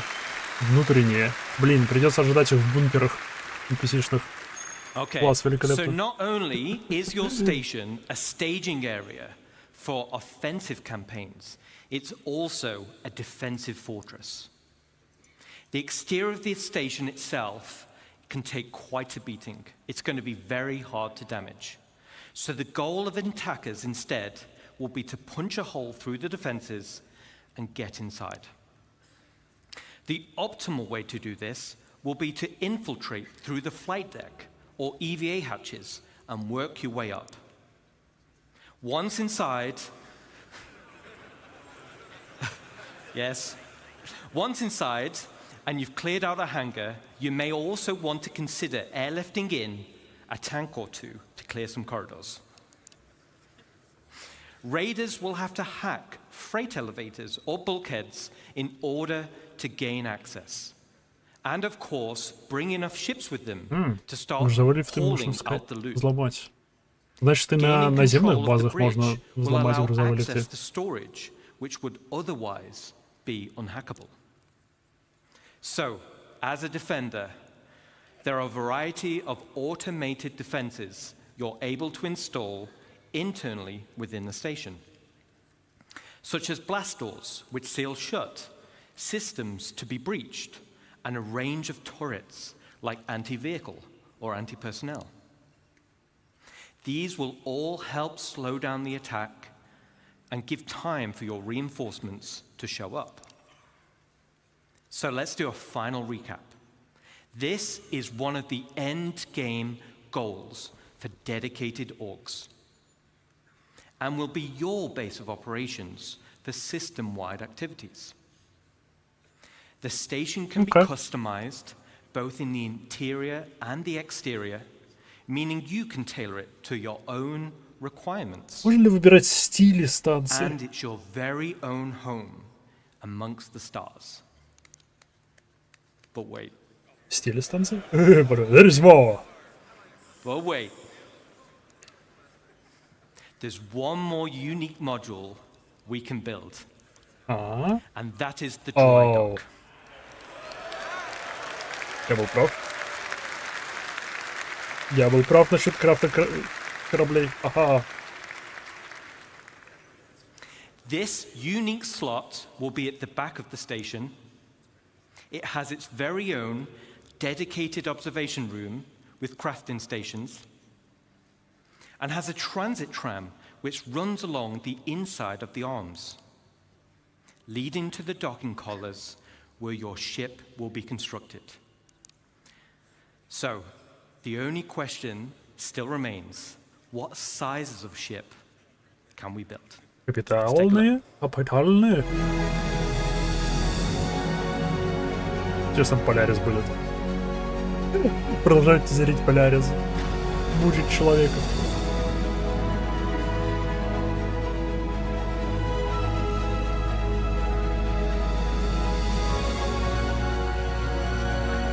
Новый гусь. I'll just watch the end of the show.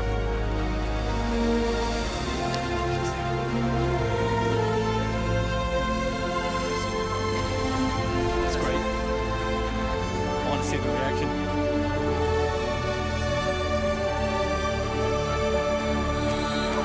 Стоп, Бенгал?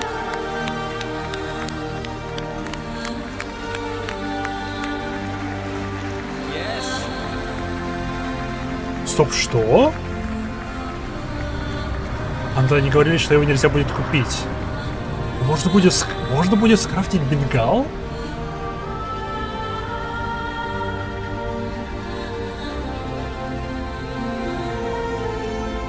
Товарищи, вы безумцы.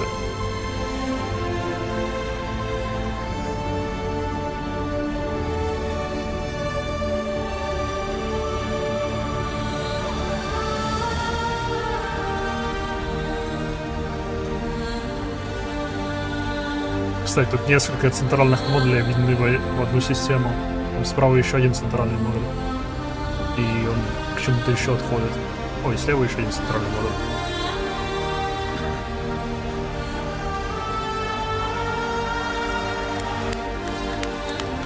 What the...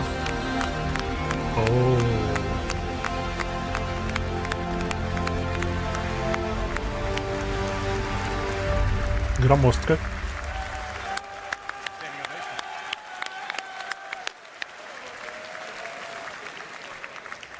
Thanks, Ian. So now we're talking. Multiple stations linking and dry docks to craft your very own capital ships. The ultimate end goal for any org. Okay. Ну, они изменили планы насчет Бенгала. Официально. At the beginning of this presentation, I mentioned we had 3 types of players and 1 universe. And hopefully you can see we have purposeful gameplay catering to each type of player. But that wasn't the only goal.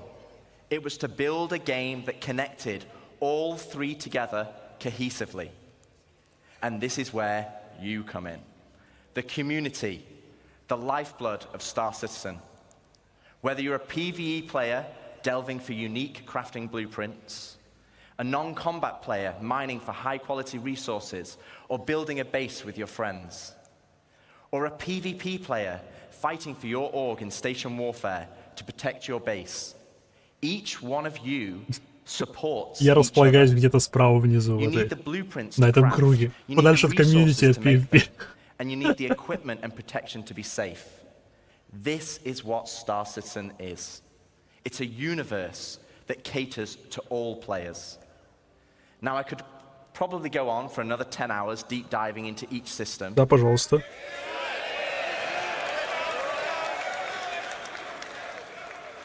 But I'd do Jared out of a job, and he needs future ISCs and SC Lives and CitizenCons.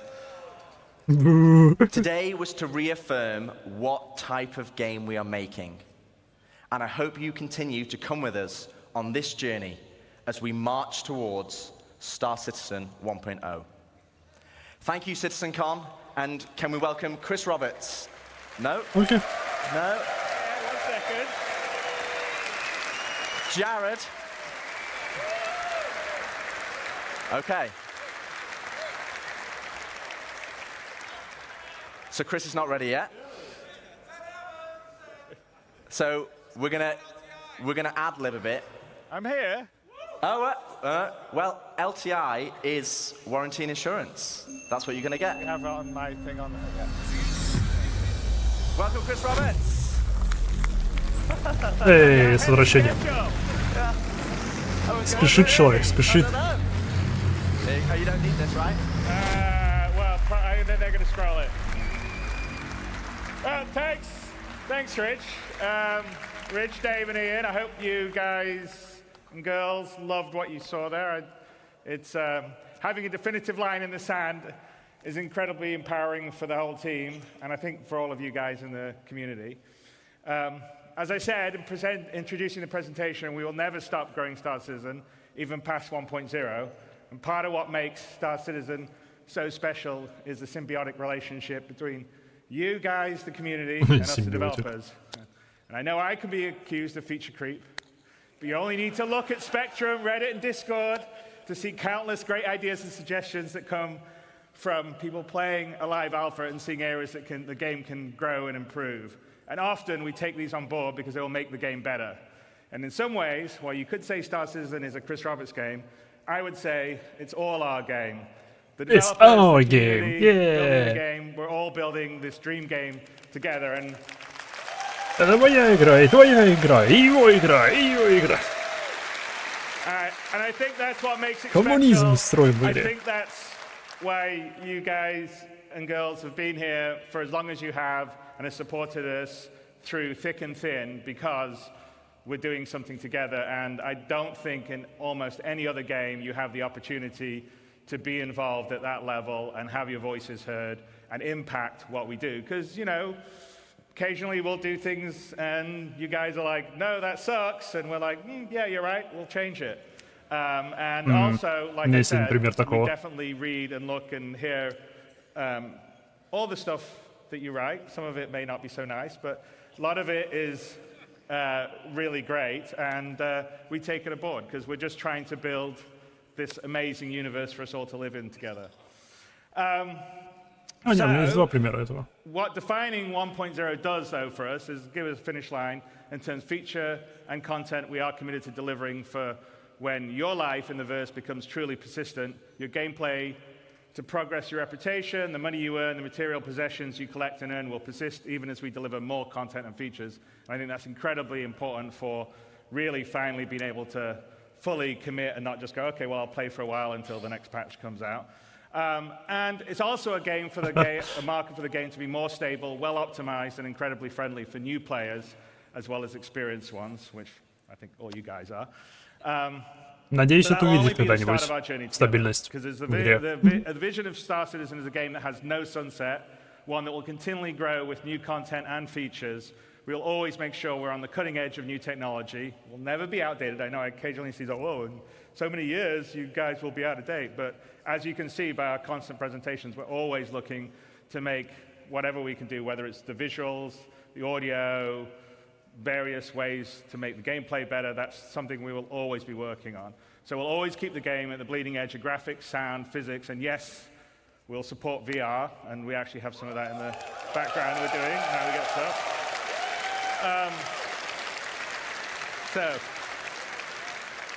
So I hope you've enjoyed this year's CitizenCon. We demoed a small prologue that opens Squadron 42 live, with a few crashes to prove it. As I said, there's a really great full playthrough, no crashes, that Rich did immediately afterward that's up on YouTube. And we've given a date to finally deliver the spiritual successor to Wing Commander that the team and I feel comfortable in hitting. We've defined what Star Citizen 1.0 will be and shown features such as base building and monster hunting that will be delivering the next 12 to 18 months. 4.0 and server meshing and Pyro is coming at the end of this year. We're already in Evercati on 4.0. I think some people have been streaming some stuff. And in coming weeks, we'll continually stabilize and improve the experience as it moves into PTU and then goes to live. With this, we will deliver the majority of what we showed last year at CitizenCon, with the remaining features coming early next year. And there are over 1,000 people committed, 1,000 people at CAG committed to bringing you all this and more. We love what we do, and we're inspired by your passion and support. We know that we are truly lucky to have such a strong community that shares the passion and dreams we do.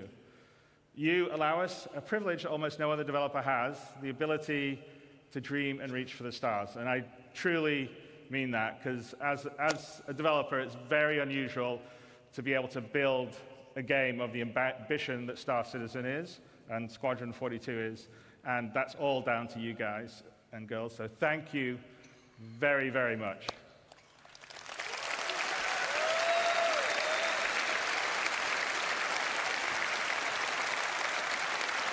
Ну что, неужели никакого последнего заключительного ролика прикольненького? Over this past year, an incredibly passionate group of people have worked behind the scenes to bring this weekend's event to life. And I want to take a moment to thank Leah and Ed, Tyler, Jared, Kat, and so many others who poured their hearts into making this weekend special for all of you. And a huge thanks goes out to our presenters and teams supporting them, whether they're here with us today or watching from one of our other studios around the world. In the words of Admiral Bishop, I'm proud to stand with our teams and everyone that put this show together. And all of the CAG staff working on the show floor, your hard work ensures everything runs smooth and keeps the energy alive throughout the event. And finally, a heartfelt thanks to the community members who volunteered their time to run this year's show. None of this would be possible without their dedication and support. I thank all of you very, very much. Yeah.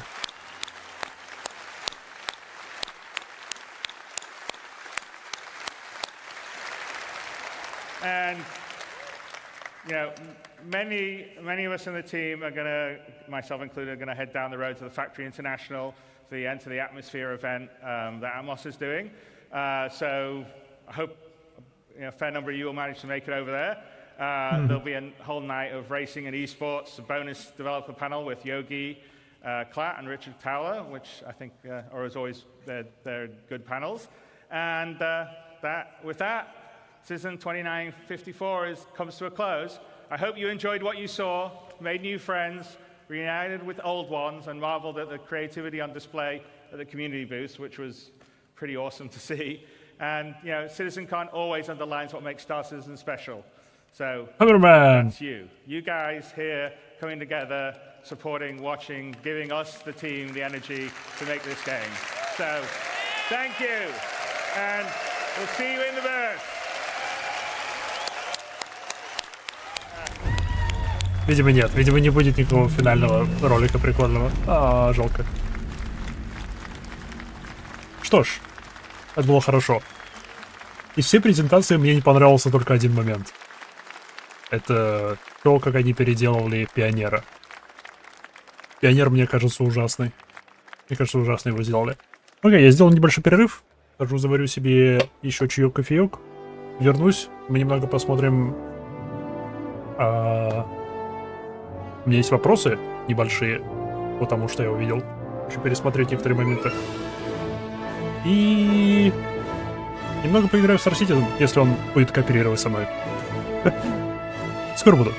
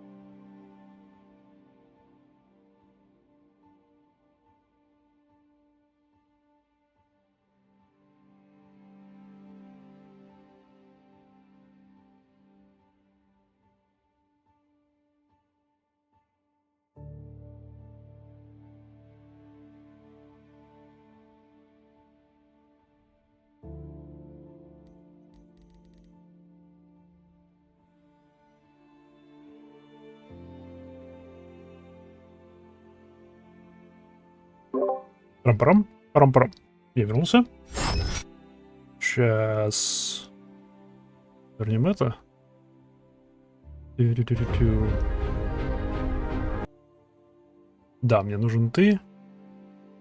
Где они говорили про страховку?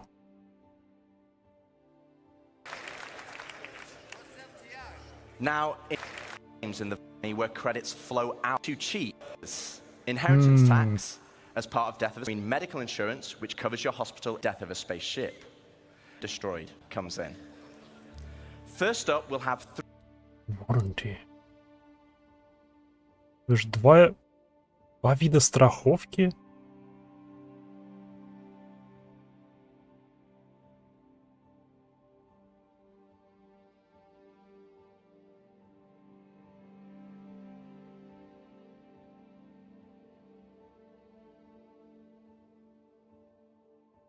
three tiers of insurance, with level 1 being chassis insurance. Level 2, chassis mechanic comes in. First up, we'll have, right now, for example, over 90%. This is where ship insurance and our new warranty mechanic comes in. First up, we'll have 3 tiers of insurance, with level 1 being chassis. Окей, 3 типа страховки. Now, insurance by itself will only pay out credits based on the wear and age of your ship. Insurance, I think you want to listen to this bit because it's important. Так. Insurance with a warranty, though, will give you back a new ship, plus any other equipment or decorations based on the tier of insurance you have. Теперь я понял, как это работает. Okay, so this is the bit you need to listen to. All ships bought on the pledge store will come with a permanent warranty and their appropriate insurance. Окей, я понял. То бишь, в случае... Окей, есть гарантия и страховка.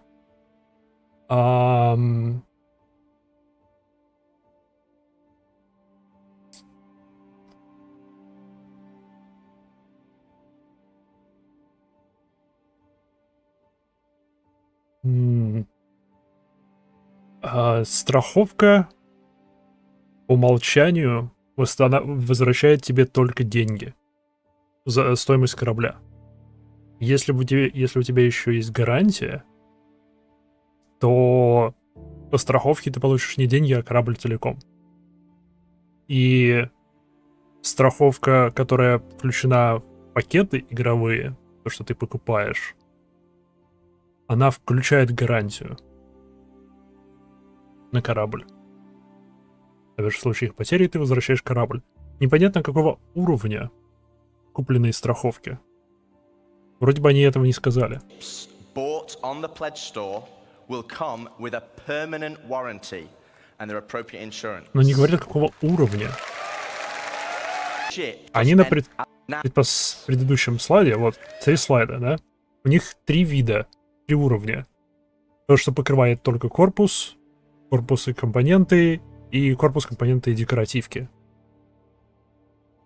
Смею предположить, 2-го уровня? Не знаю, они сайт обновили, не обновили для этого дела. Давайте посмотрим. Робертус Spaceus Industries. Давайте на новых кораблях посмотрим. Где ценничек на них?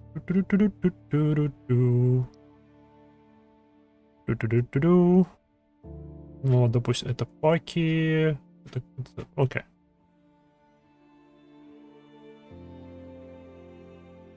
Ох, там 300 баксов стоит, жесть. More info.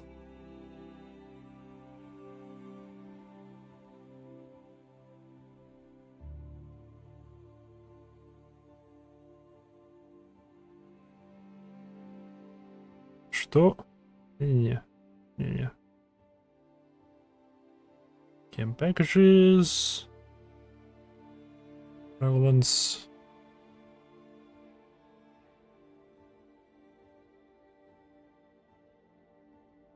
LTI есть что-нибудь? Нету.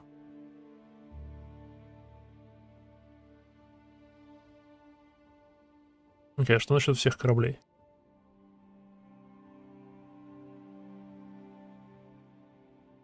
Окей. Ну, давайте посмотрим. Нет, давайте все-таки найдем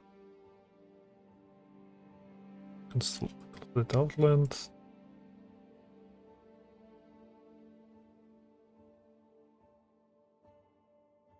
Так, Миск. Миск и новые кораблики. Где они? Вот они. Макс и Так.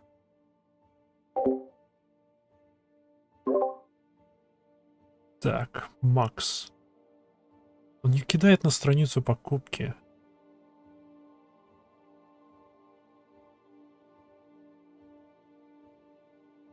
Buying options. Во, нашел. Блин, они это запрятали. Не, у них все еще просто пишет Lifetime Insurance.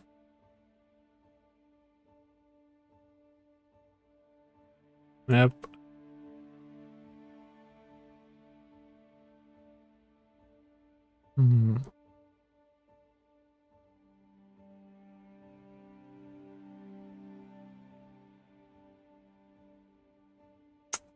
Nope. Нет у них. Это они еще не обновили. Жалко. Based on appropriate. This means you will always get your ships back if they're attributed to your account. Other ships, on the other hand, will require a transferable warranty, and these are rare. Угу. You'll be able... А купленные же корабли в игре, ты их можешь сразу застраховать, но гарантию на них невозможно получить. За гарантию у тебя ограниченное число, и ты можешь их поставить только на определенные свои корабли. И перенос гарантии с одного корабля на другой занимает время. И ты их мало получаешь. То бишь с купленным кораблем ты можешь его сразу застраховать, что вернет тебе его стоимость только в случае его потери. Ну да.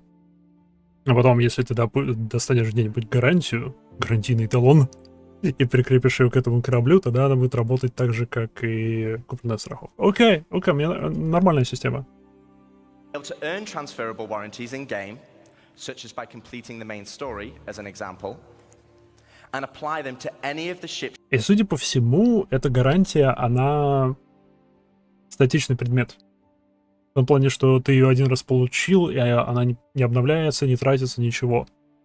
Ты типа будешь платить только, допустим, страховку. А гарантия, она безграничная. У тебя единственное, мало их. Видимо, для того, чтобы зафиксировать игроков за определенными кораблями. Окей. Я понял то, что я хотел понять. Хотя... Не то, это. Так, теперь Полярис. Где у нас Полярис? Это не то. Вот у нас Полярис. Вот как Полярис был раньше. Он открывался. Он внутри у него типа цех по строительству был. Это было офигенно. Теперь же он превратился в эту вот фигню, которая даже не открывается. Она просто запускает 4 дрона. И все. Мне это очень не нравится. Сравнивать.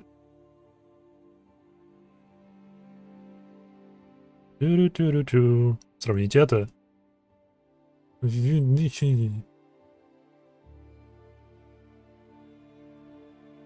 Притом, главное, руку выдвигающуюся, которая сверху торчит от корабля, выдвинутая, они ее оставили визуально. Она все еще справа у корабля приделана. Она просто теперь совершенно бесполезна. Это визуальный элемент без функционала. По мне было бы лучше, если бы эта башня, если бы эту руку, они ее оставили, но чтобы она поднималась не... Чтобы она не выдвигалась горизонтально, а чтобы она поднималась вертикально. Типа как башня вставала рядом с кораблем. И может, чтобы из нее эти дроны вылетали.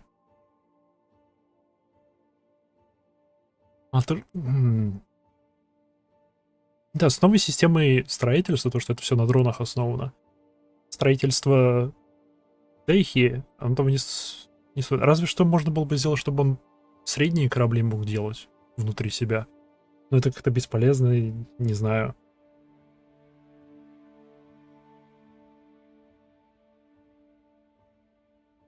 Ну, или же что... не знаю. Либо же эту башню сделать, что она ставится, и она начинает добывать ресурсы. Опять-таки. Раз у них ножки уже добывают ресурсы, почему бы и башня не добывала ресурсы? Не знаю. То, что центральная часть его больше не открывается, мне очень не нравится. Он был один из самых интересных кораблей.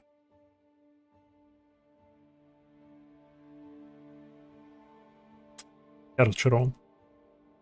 Полярис разочаровал меня. Сильно притом. Ладушки. Star Citizen. Ты меня сегодня любишь или ты меня сегодня не любишь? Давайте в Азию пойдем.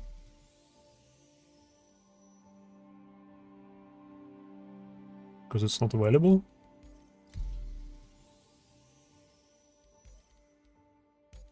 Юса. Юса так Юса. Полетели в Юса. Yes.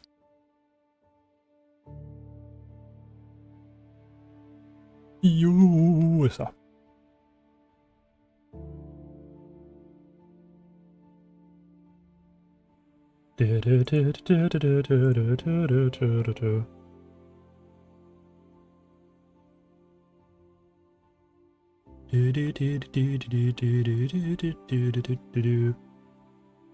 Славно.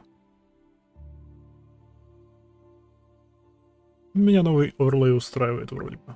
Да, вроде хорошо смотрится.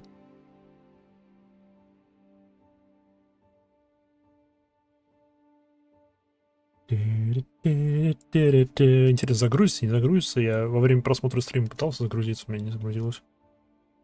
Пустит меня, не пустит. Куда-нибудь, хотя бы.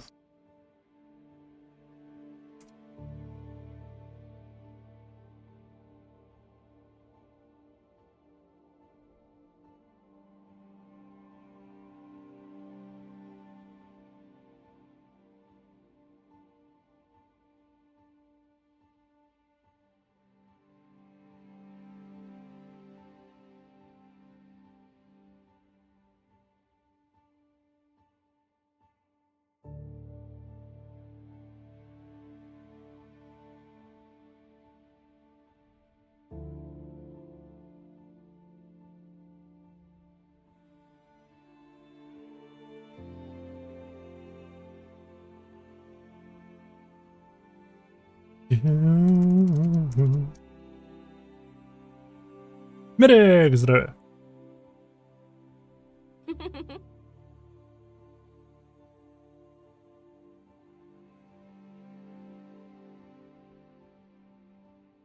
Кажется, не загрузимся. Фак. Почему нет?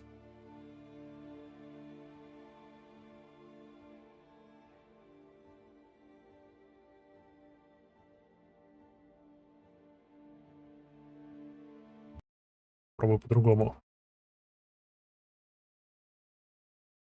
Я знаю, у них проблемы сейчас с PU, но... Хочу, пусти! Привет, Пон.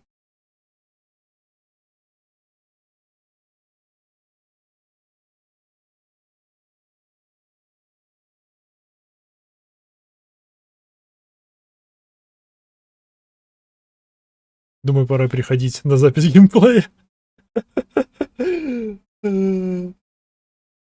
Не, если запись геймплея, то он не будет появляться вообще. А так хоть изредка ее довидим.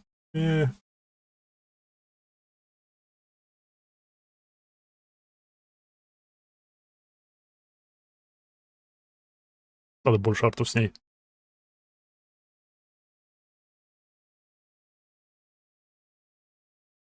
Так. Почему unavailable? А, он меня все еще... Меня все еще за USA держит. Даже перезашел. Ладно.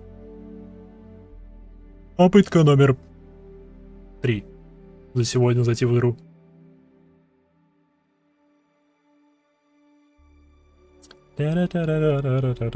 Возможно, не получится. Оп, нет, что-то загружается. Он только что-то думал. Что-то думал.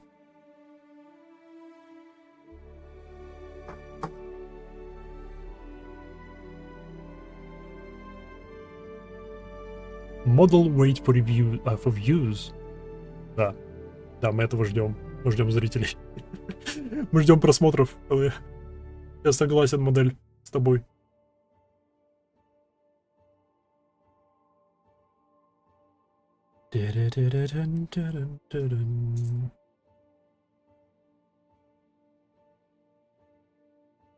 Интересно, почему у них начались проблемы с серваками. Я не знаю, это у меня проблемы с серваками, типа из-за Роскомнадзора или это масштабные проблемы с серваками. Я, конечно, знаю, что у них в лаунчере прописано, что да, с PU наблюдаются проблемы.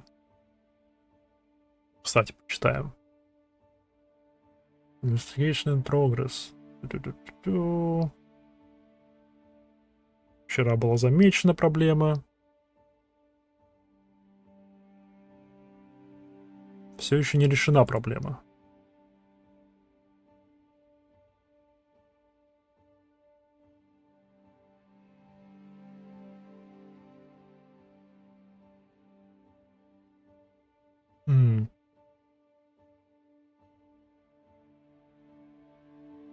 Кажется, мы больше не грузимся. Wait for current solar system.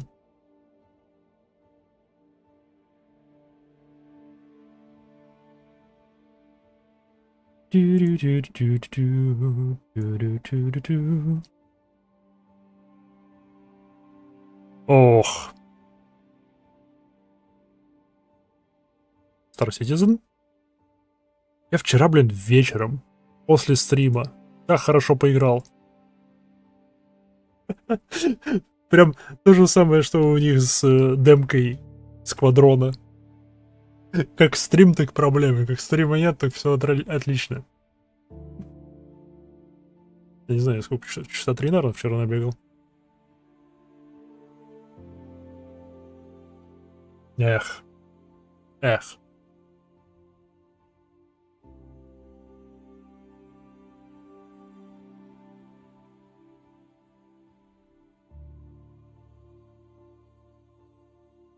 Не, видимо, не вариант сегодня. Видимо, сегодня не вариант. Что ж, в таком случае я сделаю так. Я сделаю...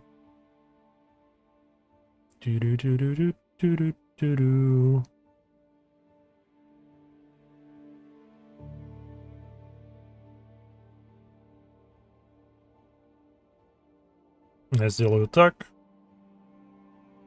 И мы уйдем на сегодня со стрима.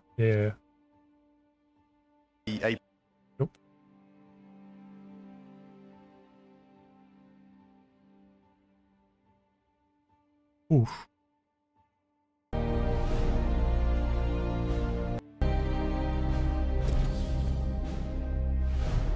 Где тут эпический момент? Нет, другой эпический момент.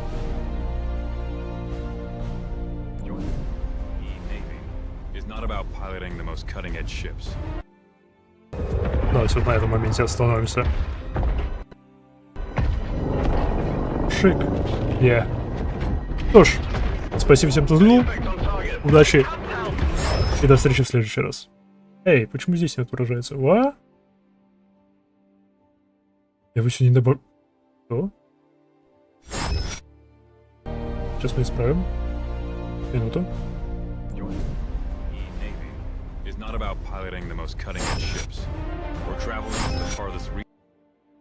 Почему его здесь нет?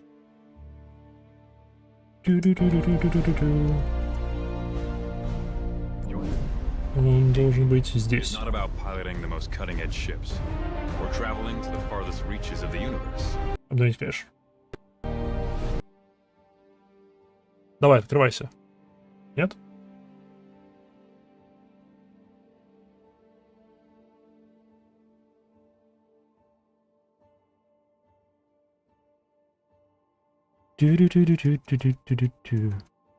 Кажется, я YouTube поломал. Не, кажется, я OBS поломал.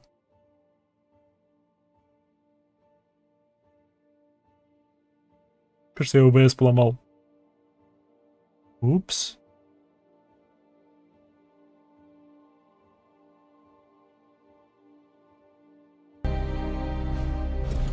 Звук есть.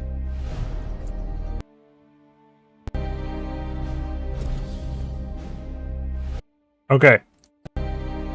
Я починил YouTube.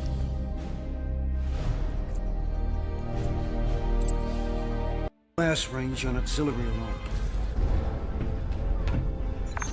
Attention fleet. This is Admiral Вот теперь все. You are Дай ordered труп умереть, to просто immediately закончи. withdraw. Нет. I repeat.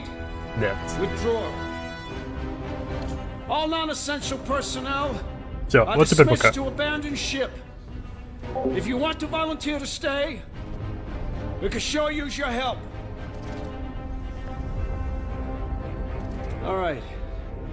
Tell the gunners to concentrate all the power they got. Maybe we can take out this king ship before it hits us. Yes, sir. Logistics. I want every ounce of juice pumped into those guns. If we don't need it to breathe or shoot, I don't want it.